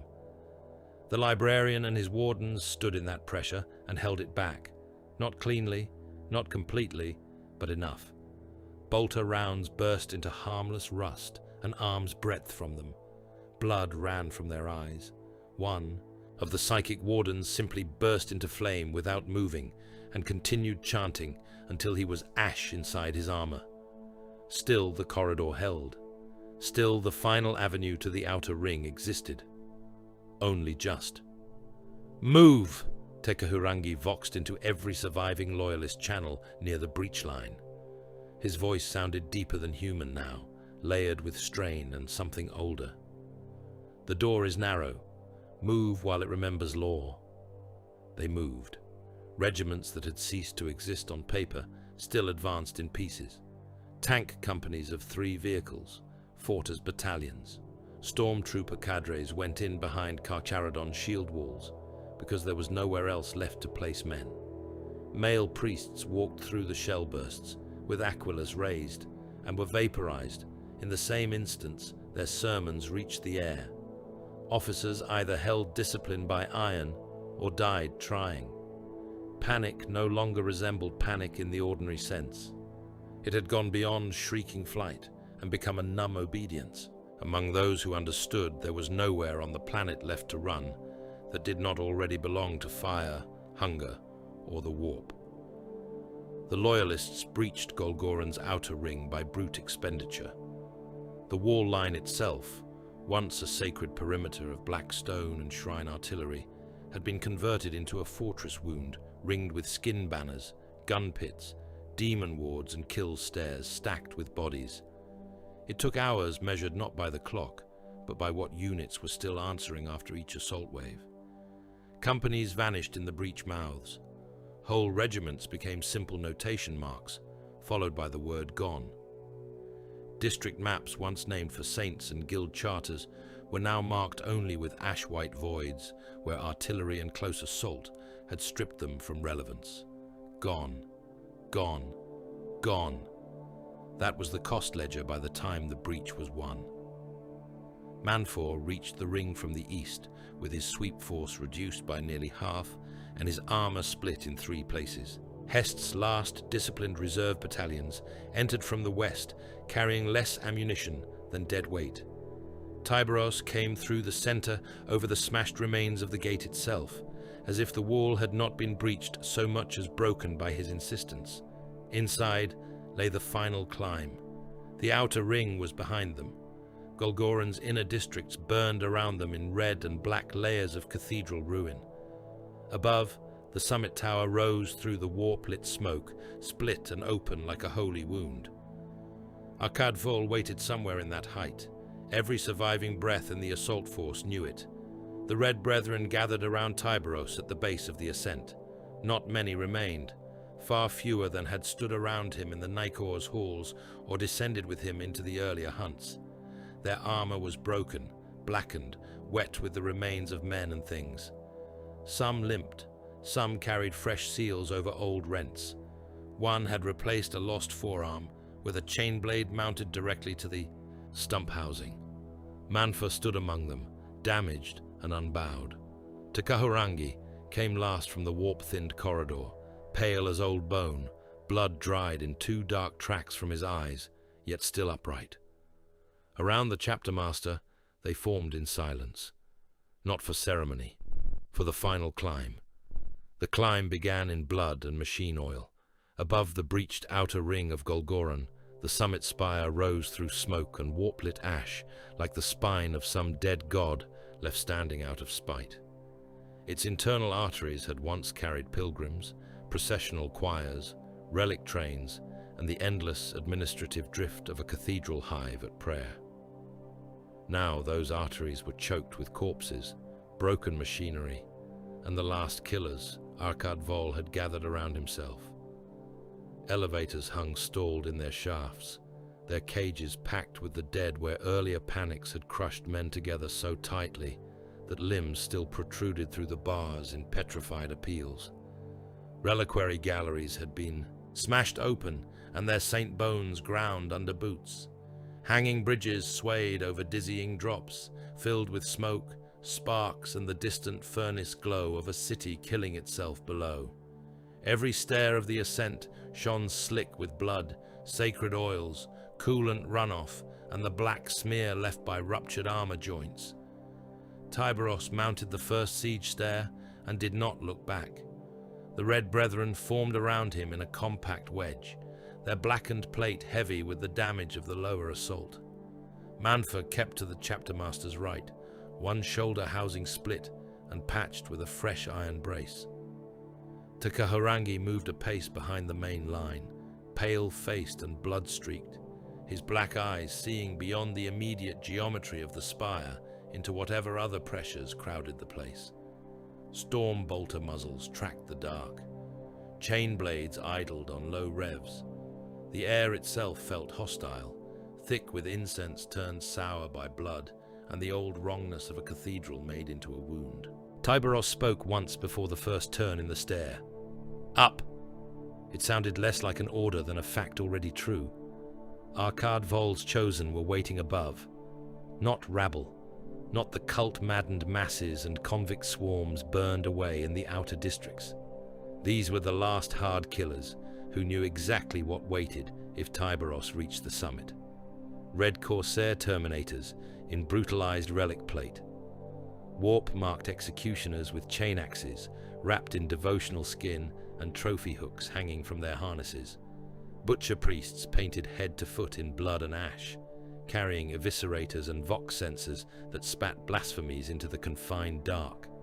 They fought like trapped beasts because there was nowhere left to retreat that did not lead back to Arcade or forward into Tyberos's claws.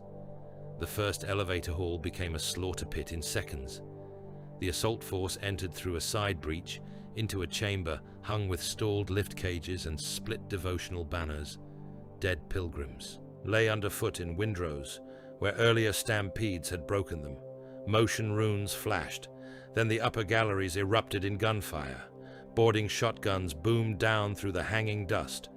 Heavy pistols flashed from between the bodies, jammed in the nearest lift cage. A Red Brethren warrior named Selvar took a shell burst through the neck seal and dropped without sound, arterial spray hissing across the Saint Script wall behind him. Tyberos reached the nearest gallery before the echo had finished. His greater mass should have slowed him in the confined space. It did not. He crossed the blood-slick hall in one impossible burst, slammed shoulder first into a support pillar, and used the impact to turn himself up the inner stair in a spray of broken stone. Hunger punched through the first Corsair Terminator's shield and ribcage together. Slake tore the next one across the helm, splitting faceplate, skull, and gorget in a single wet burst. The body hit the gallery rail, still trying to fire. Its severed forearm fell separately, bolt pistol barking 3 blind rounds as it bounced down the stairs. The Red Brethren followed into the close dark, and the gore became intimate again. No great shell bursts, no apocalyptic artillery measure. Crushed throats under ceramite fists, split helms spilling brain and broken teeth onto the steps. A butcher priest pinned against a reliquary niche, while Manfa's chain blade chewed slowly through sternum and spine. One executioner had both legs blown away by point-blank storm bolter fire, and still dragged himself forward with his hands until a second burst turned his chest into red vapor. Blood ran down the stair tread so thickly that it began to gather at the lower landing in a knee-deep sump around the bodies. They climbed through it. Far below, on the lower terraces and gate levels, Hest and the surviving storm commandos sealed the spire the only way such men could, by refusing to die in the exact places the enemy needed them to die. They fought in the lower processional throat beneath the upper ascent, holding blast doors, lift banks and maintenance cuts against the final spill of cultists, reavers and warped things trying to break upward or flee downward. there would be no remembrance for them if the summit fell, no victory arches, no clean record beyond perhaps a line in some censored after-action scroll, noting that the lower approaches remained contested until silence. Hest knew it. The men around him knew it. They fought anyway. A stormtrooper lieutenant from the Manufactoria Reserve lost an eye to shrapnel and kept giving range calls with blood running through his rebreather grill. An old male priest of the furnace wards stood in the middle of a bullet-torn corridor and recited the litany of the wall, while hotshot beams cut cultists down around him, until a demon thing reached through the smoke and opened him from throat to pelvis with one hand. Two of Hest's commandos blew the creature apart, with melter charges a breath later, then died when the blast took the floor under all of them. Hest himself fired until the barrel of his sidearm glowed, and then killed a mutinous trooper with the butt of the weapon, because the man had turned to run toward the only ladder shaft not yet drowned in bodies. Above, the ascent grew worse. The first fallback murder came on a hanging bridge above the reliquary wells. The span was old adamant lacework and black marble, slick with blood, its railings strung with the flayed skins of pilgrims and loyalist officers. Tyberos led the crossing at a pace that would have been suicidal for any mortal assault line. Halfway over, the support charges fired. The far anchor tower vanished in white flame. The bridge screamed and dropped. For one impossible heartbeat, the whole assault force hung between falling and forward momentum. Men and broken saints plummeted together into the smoke gulf below. A Red Brethren veteran vanished without even time for a death cry. One moment there, the next, a silhouette spinning into red-lit emptiness. Tyberos did not stop. He lunged as the bridge sheared away under him, hit the far ledge in a shower of sparks, and drove both claws into the collapsing anchor blocks. His weight and strength hauled the buckling forward section, just enough for Manfor and three more brethren to leap across. Tekahurangi came last, not by speed, but by some psychic cruelty to gravity itself, his boots touching stone, as the rest of the span tore free and plunged away carrying the dead. "Push," Tyberos said. The word sounded like an execution. They entered a chapel of flayed parchment immediately after, and there the war split in two. The physical assault drove on toward the upper siege stairs. Tekahurangi halted in the threshold. Someone waited for him there among the hanging scriptures and the skin lanterns. Arkad's sorceress lieutenant stood before the desecrated altar, clad in crimson-black plate overgrown, with script cut into living flesh. His helm was off. The face beneath had been ruined by old warp bargains and new devotion, one eye entirely replaced by a rotating brass lens, the mouth sewn and re-slit so many times the lips looked like butcher's work. Around him hovered parchment strips, stitched from human skin, each covered in prayers written backward in blood. "You have followed too far, Pale One," the sorcerer said, and though his mouth scarcely moved, the words came from every skin scroll at once. Tekahurangi stepped into the chapel. "You write with stolen flesh. I write with what listens." The sorcerer opened both hands, and the parchment storm came alive. Skin strips whipped through the air like blades. The chapel darkened. Hest, far below and listening over the broken command net, heard only fragments from that duel, the abrupt silence on one channel, then a chorus of wrong voices, then Tekahurangi speaking in a tongue that made Vox static scream. In the chapel itself, reality bent. The sorcerer hurled visions like knives. Flayed saints crawled down the walls. Dead red brethren rose from the blood puddles to accuse. The air filled with whispering mouths. Tekahurangi walked through it all with blood beginning to run from his ears, his black eyes fixed on the enemy's true shape beneath the layered lies. When he struck, he did not use force as a weapon so much as depth. He drowned the chapel. The skin scrolls sagged as if soaked. The altar candles went black. The sorcerer's brass eye burst first. Then the rest of his face caved inward under invisible pressure. He staggered, clawing at his own mouth as if trying to tear free of some sea filling him from within. Takaharangi stepped close and laid one hand on his brow. "You were heard," the librarian said softly.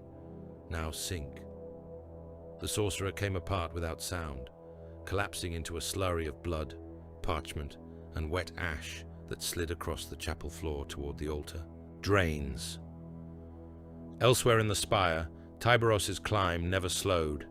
The second fallback murder came in the siege galleries.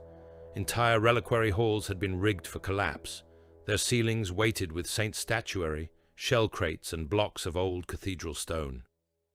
As the chapter master's wedge advanced through a hall of suspended martyr bones, detonators flashed, and the whole ceiling came down. Manfor shouted warning a fraction too late. One Red Brethren warrior was crushed flat beneath a descending Saint Colossus, his armor folding inward with a wet metallic scream. Another disappeared under 3 tons of masonry, and only one clawed gauntlet remained visible, still opening and closing on instinct. Dust, blood, and broken bone turned the corridor into a choking storm. Through it came the Corsair countercharge, Terminators and Executioners descending over the fresh rubble with chain fists and melter guns. Tyberos met them in the collapse cloud, and the fight became so close the dead could not fall clear. One Corsair Terminator slammed him with a thunderhammer that would have pulped a tank commander through his hull. Tyberos absorbed the impact on his widened shoulder housing, turned with impossible speed for his mass, and drove Slake across the enemy's throat line. The helm, head and upper gorget left the body in a spinning arc.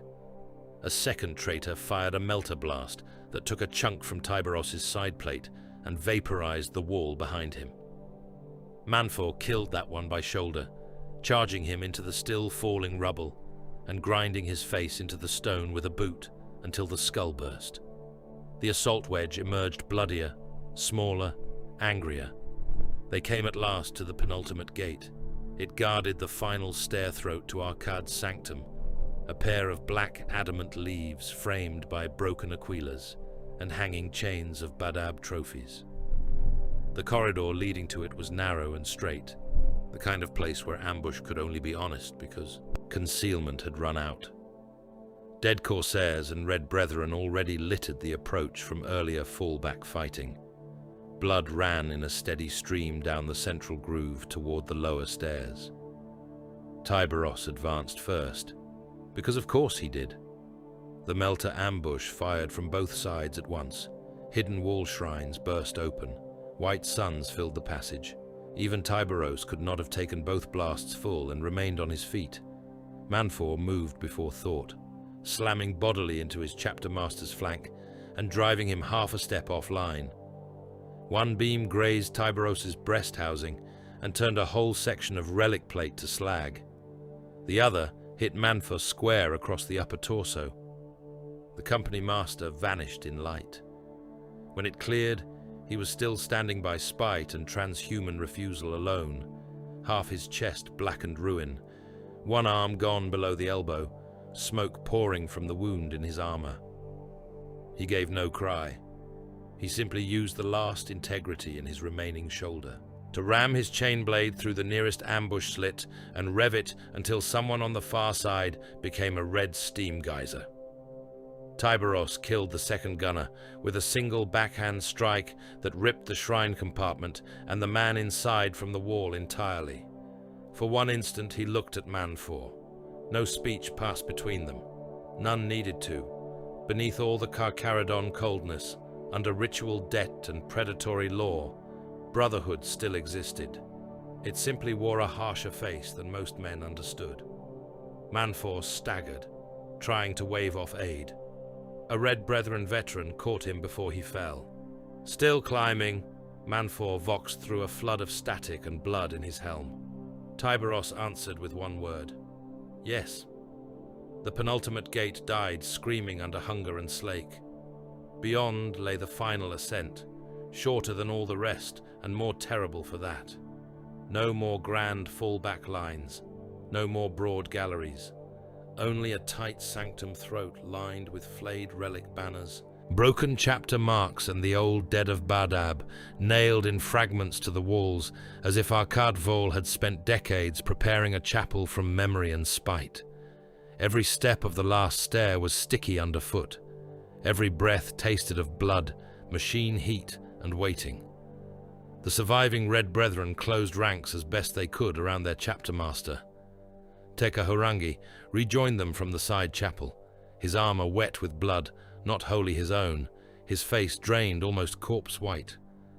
Manfa came on wounded but unbowed, held upright by his own will, and a combat stim driven into his neck by one of the apothecaries. The last defenders died in bursts too quick to matter. A butcher priest lost both arms and still tried to bite through a helm seal before Tyberos crushed his skull underfoot. A Corsair veteran on the final landing fired a pistol with one severed forearm still clamped around the grip, the limb twitching on the stones after the rest of him had been opened from groin to throat. Then there was only the door. It was vast and black and worked with old imperial saints now hammered into mockeries. Trophies hung from chains across it, Badab relic fragments, broken helms, torn oath strips, a cracked Red Brethren mark, blackened by age and fresh blood alike. Tyberos stood before it in complete silence. Then he stepped through. The final sanctum opened beyond, and Arkad Vol waited amid trophies from Badab. The final sanctum had once been a place where high prelates spoke to governors beneath vaults worked in gold and martyr bone. Arkad Vol had remade it into a shrine of old hatred. The chamber rose in black tiers around a central dueling floor of cracked obsidian and blood-slick iron.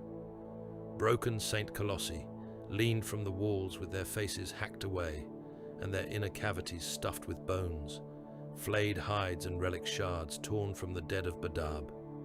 Chains hung from the upper galleries, bearing helms split by boarding actions long turned to legend. Oath parchments stiff with ancient blood, shattered chapter seals, fragments of Terminator plate, and one long line of skulls silver-pinned through the brow. Fire burned in trench braziers cut into the floor, fed by promethium and rendered fat. The red aurora above Golgoran shone through the broken crown of the tower and washed the whole sanctum in wound light. Arkad Vol stood at the center of it, with his chosen dead around him. He had dismissed the last of his living guard to the galleries and the vox pits. Their boots rang above the floor in nervous shifts of position. Their guns tracked the doorway, where Tyberos now stood framed by smoke and ruin, with the surviving Red Brethren behind him. None fired.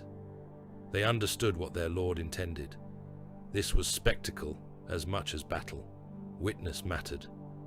That had always been true for men like Arkad Vol. He wore the years of spite openly. The red and black of his warplate had once carried chapter pride. Now it bore only theft and desecration. Purity seals had become skin strips. Honor script had been overwritten with blasphemies cut into the ceramite itself. His left pauldron was built around an old Badab scar that had been plated over rather than repaired, as if he preferred to carry the wound as heraldry. Trophies hung from him not merely as boasts, but as argument. Relic fragments from the dead of the Carcharodons. Shards of old warplate. The broken trophy mark of the fallen Red Brethren captain still hanging at his breast, beside a chain of finger bones lacquered black. His face remained bare. Scarred scalp, crooked mouth, eyes bright with the particular fever of men who had spent too long making one hatred into the spine of a life. He smiled when he saw Tyberos. "There you are," he said. His voice carried easily through the chamber, warm with mockery, half pirate captain and half apostate priest, as if blasphemy and swagger had long ago become the same tongue in him. I wondered whether the grave, surgeons would finish the work, or the warp would do me the kindness first. Yet here you stand. He looked Tyberos slowly up and down, taking in the widened plate, the broader chest, the altered scale of the thing before him. Larger, Dear gods of the deep, what have they stuffed into you, beast? A lab-grown butcher swollen in the dark and fattened for a single kill. Tyberos stepped into the sanctum. The floor gave a low iron complaint beneath his weight. Blood and soot darkened the fractures in his rebuilt armor.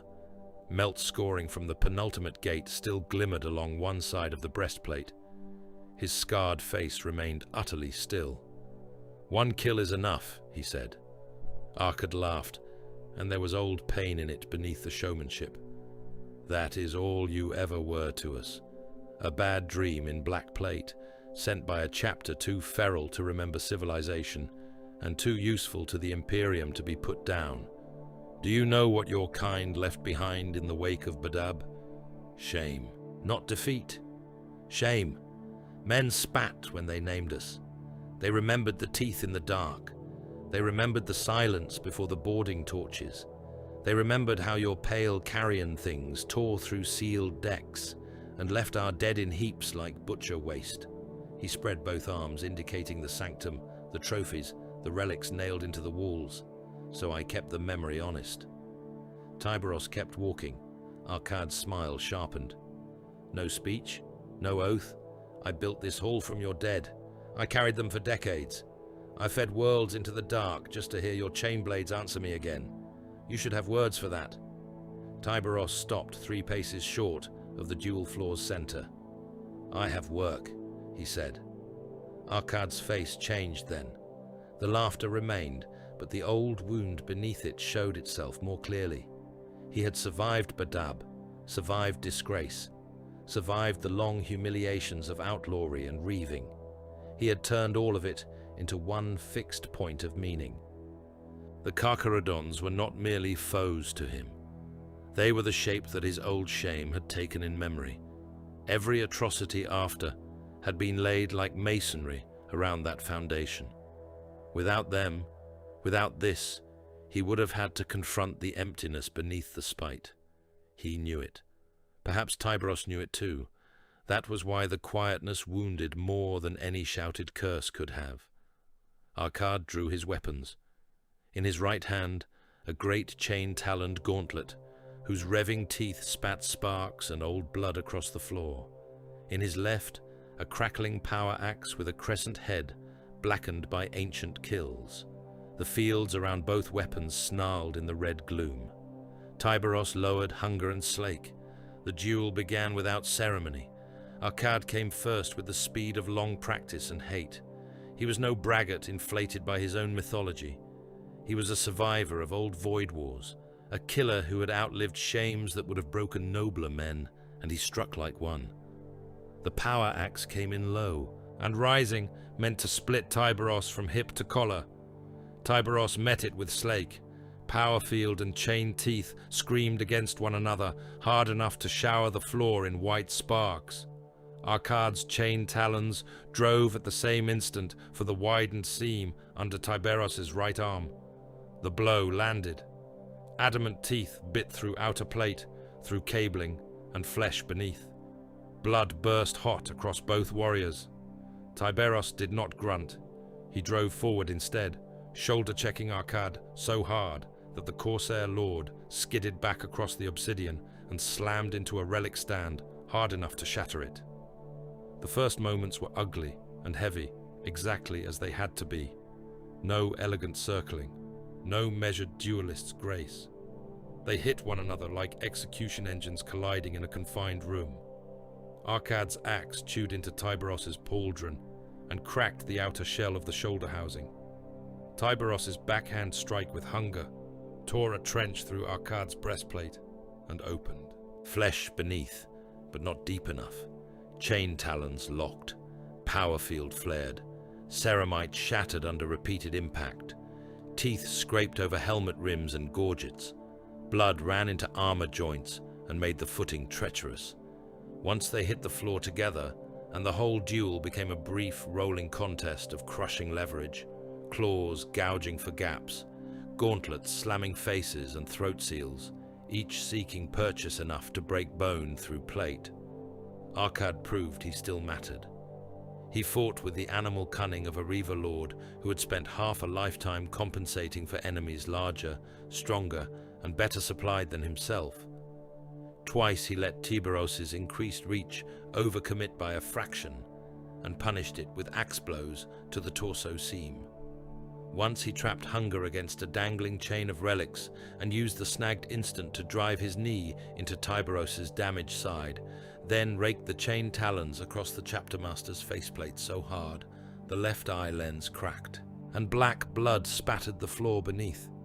He spat curses through the vox haze as he fought, not elegant invocations, but gutter blasphemies sharpened into battlecraft.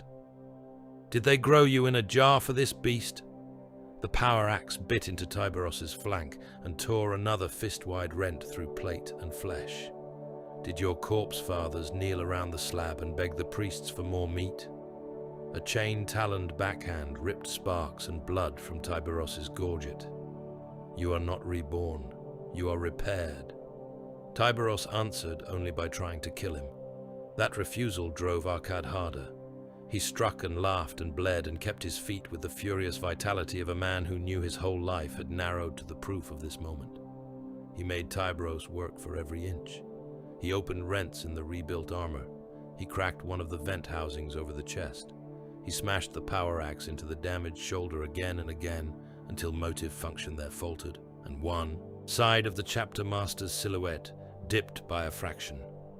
Watching from the threshold, Manfor realized what Hest had only partly seen below. Tyberos' return had not made the war easy. It had made it more terrible. Even now, even enlarged and remade, he could not simply crush a worthy enemy beneath the arithmetic of mass. Arkad Vol had lived too long in violence for that. He knew how to carve at certainty until certainty bled. Then Tyberos changed, not in expression, not in any visible revelation. He simply ceased answering the duel on Arkad's terms. He stopped fighting like a warrior trading advantage with another warrior. He began fighting like a living execution engine. The difference was immediate and ghastly. Instead of seeking elegant counters, Tyberos accepted pain in order to create worse angles. He took a glancing axe strike across the chest rather than yield ground, and used the step gained to ram his whole enlarged mass forward. Arkad hit one knee under the impact. Tyberos did not press with a follow-up slash. He stamped. The floor cratered. Arkad barely dragged his leg clear in time, and still the shock of it split greaves and cracked bone under armor. Tyberos' greater reach became a weapon in itself, now that he stopped respecting any rhythm but his own. Hunger and Slake no longer moved as matched dual blades. They moved like paired industrial saws, brought to a butchering task. Arkad swung for the head. Tyberos let the axe scrape along the ruined side of his faceplate and answered by taking the weapon. Not neatly, not with disarm flourish. He simply drove Slake down over the haft with all the remade weight of his upper body behind it. Chain teeth screamed. Power field flared and guttered. Arkad tried to wrench back. Too late. The axe head sheared away in a burst of sparks and broken adamant. First weapon. The broken haft remained in Arkad's hand for a stunned instant. Tyberos used that instant to slam Hunger across the Corsair's left forearm just above the wrist. The limb came off in a spray of blood, severed cables, and shattered armor rings. The hand and haft spun away together across the floor, offhand. Arkad roared then, not in theatrical bravado, but in real pain, and drove the chain talons at Tyberos' throat in a desperate killing thrust. The strike landed. Teeth bit into the gorget and chewed partway through, filling both warriors' vox channels with the hideous metal snarl of near decapitation. Tyberos caught Arkad's gauntlet wrist in his free hand and squeezed. Ceramite cracked. Bone followed. The talons slackened. Tyberos tore the whole weapon assembly sideways, ripping open tendons, breaking the remaining wrist, and forcing Arkad half around. A kick to the back of the knee dropped the Reaver Lord to one leg. Not enough. Tyberos hacked once at the thigh joint with Slake. The chain teeth bit through plate, flesh and femur together. Arkad's leg folded wrong. He crashed to the Floor with one lower limb, nearly severed, and his remaining weapon arm useless from the shattered wrist, leg. The witnesses in the galleries had gone silent. Even the surviving corsairs understood what they were seeing now. This was no longer battle necessity. It was adjudication, the old debt being counted out in portions of meat. Arkad, to his credit or damnation, still did not beg. He spat blood across the floor and dragged himself backward with his remaining strength, trying to reach the wall where the Badab relics hung. "Do it then," he hissed. "Prove what you are." Tyberos followed at a walking pace. On the wall behind Arkad hung the broken fragments of the Red Brethren relics he had preserved and profaned for so many years. Tyberos seized them one by one as he advanced. The cracked trophy mark, the torn oath strip, the scorched plate shard. He tore them free from their nails and chains and let them fall at Arkad's feet. The symbolism was so blunt, it became, "Liturgy! You kept these for me. Now they judge you." Arkad tried to laugh again. Blood filled his mouth and turned the sound to a wet rattle. "Your dead do not care." Tyberos planted one foot on the broken leg and pressed. Bone shattered fully. Arkad screamed at last, the sound blasting out over the sanctum vox grills and every still open channel in the tower. Tyberos bent low, his cracked faceplate nearly touching the other's bloody face. "They were mine," he said. Then he took the voice. Hunger crossed Arkad's throat, not deep enough to kill, deep enough to ruin. The chain teeth opened the larynx, tore the vox grill in his gorget apart, and reduced his next cry to bubbling wetness. Blood pumped over the obsidian and down between the scattered relic fragments at his feet. Voice. Arkad's surviving eye widened with the first true understanding that death was not the next thing coming. Not yet. Tyberos had decided to drag him through the remaining distance piece by piece, and there was nothing left in the sanctum strong enough to intervene. Manfor understood at once and did not speak against it. Tekahurangi watched in silence, the red light making old carved shadows of his face. The surviving corsairs in the galleries shifted and raised weapons, and then lowered them again, because their lord's suffering had already become more communicative than his orders. Tyberos turned Arkad onto his back and drove the broken trophy mark through the Reaver's ruined chestplate, like a nail. Not to kill, to fix him in place. He laid the scorched plate shard across Arkad's throat and looked up once toward the upper vox pit, where captured signal servitors still blinked and hissed. "Transmit," he said. The chamber obeyed. Across the system, on every surviving Corsair channel, the Carcharodons could seize or force. The image went out. Arkad Vol nailed to the sanctum floor by the desecrated relics he had kept. The black giant standing over him. The blood running in sheets. The last shape of retribution made real. Tyberos killed him in full witness. Not with one merciful blow. Not with a clean decapitation fit for a duelist slain honorably. He drove Slake into Arkad's chest and opened him from sternum to lower gut in a shrieking spray of plate, bone, and steaming organs. He let the Reaver feel the first cut, let the body convulse around it. Then he tore the blade free and brought Hunger down through the collar line, severing the last intact shoulder and pinning Arkad's writhing torso to the floor in a black-red crucifixion of torn armor. By then, the blood loss had carried the traitor halfway into the dark, but not all the way. Good. Tyberos wanted the final knowledge to remain. He set one clawed gauntlet beneath Arkad's jaw. For one instant, the remaining eye found his. Tyberos twisted. The neck came apart in gore, broken vertebrae and hanging cords of flesh. He tore the head free and raised it in one hand while the body pumped itself empty around the relic shards at his feet. All through the sanctum and out across the stolen vox channels, the act was seen. Every surviving Corsair in the system now knew exactly what had come for their lord, what it looked like, how little dignity it granted, and what old debts purchased in the end. No one fired after that. Even the traitor witnesses in the galleries seemed to understand that something older than tactical necessity had just closed its jaws. Some fell to their knees, some backed away. One butcher priest tried to chant, and found no voice left in himself worth the effort.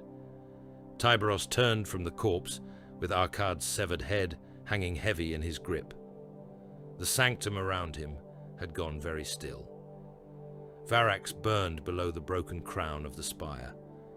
The red aurora still stained the heavens, but already there was a change in the pressure over the city, as though some clenched muscle had finally been cut. He walked to the shattered edge of the summit, where the black stone had been blown away by earlier shelling and warp stress. Wind carrying ash and promethium heat tore at the blood hanging from the head in his hand. Far below, the hive world spread out in ruin beyond measure. Burning avenues, collapsed districts, falling sparks where men still died by the thousands, because the war had not yet learned that its central throat had been opened. Tyberos stood there with Arkad Vol's head in one hand and the fires of Varax below him like a broken sea. Golgoran's spire did not explode. It died by degrees. For a long moment after Arkad Vol's head left his shoulders, the summit remained poised in that impossible stillness which sometimes follows the killing of a man who has bent too much of the world around himself. The sanctum fires still burned. Blood still ran down the obsidian channels.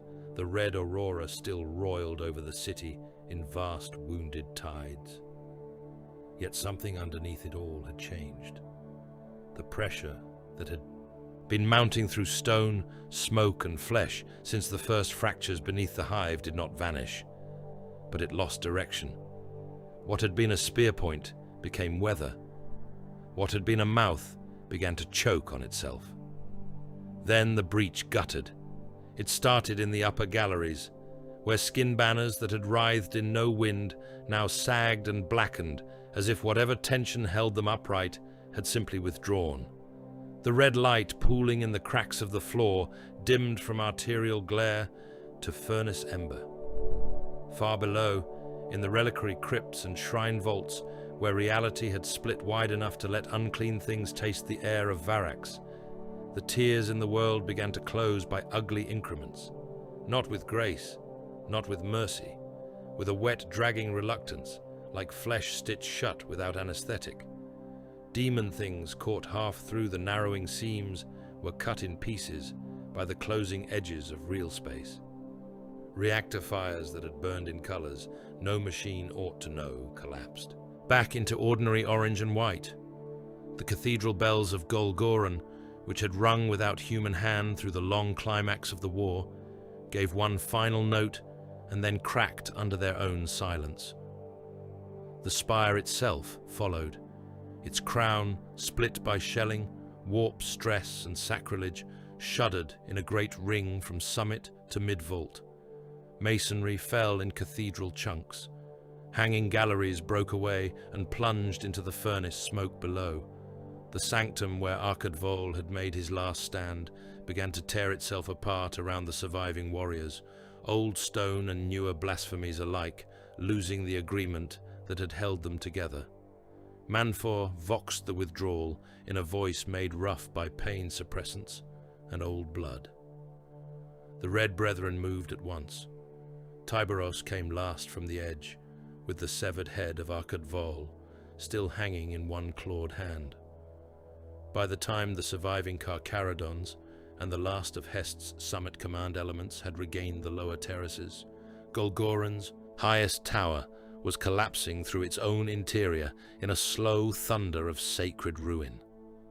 The vox channels of the Red Corsairs fractured with it. Some ships and warbands tried to rally. Some cursed. Some fled. Most simply devolved into what they had always been beneath Arkad's will: reavers, apostates, pirates, and cult blades tied together by appetite more than loyalty. Once the central knot was cut, the host came apart into fragments. The hunt began immediately. Across the ash wastes, broken corsair spearheads tried to peel away through refinery dunes, crater fields, and dead transport causeways, only to find black armored kill teams already moving on intercept paths. In the hive belts, butcher priests and surviving reaver captains barricaded themselves in reliquary ruins and factorum vaults and were burned out, starved out, or chain cut apart by the same sharks who had climbed Golgoran. In orbit, the shattered remnants of Arkad's flotilla broke for the void lanes, broadcasting contradictory claims of succession and vengeance, while the Carcharodon escorts and the ragged survivors of the Imperial Navy harried them through debris clouds and wreck belts. Ships died in silence out there, their last prayers or curses lost to vacuum, while boarding claws bit home and black figures moved through the breach smoke. Varax was saved for the Imperium. That was the phrase Lord Marshal Corvin Hest finally used in the official account, because nothing else the Administratum would accept possessed the right shape. Saved. He sat in what had once been the Governor's reserve command chamber, now a shell of cracked black marble and soot-darkened brass, and dictated the words into an old recorder shrine while medici clamps held his left side rigid and the stink of burn paste rose from under his uniform. Outside the narrow blast shutters, the city still smoldered. The guns had not wholly ceased. They would not for days yet. But the main war was done, and the accounting had begun. He gave the tale the Imperium required. The valiant defense of Varax under impossible circumstances. The timely arrival of Adeptus Astartes reinforcements. The destruction of the heretic warlord Arkad Vol, and the collapse of his blasphemous host. The preservation of essential industrial assets, the restoration of tithe viability under emergency writ, the continued loyalty of the surviving military structure, the necessary sacrifices made in service to the throne. Then, with the same dry voice and steady hand, he stripped whole sections of truth from it. He removed the precise scale of the outer bombardments. He omitted the transport tallies of the taken. He reduced the demon manifestations to sanctioned euphemism. He excised the panic executions, the mutinies, the districts not merely lost, but deliberately consigned. He softened the Carcharodons into a harsher variety of savior, because the Imperium had use for triumph and almost none for honesty. He left out the sight of Tyberos, standing at the summit edge with Arkad's head in hand. He left out the whispers of the survivors who said the sea itself had climbed into the hive to feed.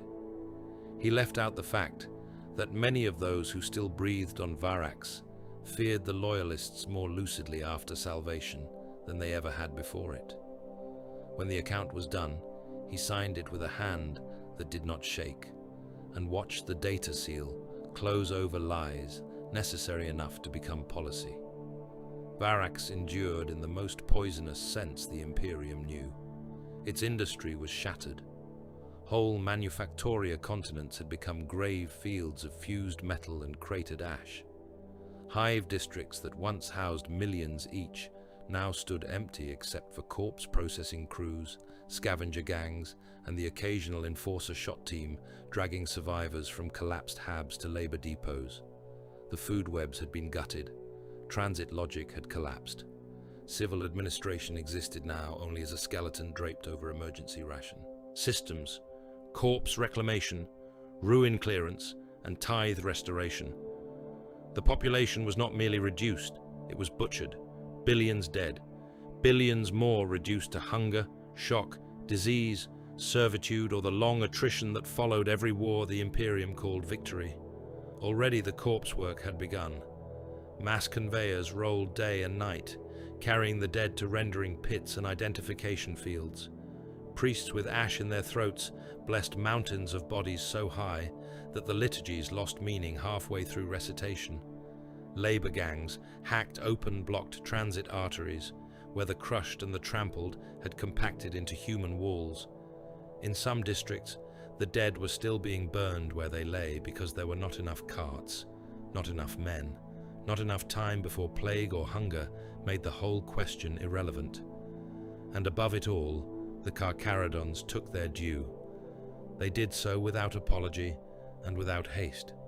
The logic was ancient, debt-bound, and immovable. Serfs, gene stock, war gear, prisoners, void labor, machine stores, relics reclaimed from Arkad's sanctums and from the dead of the campaign. The taken were assembled in broad, floodlit yards under armed watch, sorted with the same cold institutional certainty Hest had come to recognize as the chapter's true bureaucracy. Men fit for labor were collared and marched up the mag ascents toward the waiting holds. Adolescents who had survived the war with enough hardness and breadth in them were marked for deeper trial.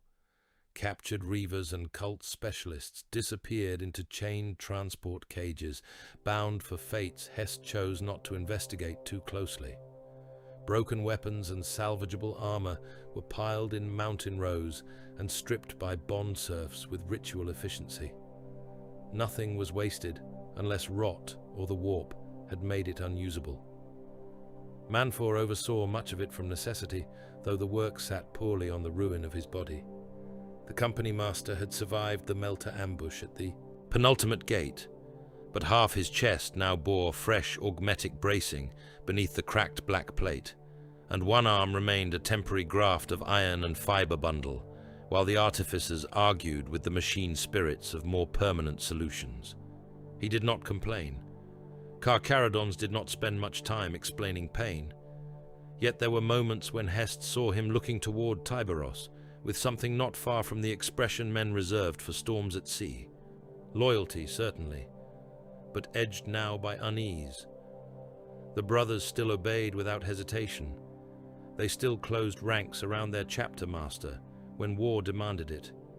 Yet Manfor, who had fought beside Tyberos before the collapse at Crownspire, and before the apothecarian remade him into larger violence, knew as well as any of them that something in the chapter master had deepened.